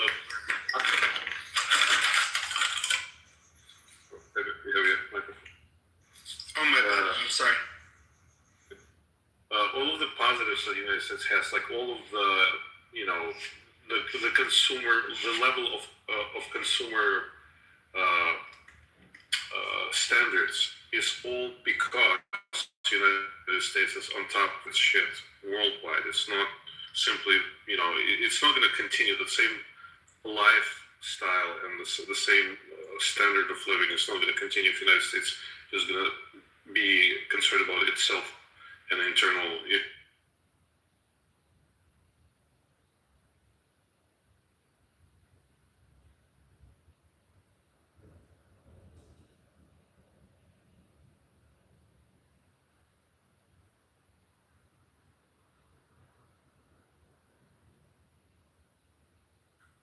I'm confused about the ceasefire component on this. Who was he? He's saying that's coming from the president? Do they haven't, not a new Ayatollah, a new president in their structure? I mean, I believe he's the president. He wrote a letter. So he wrote a letter today, which would echo a lot of, I don't even want to go, it was several pages long, but the weird thing is that every time he says that we're negotiating with them and they seem more reasonable, they come out and say like basically no, like fuck, no, you're negotiating with who? No, you power dynamics. Yeah, fuck you, and it's just like the really weird thing with Trump is like, and I have to say, he's like one president where I have to like question myself, like which one of these fuckers are basically exaggerating or flat out lying about what the other person thinks, and I don't know. 6% of the brass of the IRGC is killed.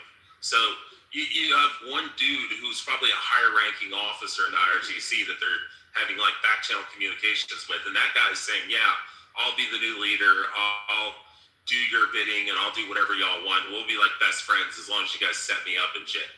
And then you have all the other guys who are like similarly ranked coming out publicly saying, no, we're not fucking talking to Trump. And they may not even know that they're having back channel communications with that guy. So he might be the fucking rat that they don't know about. But they have a president. It's different. Well, it might be a military. We're not talking about the president. No, it might be a military general or leader that they're negotiating with to be able to. Maybe that's where the disconnect is, possibly. So I mean, that's exactly what happened with the Shah. So I mean, no, I agree, and I would say like if we look at how what ended up happening in Venezuela, something tells me they would have to have so much intelligence and people working on the inside. It could be the exact same thing with Iran. I don't know. Look, it on the ground in Iran than they had in Venezuela. I mean, in Iran, because the Israeli intelligence is off the charts in Iran. So you've got I realize most of the intelligence on the ground in Iran is Israeli.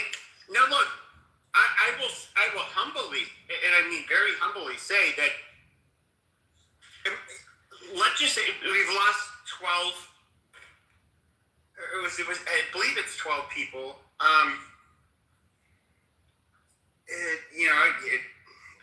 it's sad, but moving past that point, what if he ends up, let's just say, completely changing Iran?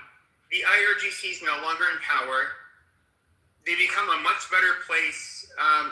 The Middle East is a much more, people start getting along a lot more. At the end of the day, it's a success. I'm not going to, I'll say like, okay, I was extremely pessimistic, overly paranoid about his op-ed. I'll admit it. But if he can come out of this, basically changing what happens going forward with Iran, so they're no longer a threat. Which I think, in order for them to no longer be a threat, it means you. He says his goal was not regime change, but if he got rid of the regime, that realistically, I think the plural majority of Iran, the only way they would be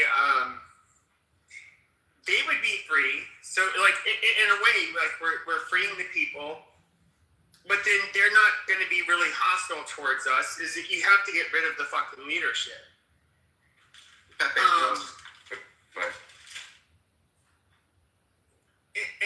So my point is like, if we don't get rid of the horrible people in power, it's kind of, what did we do? At the end of the day, I think it's kind of like futile. Like what? Okay, we killed senior leadership. Amazing. They have a bunch of layers of power, and nothing ends up fucking changing with these people. So Pepe, one thing that is this goes back. I actually freaking wrote a piece on this before it even happened. When the president of Mexico just came out and said there's no way in hell they were going to allow the U.S. to get involved, come in after the cartels, all that stuff. And they were like, hell yeah, all the leftists, yeah, stand up, tell Trump off. And I was like, you guys are idiots. She's got to say that, because if she said, yes, we're going to allow the U.S. to come in, we're going after the cartels, she would have been dead in 10 minutes. She has to be the most against that talk ever. And that's the same thing that's happening here. You're going to have people inside there that fracture, that know we've got one option, either die or work with these people, right? So we fracture. Cool. Now, just by saying we're having negotiations starts to throw a wrench in their system. We literally found out that they borrowed Iranian money. They were running a business making the damn cell phones in Iran. Stuff like this. This is how deep Israel gets. Israel is so embedded in Iran that their intelligence has been off the charts. Does that mean they get everything right? No. But they've been pretty damn right. The whole pager thing, brilliant. The whole text message to tell all their leadership to go meet here so we can bomb them. And then people want to say, well, we don't trust their intelligence. Well, globally, most people will tell you they have probably they're one of the best at intelligence. And that says a lot for a country like that. It's funny that you said that about Mexico, and I totally support your point about Iran. You are maybe a third or a fourth person who said that, and the other three people were native to Mexico, like so people who understood the internal politics and stuff. And immediately they said it right after she came out. So it's very plausible that the same thing is happening with Iran, especially now that there's apparent fractions within that homogenous system, and the president doesn't necessarily listening to the new Ayatollah. So that's another possibility.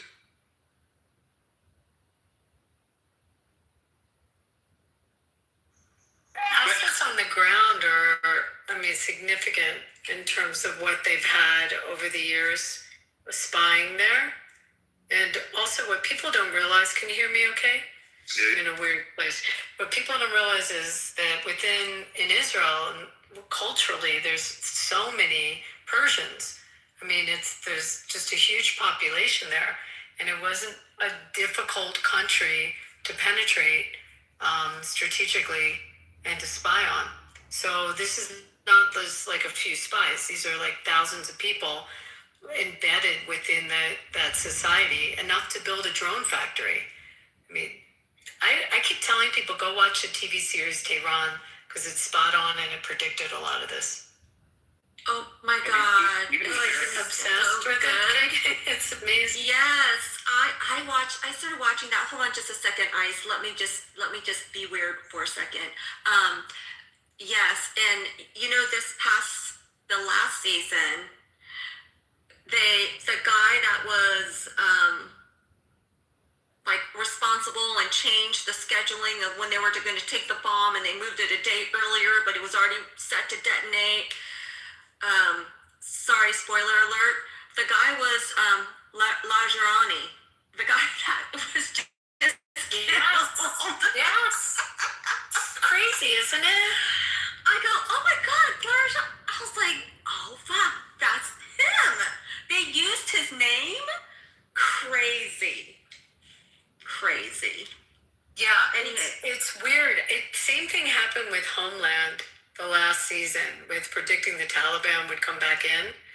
It's sometimes crazy that a TV series can do that, but they really give you a flavor, just a sense of the Israeli espionage in Iran, and people don't understand that. I'm trying to think, like, if the U.S. sent a bunch of CIA, where would be a natural place that they could blend in and spy easily? Like, think of maybe Canada. I don't know, a country we could easily do that. And that was a very, it's culturally became something that they could operate. The weird thing about, and I think maybe that's part of what helps them aside, is that you get people that come from every region of the world, whether it's South America, Europe, Asia, Africa, and you have people that speak the native languages that are like, they can fit in. Now we do, in the U.S., we obviously have immigrants from all of these areas of the world, but when it comes to working for one of our intelligence agencies, you have to generally, at the very least, I believe, you have to be a naturalized citizen. But it's citizenship is a barrier. So it's it's weird. I can picture why. I mean, where I would say, like, maybe Japan, Samoa, there's places where Jews are not going to be able to fit in as a native. But other than that, I mean, I do think they have a but they don't operate where they can fit in most places. They mostly operate in Europe. There's an understanding they don't operate in the United States. I have no idea if they operate in Canada, but they definitely have an agreement with the United States not to. But there's just a lot of Persians that live there, and a lot of people that speak Farsi. So the intelligence gathering is just not difficult. Which makes sense that they were able to infiltrate the way they've infiltrated. Well, I mean, to ask you a question, I'm sure you've been to a shopping mall, and shopping mall? Okay, I know where this is going. So, like, okay, so you know what? A lot of the kiosks. I mean, I'm trying to think of the shit. There are many Israelis. Yes, they work at the kiosks. Do you want to? Okay, so now I'll tell you that before they were working at kiosks, in the old days, in the Walkman days, they used to have a lot of the electronic stores in different cities. So often when, after military service, they'd come to the U.S. for a year and have some relative in some city and work, find a job and work for a family member. So in the old days, it was electronic stores. If you were from New York or from, the East Coast, there were some pretty famous ones. And you'd go into any of the stores in the downtown and you'd find You find Israelis, now you find more Indian people working in them. But now kiosks all the, oh, sorry. I was just gonna say it's the Dead Sea sea salt. Oh yeah, well I was about to go there. You got that, Rich. So then it became the businesses that were in the malls, and that one company, I'm sure it's more than one company that does all the hand cream, the face creams, and they kind of hawk you a little bit when you're in the mall to come and they give you a free sample. I don't know if you had that experience. I always thought the Mormons were really good at like, you know, that like basically that, I don't know what you call it. Is it a cold sale where you're just going to like hawk a product to somebody that is walking by and you decline it? You don't take face cream? No, absolutely not. And then like, but I do remember a few times where they would try to switch languages on me, right? Where they would speak Spanish. It's just like these people are trying super hard to make a sale.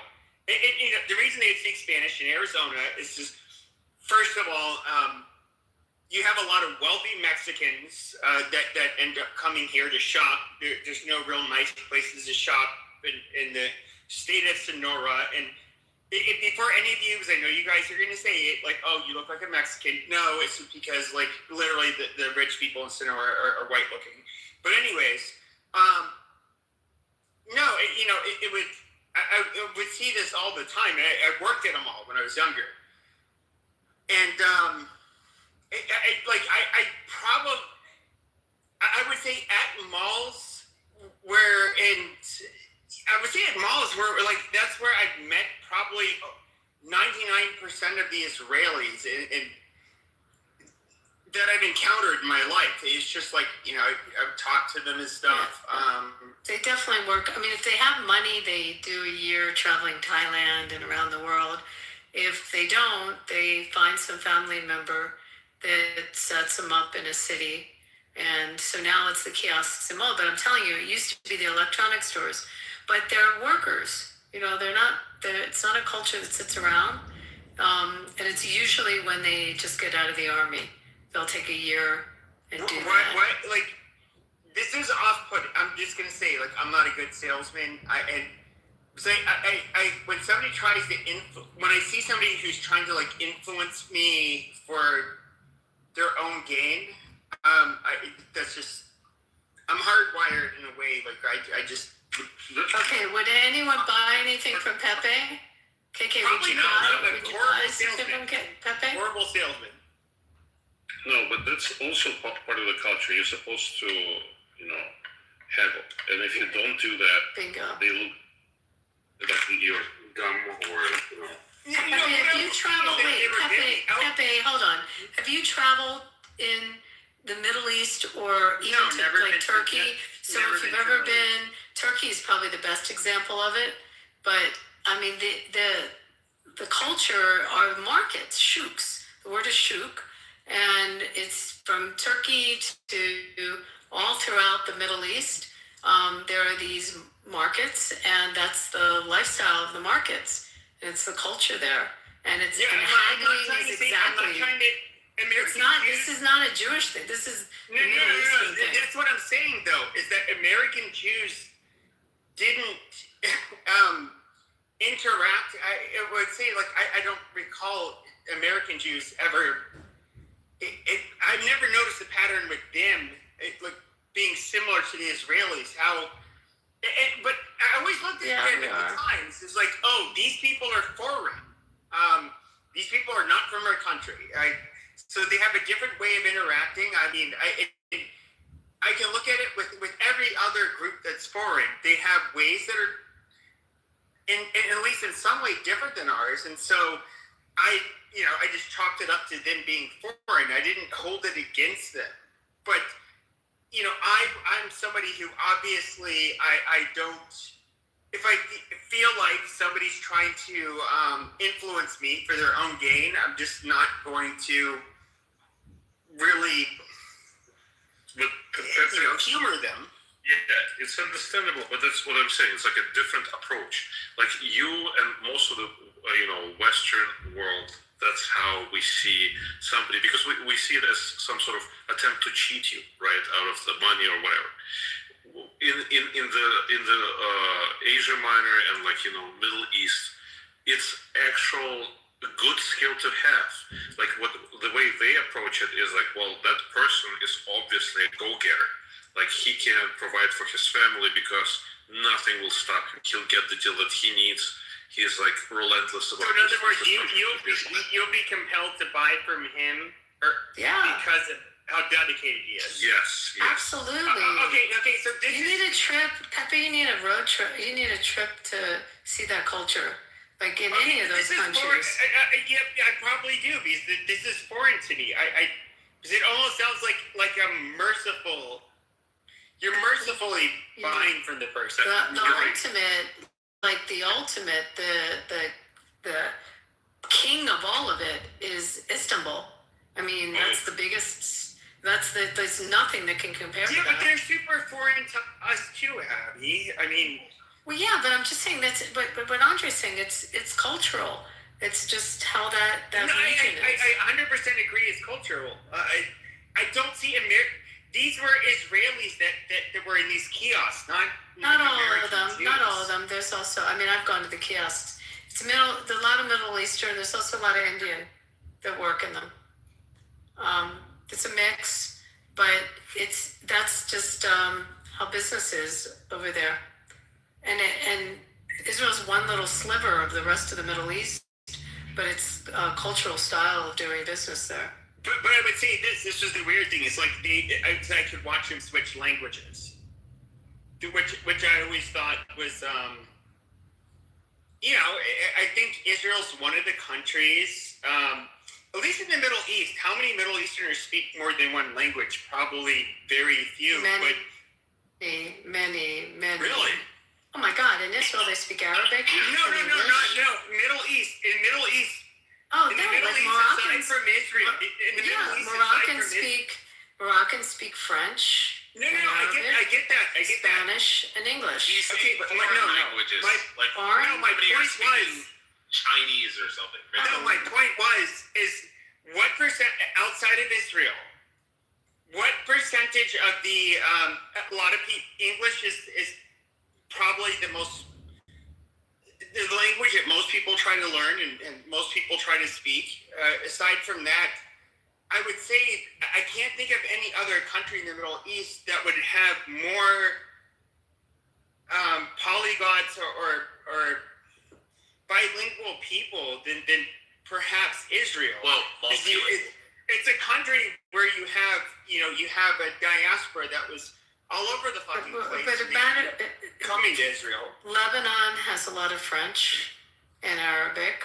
Because the French and Arabic, but you guys speak. But in Israel, you guys. But I'm just saying, you just look at the nations. You speak Arabic. You speak all kinds of fucking languages. Look at the nations and who has occupied them or spent time in them. So the French were in Lebanon, and you have an influence there. Middle Easterners, in my opinion. They are beautiful people there. But I don't know the answer to it. But I find when I travel in the Middle East, people speak English, Arabic, and French seems to be the other language that I hear a lot. Well, yeah, it's like, what is it? Tunisia, Morocco, Algeria, to varying degrees, they have an exposure to French. I think Tunisia probably has I would guess it's Tunisia that still has the most, still uses French the most, at least in Africa. It wasn't on Lebanon. North Africa. Lebanon and Syria that was occupied by the French. You have in the Gulf, most countries that are on the Persian Gulf or Arabic Gulf, whatever you call it. A lot of people there speak both Farsi and Urdu. Here in Saudi Arabia, specifically in Mecca, with all the pilgrims, we have lots of polyglots in here. A lot of them just speak Urdu, speak whatever it is needed. I found when I was in Saudi, they spoke English very well, and obviously, their native tongue is Arabic, but many spoke French also for some reason in Saudi. I don't know why. But there's actually pretty It does actually influence the vocabulary that we use. A lot of words, especially for modern technology, not very modern, but like post-industrial era, they're derived from French. It's the same way, the same reason why Reza's father was obsessed with France. I mean, many of them go and study there.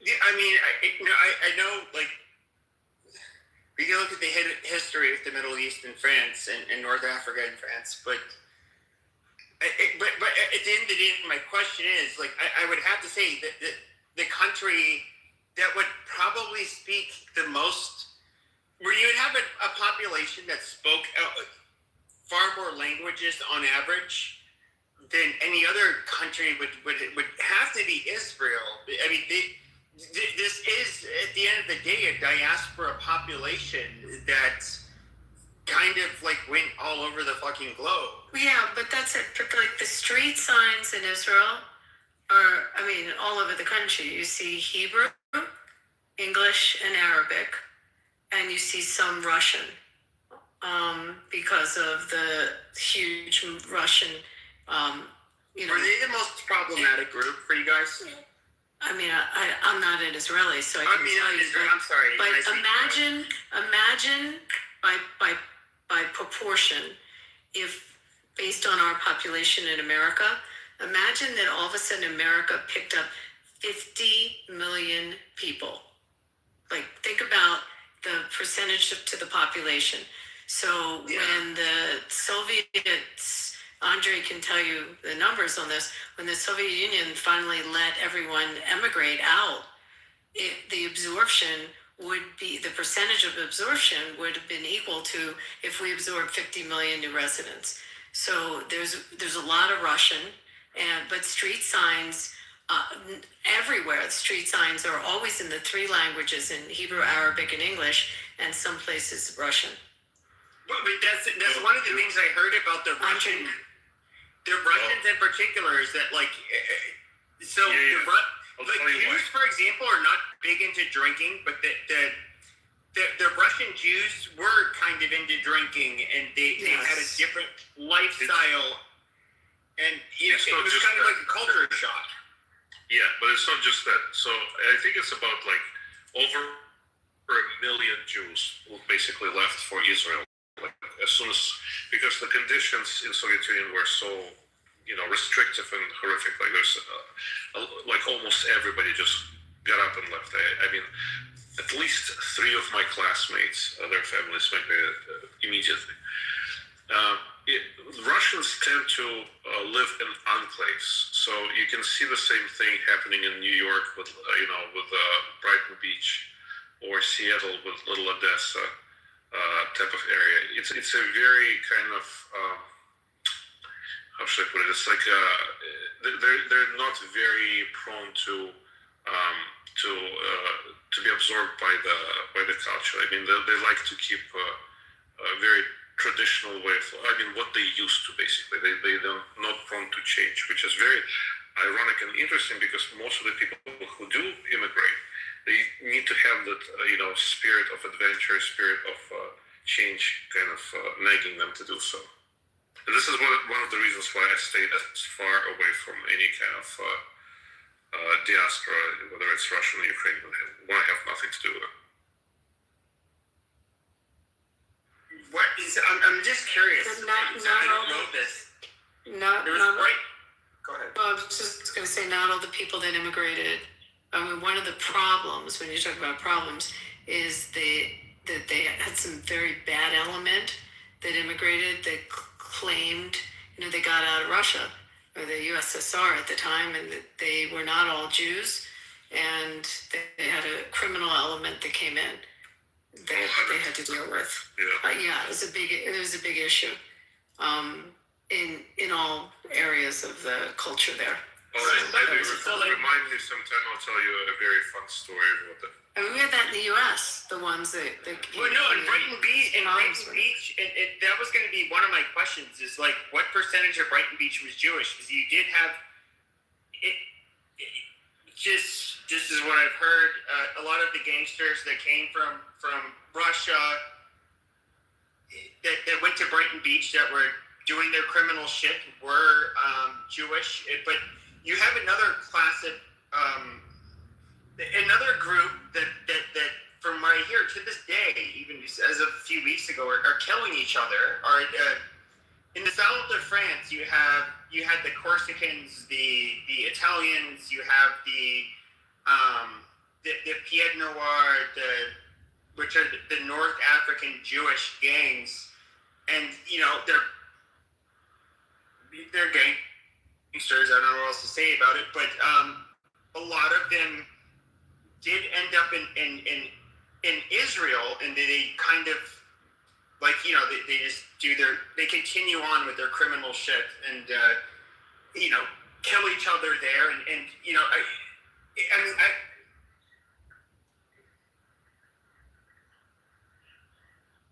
Union, there was, people that kind of realized this mass immigration, they could join in on it. It's a funny story because they also, I just know this, and a side note, that a lot of hookers came in, that were, saw that there was business, that would be a place that they could escape. These were just these were like Gentile hookers. Yes. Okay. Entirely. Anyway, I just wanted to jump back on the speech of KK. I didn't mean to change this, but just if she was able to find out what was the viewing audience. No, I haven't been able to find a good number. The speech was only 50 minutes or 20 minutes. That's it for him? It's really short. It was a short speech.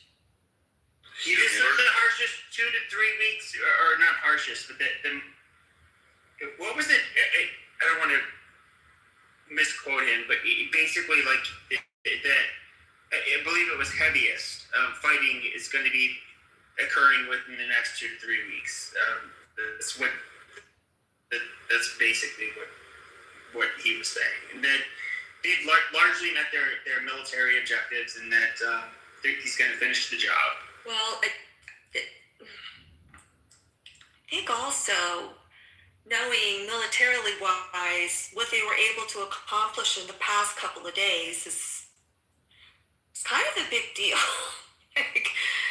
When they went in before with the B-2 bombers, it was under night, certain moon. It was very specific, right?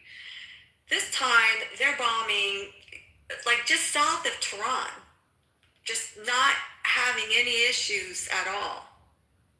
And they wouldn't send that big of a plane in. You didn't feel it. Oh my God, that mushroom cloud after it was crazy. So if they did that, and he says we're coming to a conclusion, and we already know they're already on the beach perimeter, or the beach side, the coastal, they're going further and further inland. I keep reading the reports of bombing here and here, and I'm following it along, and I immediately go to the map to get an idea of where they're bombing, and it's okay, you can kind of just see their strategy going in, but the fact that they were able to go into right just south of Tehran, not very far at all, it's kind of shows you that okay, if we were able to do that then this exterior last minute stuff is basically just to ensure, they're not missing anything, they're just sweeping the land just to make sure nothing else has popped up.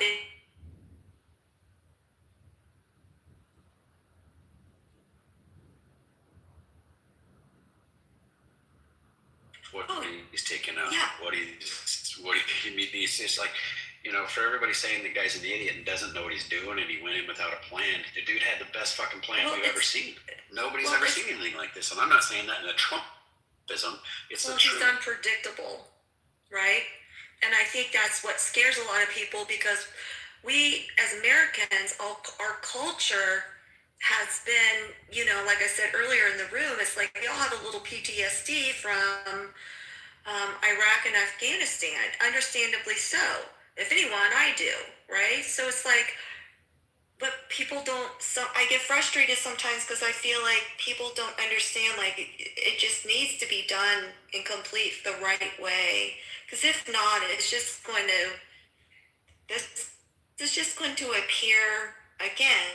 And I think tonight, though, for those that are criticizing Trump, saying, you're following Israel, this is Israel's war, if anything tonight, Trump basically said, we'll stop when we want to stop. To me, it was kind of projected to Israel. It's like, our objectives are going to be met soon, and then it will be conclusion for them. Because at the end of the day, Israel's going to want, of course, the U.S. to be committed and, fully engaged with them. But that's...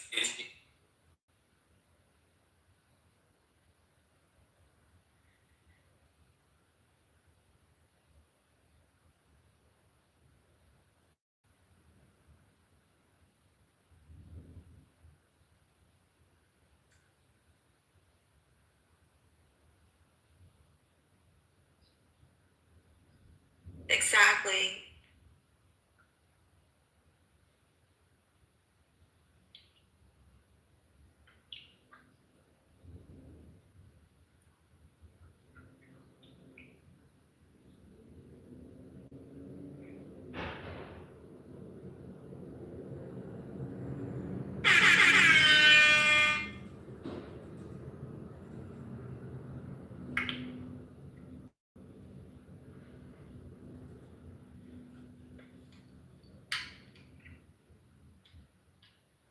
You know what I mean?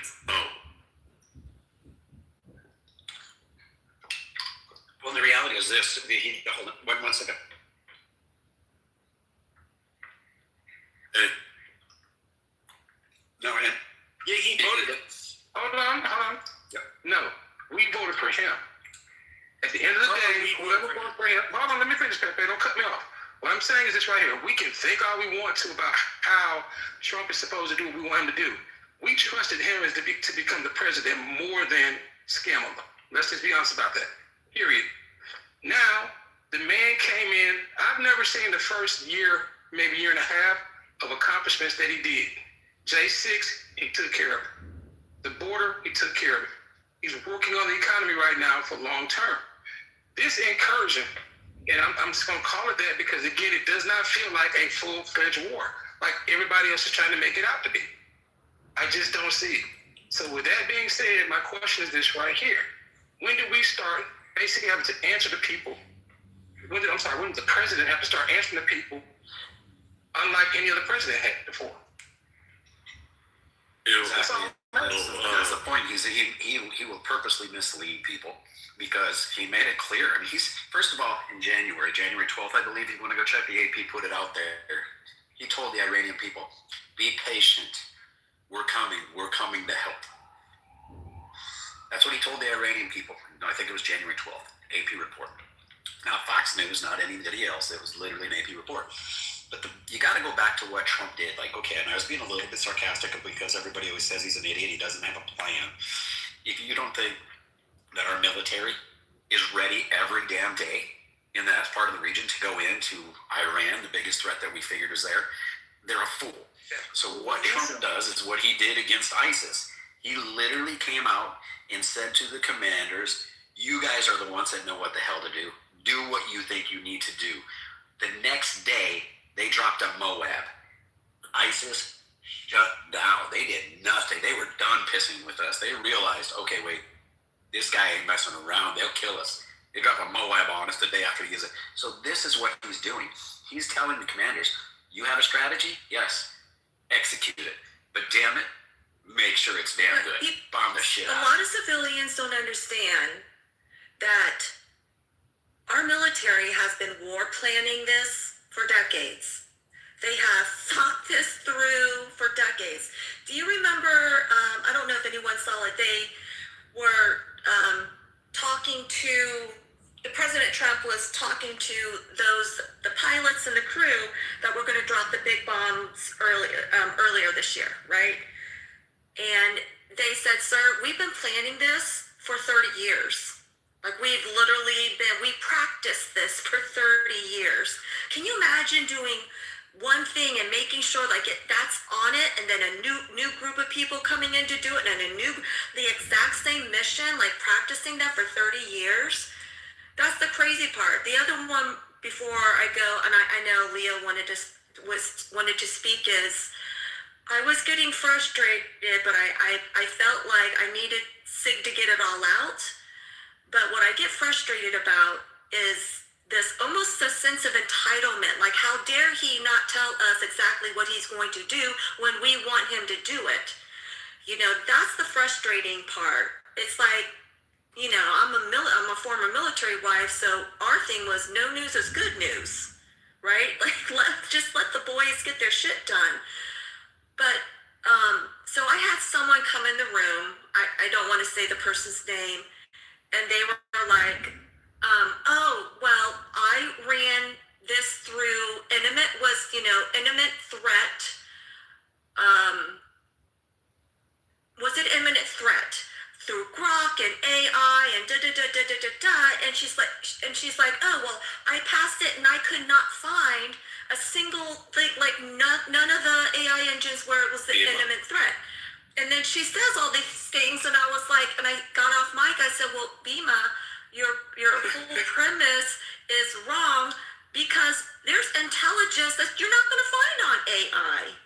You literally are not, they purposely don't make sure that stuff does not get out. What are you talking? She's like, oh, she didn't even think about it, but she still took such ownership of it.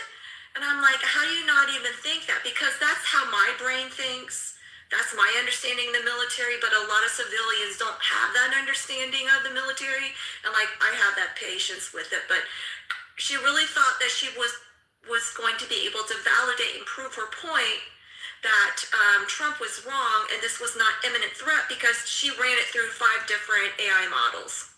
I actually said to her, could you take a thesaurus and look at all the different words for imminent and try to figure out like all the different possibilities of what this could be, because she was so hung up on that word and just didn't understand it. But isn't it, it's almost like an entitlement, because we live in a society where we think we have a right to know everything. Well, it's access to information constantly.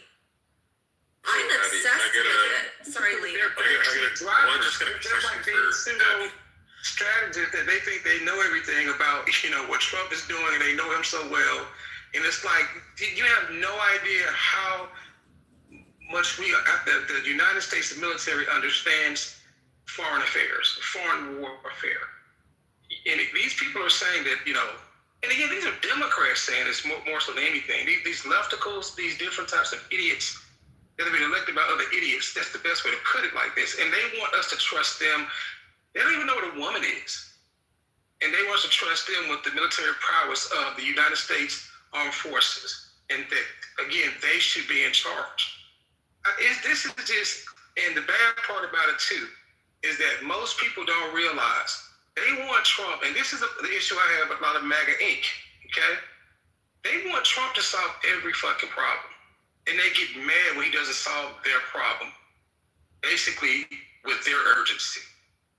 And I'm just like, that, you know, that comes, I guess it comes with the territory, but I've never seen so many people want one man to solve all the problems right now. They don't have a solution either. That's the issue. I've never seen that before. It's like, damn, you know, the man is not even 2 years in. He's not even 2 years in. He's like 14 months in. They're saying he's, like, people forget so much he's done to really try to right the wrongs of the previous generation. Administration. Mr. Nkeke, I'm from India, and I think that there goes the Nobel Peace Prize. I mean, he's killed 100 John Kitover! Rabbi National! Now wait a minute. You Excuse say we me, killed 100,000 Iranians? Is that what you're saying? Johnny boy. Yes, I am from India, part of the Maharshi International Peace Movement. I don't know who you're talking about, Leo. I don't know who John Kitover is. Who is this modern John Kitover? Leo, I want to hear what you're saying. Oh, it's John Kitover. Please stop interrupting me. Please stop interrupting me and be professional. Please stop interrupting me and I will speak. Please stop interrupting me and be professional. He's not really Indian. Oh, he's not? No, it's John Kitover. He's a Jewish guy from Chicago. Please stop interrupting me. His other profile is cappuccino, a light-skinned black woman. So is he a troll? Yes. Yeah, kind of. The interesting part is that you'll probably agree with a lot of what he says. But, well, he got the photo picture just there, so he can enjoy it. So, Abby, what I was going to ask you is this like a modern phenomenon with Israeli men and being like super metro? okay, that's. Or is that like, is it like influenced by like French culture is my question? I don't know. I really don't know. I just truthfully, I like the soldiers, and I like them in uniform, and I especially like the pilots. So. But I was listening to like Static and Ben L, and I was like, oh, these guys are gay or something. And then I looked them up, and I was like, oh, they have wives. So I'm like, and kids and shit. And I'm like, they're like wearing pink outfits and shit. And I was like, okay. That's not typical. It's a pretty macho society, pretty much.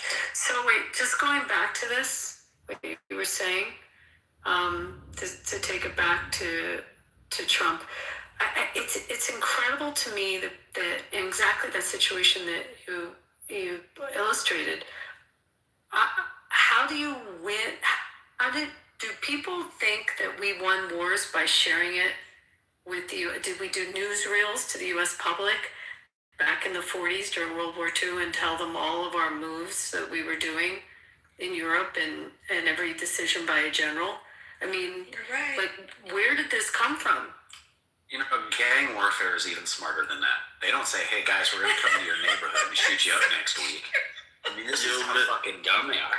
But the part that bothers me, bothered me earlier was when it was, I'm just, and zero disrespect, and I wish you were in here so you hear this, but hey, listen, there is no verifiable report, so I'm not going to believe it. Okay, but we had verifiable reports of intelligence before, and then later on it was, that wasn't accurate. So you should have believed it, and then so those presidents should have believed it. But we did not have verifiable fact. So currently, using that same logic, they do not have a missile that can go 25. I was trying to make that point. Like, you want verifiable fact. Verifiable fact does not prove imminent threat because nobody knew they had a missile that could go 2,500 miles. This is why they were warning us. We got stuff, we're going to surprise you. Yeah, they did, 2,500 miles. But no, they can't have an ICBM. Did you think they had one that went 2,500 miles? But they're telling you they have one that can go 10,000 kilometers. And you now don't want to believe it again. And this is where I just laugh at the whole imminent threat thing. If you wait for an imminent threat, you're a dead man. I know a guy who grew up in East St. Louis. When you heard a door slam, your head was on a swivel because every noise was an imminent threat. He didn't use the word imminent threat. It's a gun ready to shoot. But it's not even just that. KK, you mind if I ask Mr. a question? Hey, Mr. Real quick, could you bring home up? He is trolling, but hold on. He's a graduate of West Point. He was an officer in the Army. He wasn't a graduate of West Point. Yeah. He graduated from the Citadel. Okay, the Citadel. So he graduated Citadel. He was an officer, and then after that, then he did work at the Central Intelligence Agency in Langley, Virginia. I can show you those pictures as well. But he does have brain damage. So if you can get him to like be serious and stuff, he's actually a very intelligent guy. Hi, John. I'll say this too before Home gets started. When you guys are talking about imminent threats, also I guess missile capability is the only definition that would warrant imminent threat. Because if you just Google it, an Iranian intelligence agent was convicted for terrorism and murder for hire to kill Trump. Yeah, that's been my Gerard. I wish he'd been in the rooms with us because I've been saying that all along. I don't understand how that's not an imminent threat. Of course, it's imminent threats. They tried to kill John Bolton. They tried to kill Mike Pompeo. They have to walk around with security details. They tried to take the Saudi ambassador out in a restaurant in Georgetown. I mean, there have been attacks or foiled attacks on U.S. soil, and also attacks against U.S. assets. Like, this is not some country that's, just came out of nowhere. We've been dealing with it for 47 years, and their proxies have killed American citizens, American soldiers and American citizens. So it's been an ongoing imminent threat. It just matures to a different level. And when it matures to it's not imminent though. First of all, you're not even acting then. You actually are reacting. If they actually strike us first, you're reacting to whatever they're doing. It'll never be imminent. There will never be imminent. Exactly. Well, exactly. It's the problem is everyone has an idea of what imminent means to them, right? It's not an imminent threat to our borders. That's what some people I heard in the room tonight. We'll say, there was an imminent threat, like they tried to kill our president, Bolden, that's not to our country, that's to one individual. Do you see what I'm saying? So the whole imminent part is the difficult because everyone has a personal meaning to that word. That's why it's hard to juggle with that. One more thing before Leo and Home have some fun here is what our military and our three-letter agencies don't tell us is a lot. And I will tell you a true fact. One of my late husband's very good friends, they were in many battles together in Iraq. When he left the unit, we stayed with the unit. He left, we thought he got a desk job somewhere in DC. We kept in touch, but it's hard to keep track of everyone in the military. But then I was like, he's doing some operations. He got picked. They picked one Marine officer to join different three-letter agency for operations or whatever. He got picked to be one. He ended up being. He was doing they called it a combined exercise, a combined interagency exercise. He got killed in Baghdad, and it wasn't allowed to be revealed that he was actually working with the CIA. It was sealed. Like, the wife did not even know. The wife did not even know, was not allowed to know until 10 years after the fact. Actually, ma'am, your husband was working with us with the CIA. That is the reason why. He has a star on their wall. Like, they're not going to tell us everything, and everything's not going to come out until later on down the road, too. That's what I mean, a lot of people don't understand that part. Go ahead, Leo. What are you talking about? Go ahead, John. Really good boy tonight, so thank you. No, not yet. I operate from the perspective that there's not a spectrum. John, real quick, who's the handsome guy in my PTR? That's Major General Grinnells, of course, a Vietnam general. So, Mr. Wright, John can you tell the voice is different? Major, I will know. I was a major a major in that picture. I got promoted to regimental staff as a major from a private. So you can go from the bottom of the barrel to the top of the regiment if you know how to communicate. I got the job as the public affairs officer at the college because the other guy had to go to flight school, and they put a notice in an email. I said, hey, I'll be the public affairs officer. But I made a joke about the women at the college. I said, if we tried to auction you off in a date auction, we wouldn't raise enough to buy a Snickers bar. So the point is, there's not a speck of dust a place out of a place in the whole universe. But what I'm trying to think is, the Palestinian leadership and the Iranian leadership and the Hezbollah leadership, and also Bashar Assad, those are four major regime changes. What were they not thinking? What were they not seeing? What the fuck were they predicting? Because obviously they didn't predict their demise. So how the fuck did they not reverse engineer their defeats? That's what is, to me, is like the interesting aspect of warfare is why didn't. So my opinion, it's because Trump is the master of mercurial hypnosis. We are so conditioned to Donald Trump with his red tie, his golden hair, his mannerisms, what he says. We are all mesmerized by this great magnetizer. So all I'm trying to say is, communication moves mountains. And if you've never seen a mountain move, well, apparently you're just not listening to our great president. And it's destiny. This man, as somebody said earlier, for 30, 40 years he's been talking about Iran. This is nothing new for him. He's been thinking about all these world affair issues, and he's been living through them, and he's rectifying a lot of wrongs and rights. But now that he's taken out Iran and cleaned up after Barack Hussein Obama, the trans lover, maybe it's time we arrest Barack Hussein Obama. Maybe it's time we arrest his wife or husband, Michelle Obama, CIA agents who on their own Wikipedia page, their first job out of college was working for business intelligence information, a CIA economic think tank.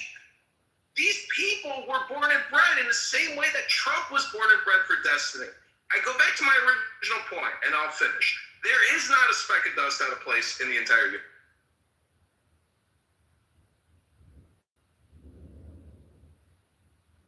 You're welcome, KK. I want to say something I heard on the news today that I thought was really interesting. One of the pundits, it's very frustrating to the left and to mainstream media because this administration, not the prior one, doesn't have leaks. They're not leaking this stuff. And they're so used to picking up leaks out of the military or out of the administration, and he's kept a pretty tight lip on everything. And it's a frustration for mainstream media. They're not getting the info they're trying to sleaze out that they usually do. I don't know how you guys feel about that. Do you agree with that? John, when you worked at the CIA, was there ever any leaks? Good question, Abby. No, I mean the question. My question is what they were saying today on the news. Do you agree with that? That this operation and recently there's just not leaks. They're not and it's frustrating for mainstream media because they're not able to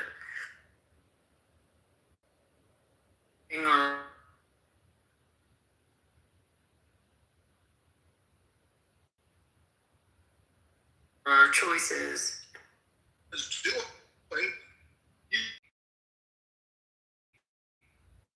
keep pushing, and don't let my children's lives be lost in vain. Trump's speech tonight was historic. Thank God it wasn't at 2:30 in the morning.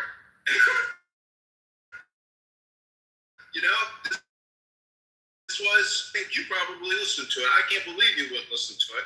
And I think any Jew in America who did listen to it should get their priorities. I had 30 people. I mean, you don't do that at a Seder, so no one knew. We didn't know what he said. And resilience against oppression and coming out of slavery into freedom tonight. And it's there was some biblical connections to everything going on.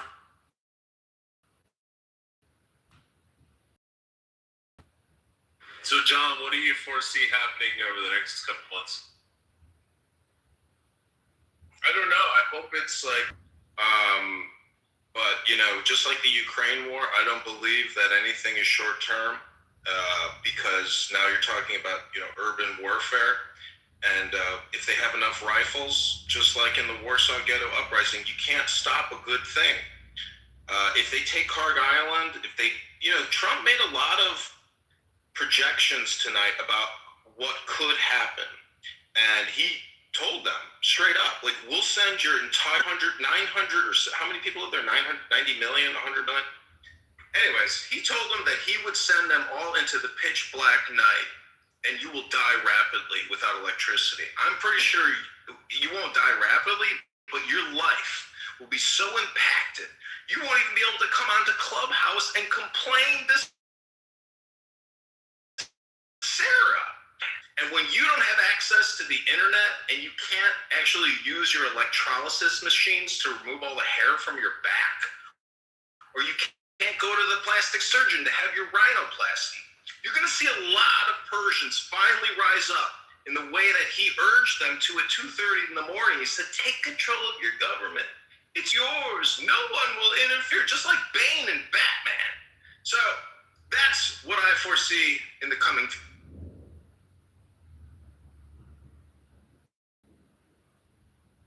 It's all hypnosis.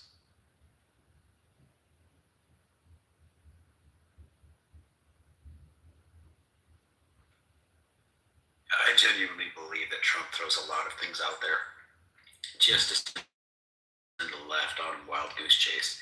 Like when we're going to send 10,000 troops over. I genuinely believe, they're going to bring them to the Middle East. That doesn't mean he's putting them on the ground, but he knows immediately. That man knows exactly what they're going to do, what they're going to say. And now he gets them all on that witch hunt. Well, we're doing something completely different. Kansas City Shuffle expert is what he's, the guy just does it routinely to them, and they continually fall for it. I think it's going to be really interesting. If let's just say he's right. He's out of there in 2 weeks, and a few days. I don't care if it's 3 weeks, if it's a month.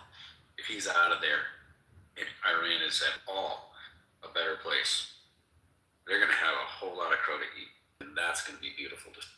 Yeah, do you, who was it that I said near the beginning of the room, they're like, it's going to take 150,000 boots on the ground, at least. Do you remember who was saying that at the beginning of the room? I remember trying to think. It wasn't Sig. It wasn't Sig. I think it was what was the guy? Was it Ben? It's that big Republican from Texas, Marshall Rank. Oh yeah, it was Marshall. It was Marshall? Mm-hmm. Oh yeah, no. He was saying that they sent 150 over versus that was, remember, because that's when I first popped in. He was saying they sent them over for something else, and then they sent some somewhere else. So I don't think he was trying to say they sent 150 in for something specific, but no, it's going to take over 150,000. That's what he said. So I'm like, how do you come up with that number when you don't even know what the mission is or this? Do you see? And they were like, oh, well, we were comparing it to, remember? He was like, well, we were comparing it to this war and this war. And I'm like, you don't even know the mission of this war. You don't even know the objectives of this war, right? So if you don't know the mission or the objectives, then how are you going to know the manpower it's going to take? Like, the guessing over exaggeration drives me crazy on here. Well, it's real simple. If you have if you're the Iranian leader and I'm Trump and I say I'm sending boots, I'm sending X number of thousands of troops over, you're going to start to prepare, aren't you? Like, just in case, because they're promising a massacre. So then you're going to have to start moving troops. Once you start moving troops, what do we start to get? We start to get intelligence of where you're moving troops to and where you're moving troops from. Things start moving. What do we start doing then? Start buckling you again. This is like he's playing chess while everybody else is still trying to figure stacking checkers, you know. Want to believe that.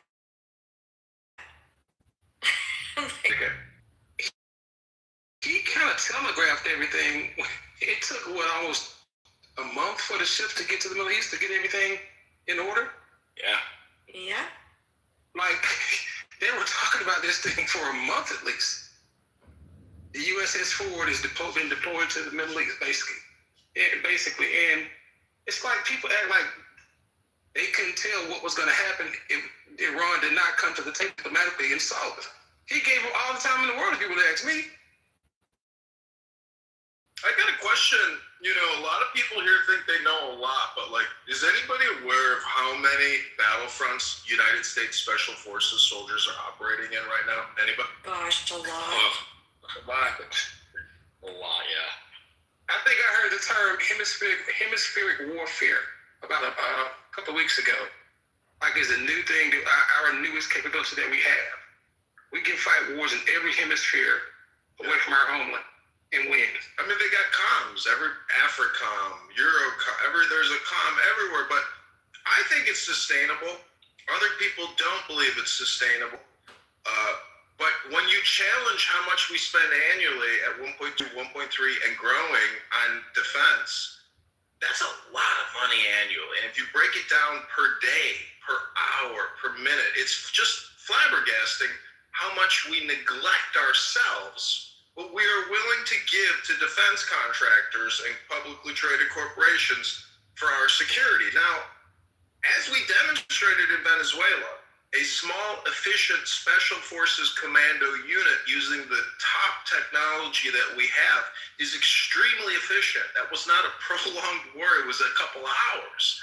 So what I'm saying is, with that type of attitude, that's what our military indeed should be, which is small, full, and extremely expensive, but nowhere near the size of the jobs program that we have that we call what it is now. And, you know, Trump has a big opportunity here to completely terraform the United States, and not just terraform Iran, but terraform the United States. And I think we have to start discussing, what does that look like? What does a terraformed United States look like? Because if we're willing to invest hundreds of billions of dollars, trillions probably by the time this war is over, you know, what did we do here in the United States in terms of the nation? You know, is it like, what's Trump's legacy going to be domestic? So, you guys, I have a bit of a conspiratorial perspective about Venezuela and Maduro. Long story short, I actually think that he defected. I don't think that was like, you know, the capturing like the news and everybody else thinks it is. I think he actually defected because it was too smooth in under 11 minutes. And for all intents and purposes, if you're a guy that hates the U.S. and is going out, you know, like a soldier, you're going to go out in a hail of bullets, are you not? You won't allow yourself to get captured if you're such this stand-up, you know, leader who will not succumb to the American empire. It looks a lot like he defected in that it was basically, that's what I think personally, it was too perfect. I would say that, you know, like that saying 2-face, 3-face, 4-face, 5-face, it's so hard to know because if he betrayed his own cadre or his own cartel that he was a part of technically, because Trump said today that things are going great with the Venezuelan leaders and we're all making money. He said that tonight. So that means the new regime there, which is the military, are more professional. And Maduro and his socialista bullshit to a lot of these military generals was probably obnoxious, hyper-political, and a waste of everybody's fucking time. But the thing is, Maduro himself was in a very dynamic political situation. But you could be right. He could have he might have gotten a special message saying, hey, we're going to give you a sweetheart deal, but you got to be patient. And him and his wife are living in New York, and they're going to basically live like how Bashar lives in Moscow. He knows everything about all the different. He will be a great resource for information to understand the true networks, with these different foreign nations. I think it was a perfect defection, which is good that, they have people thinking that, we snatched it up. But if I'm in Maduro's seat and I know I will never go down, I'm going out in a hail of bullets. You're going to have to kill me. You won't capture me. You have to kill me.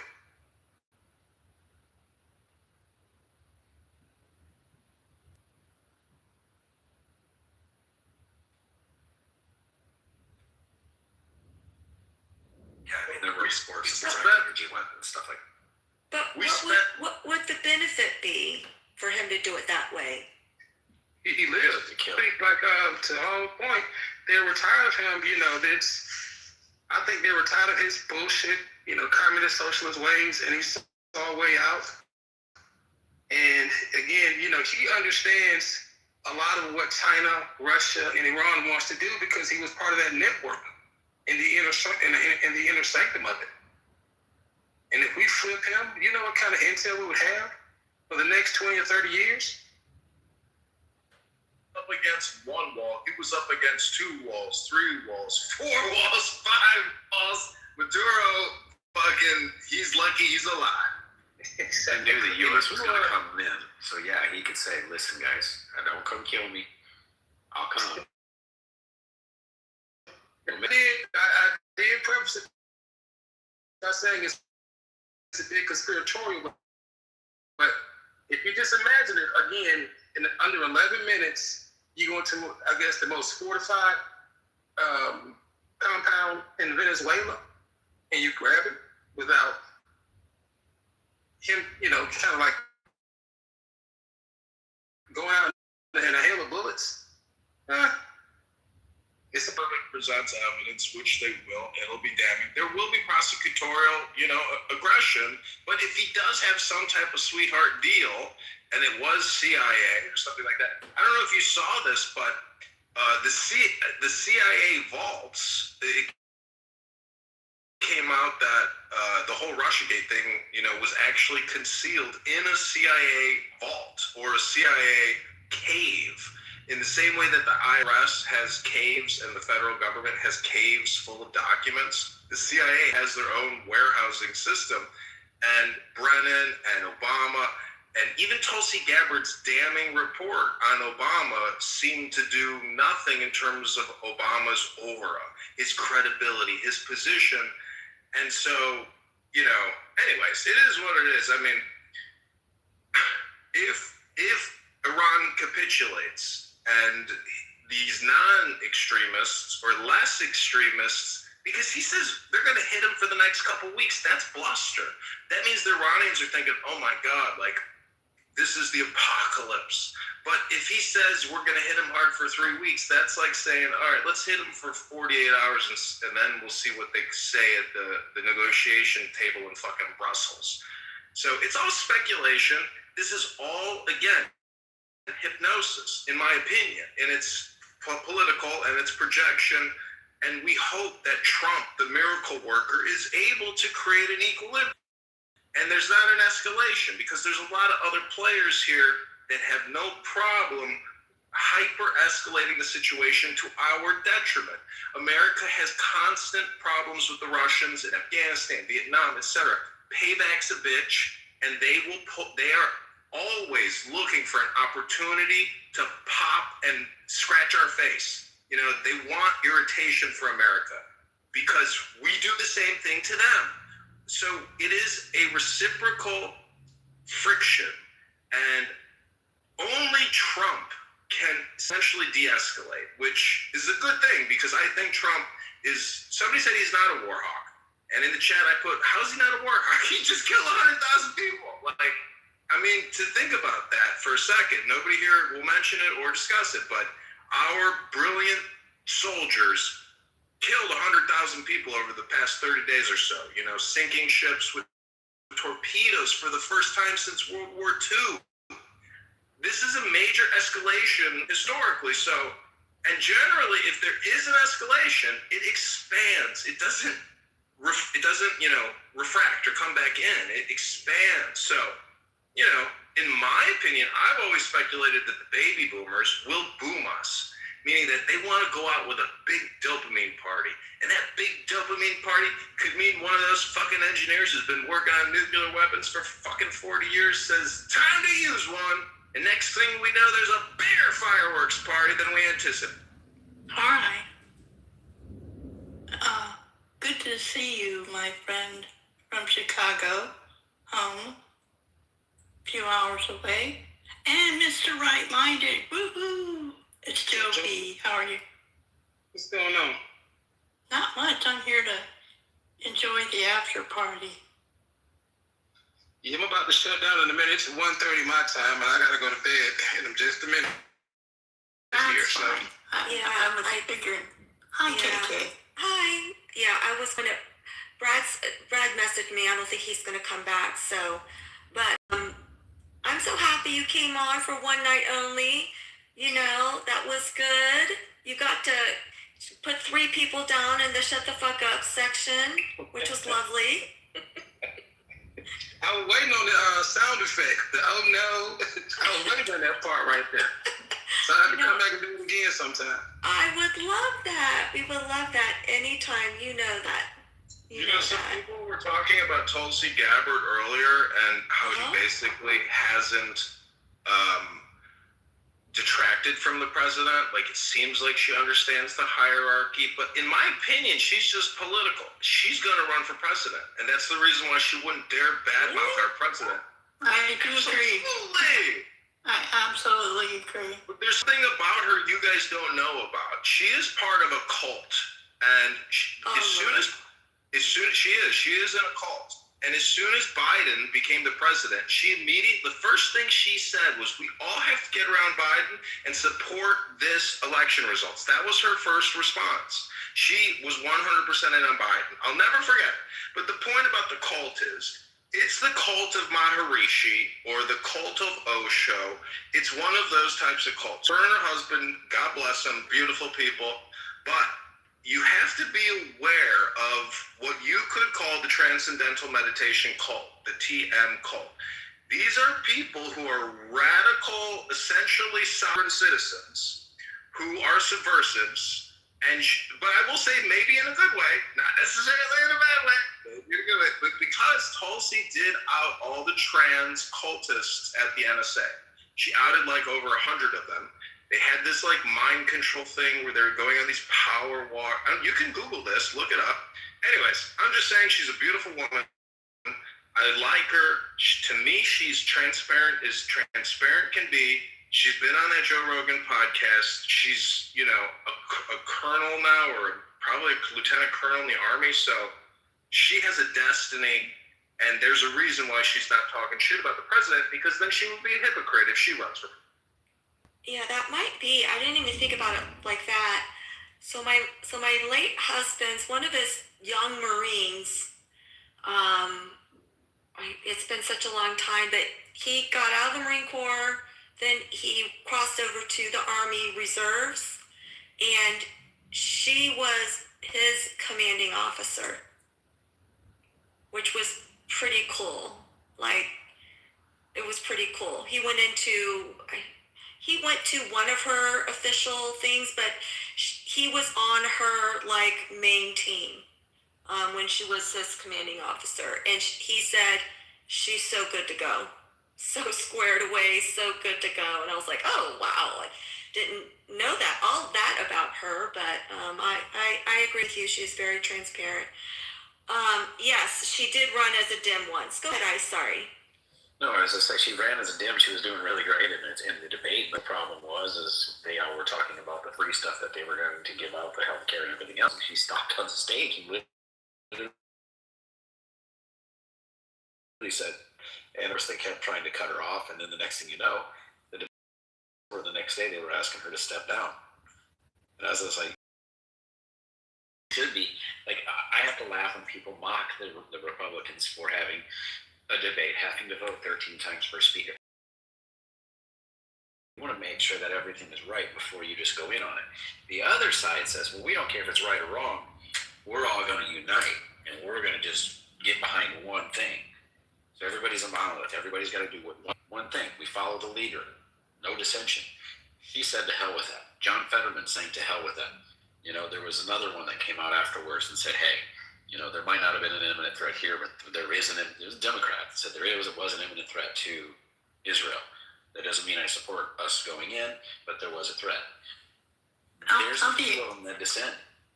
Go ahead. I'll be honest, I can't figure out who Trump's trying to lob, whether it's Rubio or Tulsi. It's one of the two. I could see Tulsi as a VP candidate. I don't think she'd be ready for president. And Rubio is getting a lot of love right now, just because the way, first of all, the way he always remains respectful, calm, you know, very well spoken, very intelligent. I think he's going to end up being a front runner myself. Tulsi might run, but I think she'd make a great, you know, VP.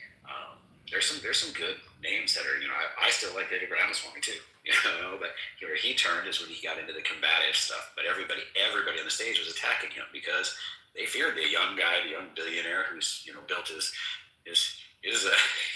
war chest up himself, you know, and they didn't like it. So, and there's J.D. Vance. He's in there somehow.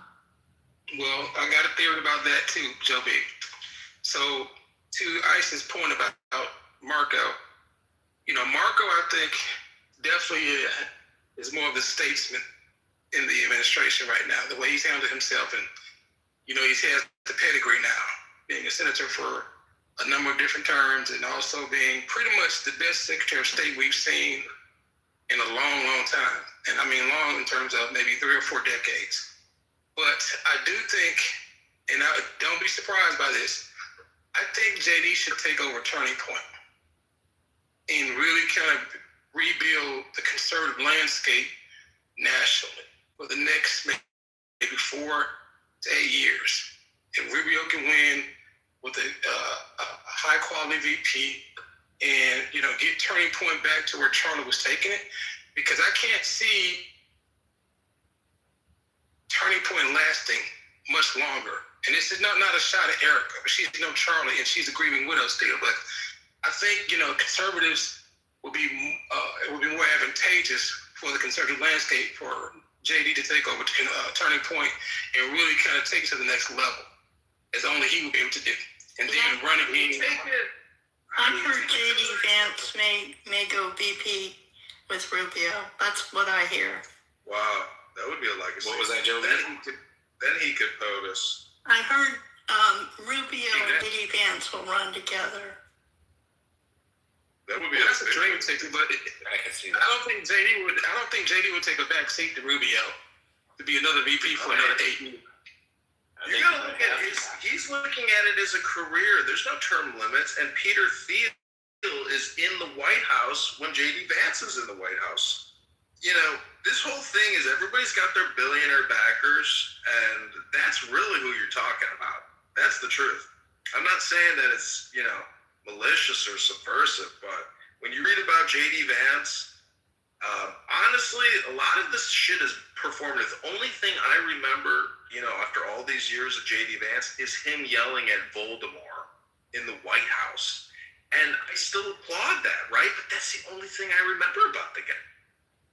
So who do you think, honestly, you know, if you, like, I think Rubio's a great candidate. I think Tulsi could be. I think, you know, J.D. Vance might be pretty damn good to, you know, I mean, when I look, there's some decent people. They're not, in my opinion, I don't think they're far right crazy people, right? I mean, Tulsi ran as a Democrat, so she's clearly not a far right person. But who on the left do you think is actually a reasonable candidate that could really be somebody that could, who's their best candidate, I guess? Because right now, I don't think Gavin Newsom is. I don't know that California would even vote for him. That's all they got. A little closer. That's all they got. What's that? I think Raheem Obama's old Westmoreland. chief of staff. He was the mayor of Chicago for a while. Yeah, Chicago hates him. He can't even tell him about Chicago. Yeah, if he Westmoreland was in always Chicago, a he's done. background, and he would be kind of brought in as the Obama 2.0, the clean black guy, all that bullshit like that. But he has a military background. I think Westmoreland could be because he's kind of lurking. As far as like in the news media, they love him in Maryland. I do think he will pull some of the Rhino vote. So to me, that's who. If it's not Newsom, I think Westmoreland will be the person, because then they'll try to go in and reshore up their quote unquote black vote, and also he may have an Hispanic VP running mate to try to shore up more Hispanic votes, which is what they've been missing because of Trump. Because Trump got more, a larger portion of the Hispanic vote, and in terms of the black vote, I think if he gets even 13%, it's going to be a blowout for Republicans. If they get 13%, he got like 24%. So I think that's where you may see kind of like a dark horse candidate come to the front really quick, because Gavin's going to run out of gas soon. He's got too much baggage in California, just too much.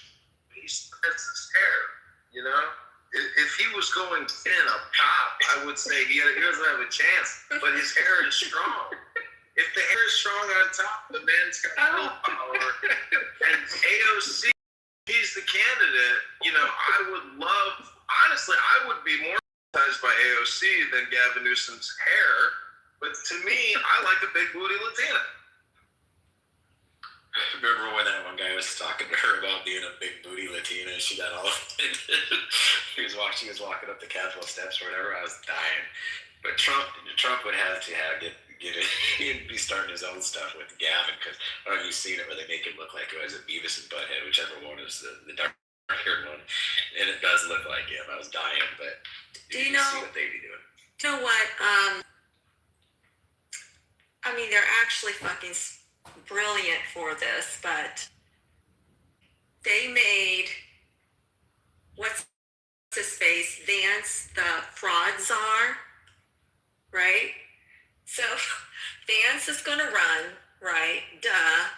And then what's going to happen is Vance is going to use this whole time to kind of like collect all the nuggets showing Newsom in such a bad light that he's going to be crushed when it comes to debates. There's going to be so much bad press on him, and all Vance has to turn around and say and do is like, well, I did this. If you want to eliminate this, then I'm your president. Not Newsom. He allowed all this. Like, I think it was a genius idea to make him that knowing, and Kamala's from California too, so I think it was a good idea. Well, look at all the politicians that are, just raking it in. You get it on everybody, on both sides, really. But he would have an ace in the hole from a hell of a position to go in and investigate all of this. I think you have to look at the pre-existing gravity of, the roster of people who have attempted or people who are tangentially, on that path. And it's obvious, well, first of all, Rahm Emanuel, former Chicago governor, has been creating content nonstop. He's crying on camera doing these roundtables. That's funded by Citadel, Ken Griffin in Miami now, who moved out of Chicago. So they're already cultivating and preparing candidates for these next, upcoming campaigns. And it's all content.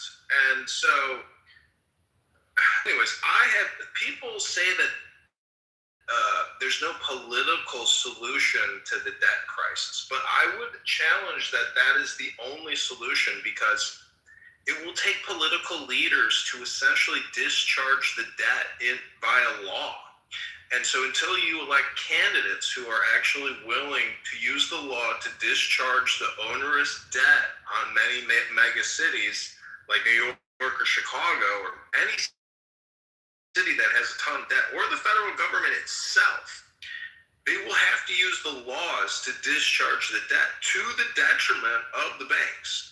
But to me, that's the only way to essentially save America from, hyperinflation or odorous taxation and odorous hyperinflation. So we have to have smart politicians who are lawyers who work in debt bankruptcy law to essentially help mold America, because we won't have a constitutional convention.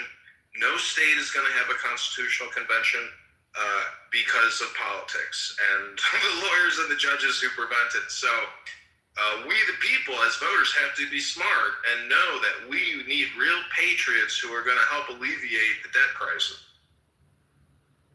Okay, on that note, I think we need a draw. You ready to shut the room down? I am. All right, well, thanks for all for joining in and participating. Great feedback, and I'm going to close the room then. Thank Good you, night. guys. Thank You're you. welcome. The dogs are terrible. Go Buckeyes. KK. More about your background. How are you? He's a liar. That's me. I swim like a fish. I was in SWIC. I did everything about face in the middle of the Chinese Ocean, the Chinese Sea, and all that. Yeah, I've been to Malaysia, Indonesia, and Thailand, and Singapore. Yeah, but what do your military discharge papers say? What are we doing right now? It's called a D-213. Thank you. I know y'all never heard of SWIC. I know you never heard of SWIC. So when you hear it, you get excited with military. Come on, Marcus, give it a sec. We need to know. These are claims to be some military member. I do have the most experience when we're talking about Stolen valor. serendipity. How are you, Stolen valor. I'm trying to hear this guy's KD and everyone's talking. I'm sorry. Really? Because I kind of just thought everybody The was stolen valor guy's talking. Hold on, everybody let the stolen valor guy talk. fucking time. So I figured I want to because I can't. I want to hear either. I have a conversation with Pockets. Pockets and serendipity. Was Marcus? Were you able to make? Oh yeah, the 213 is for reserve. Rich. Stuff.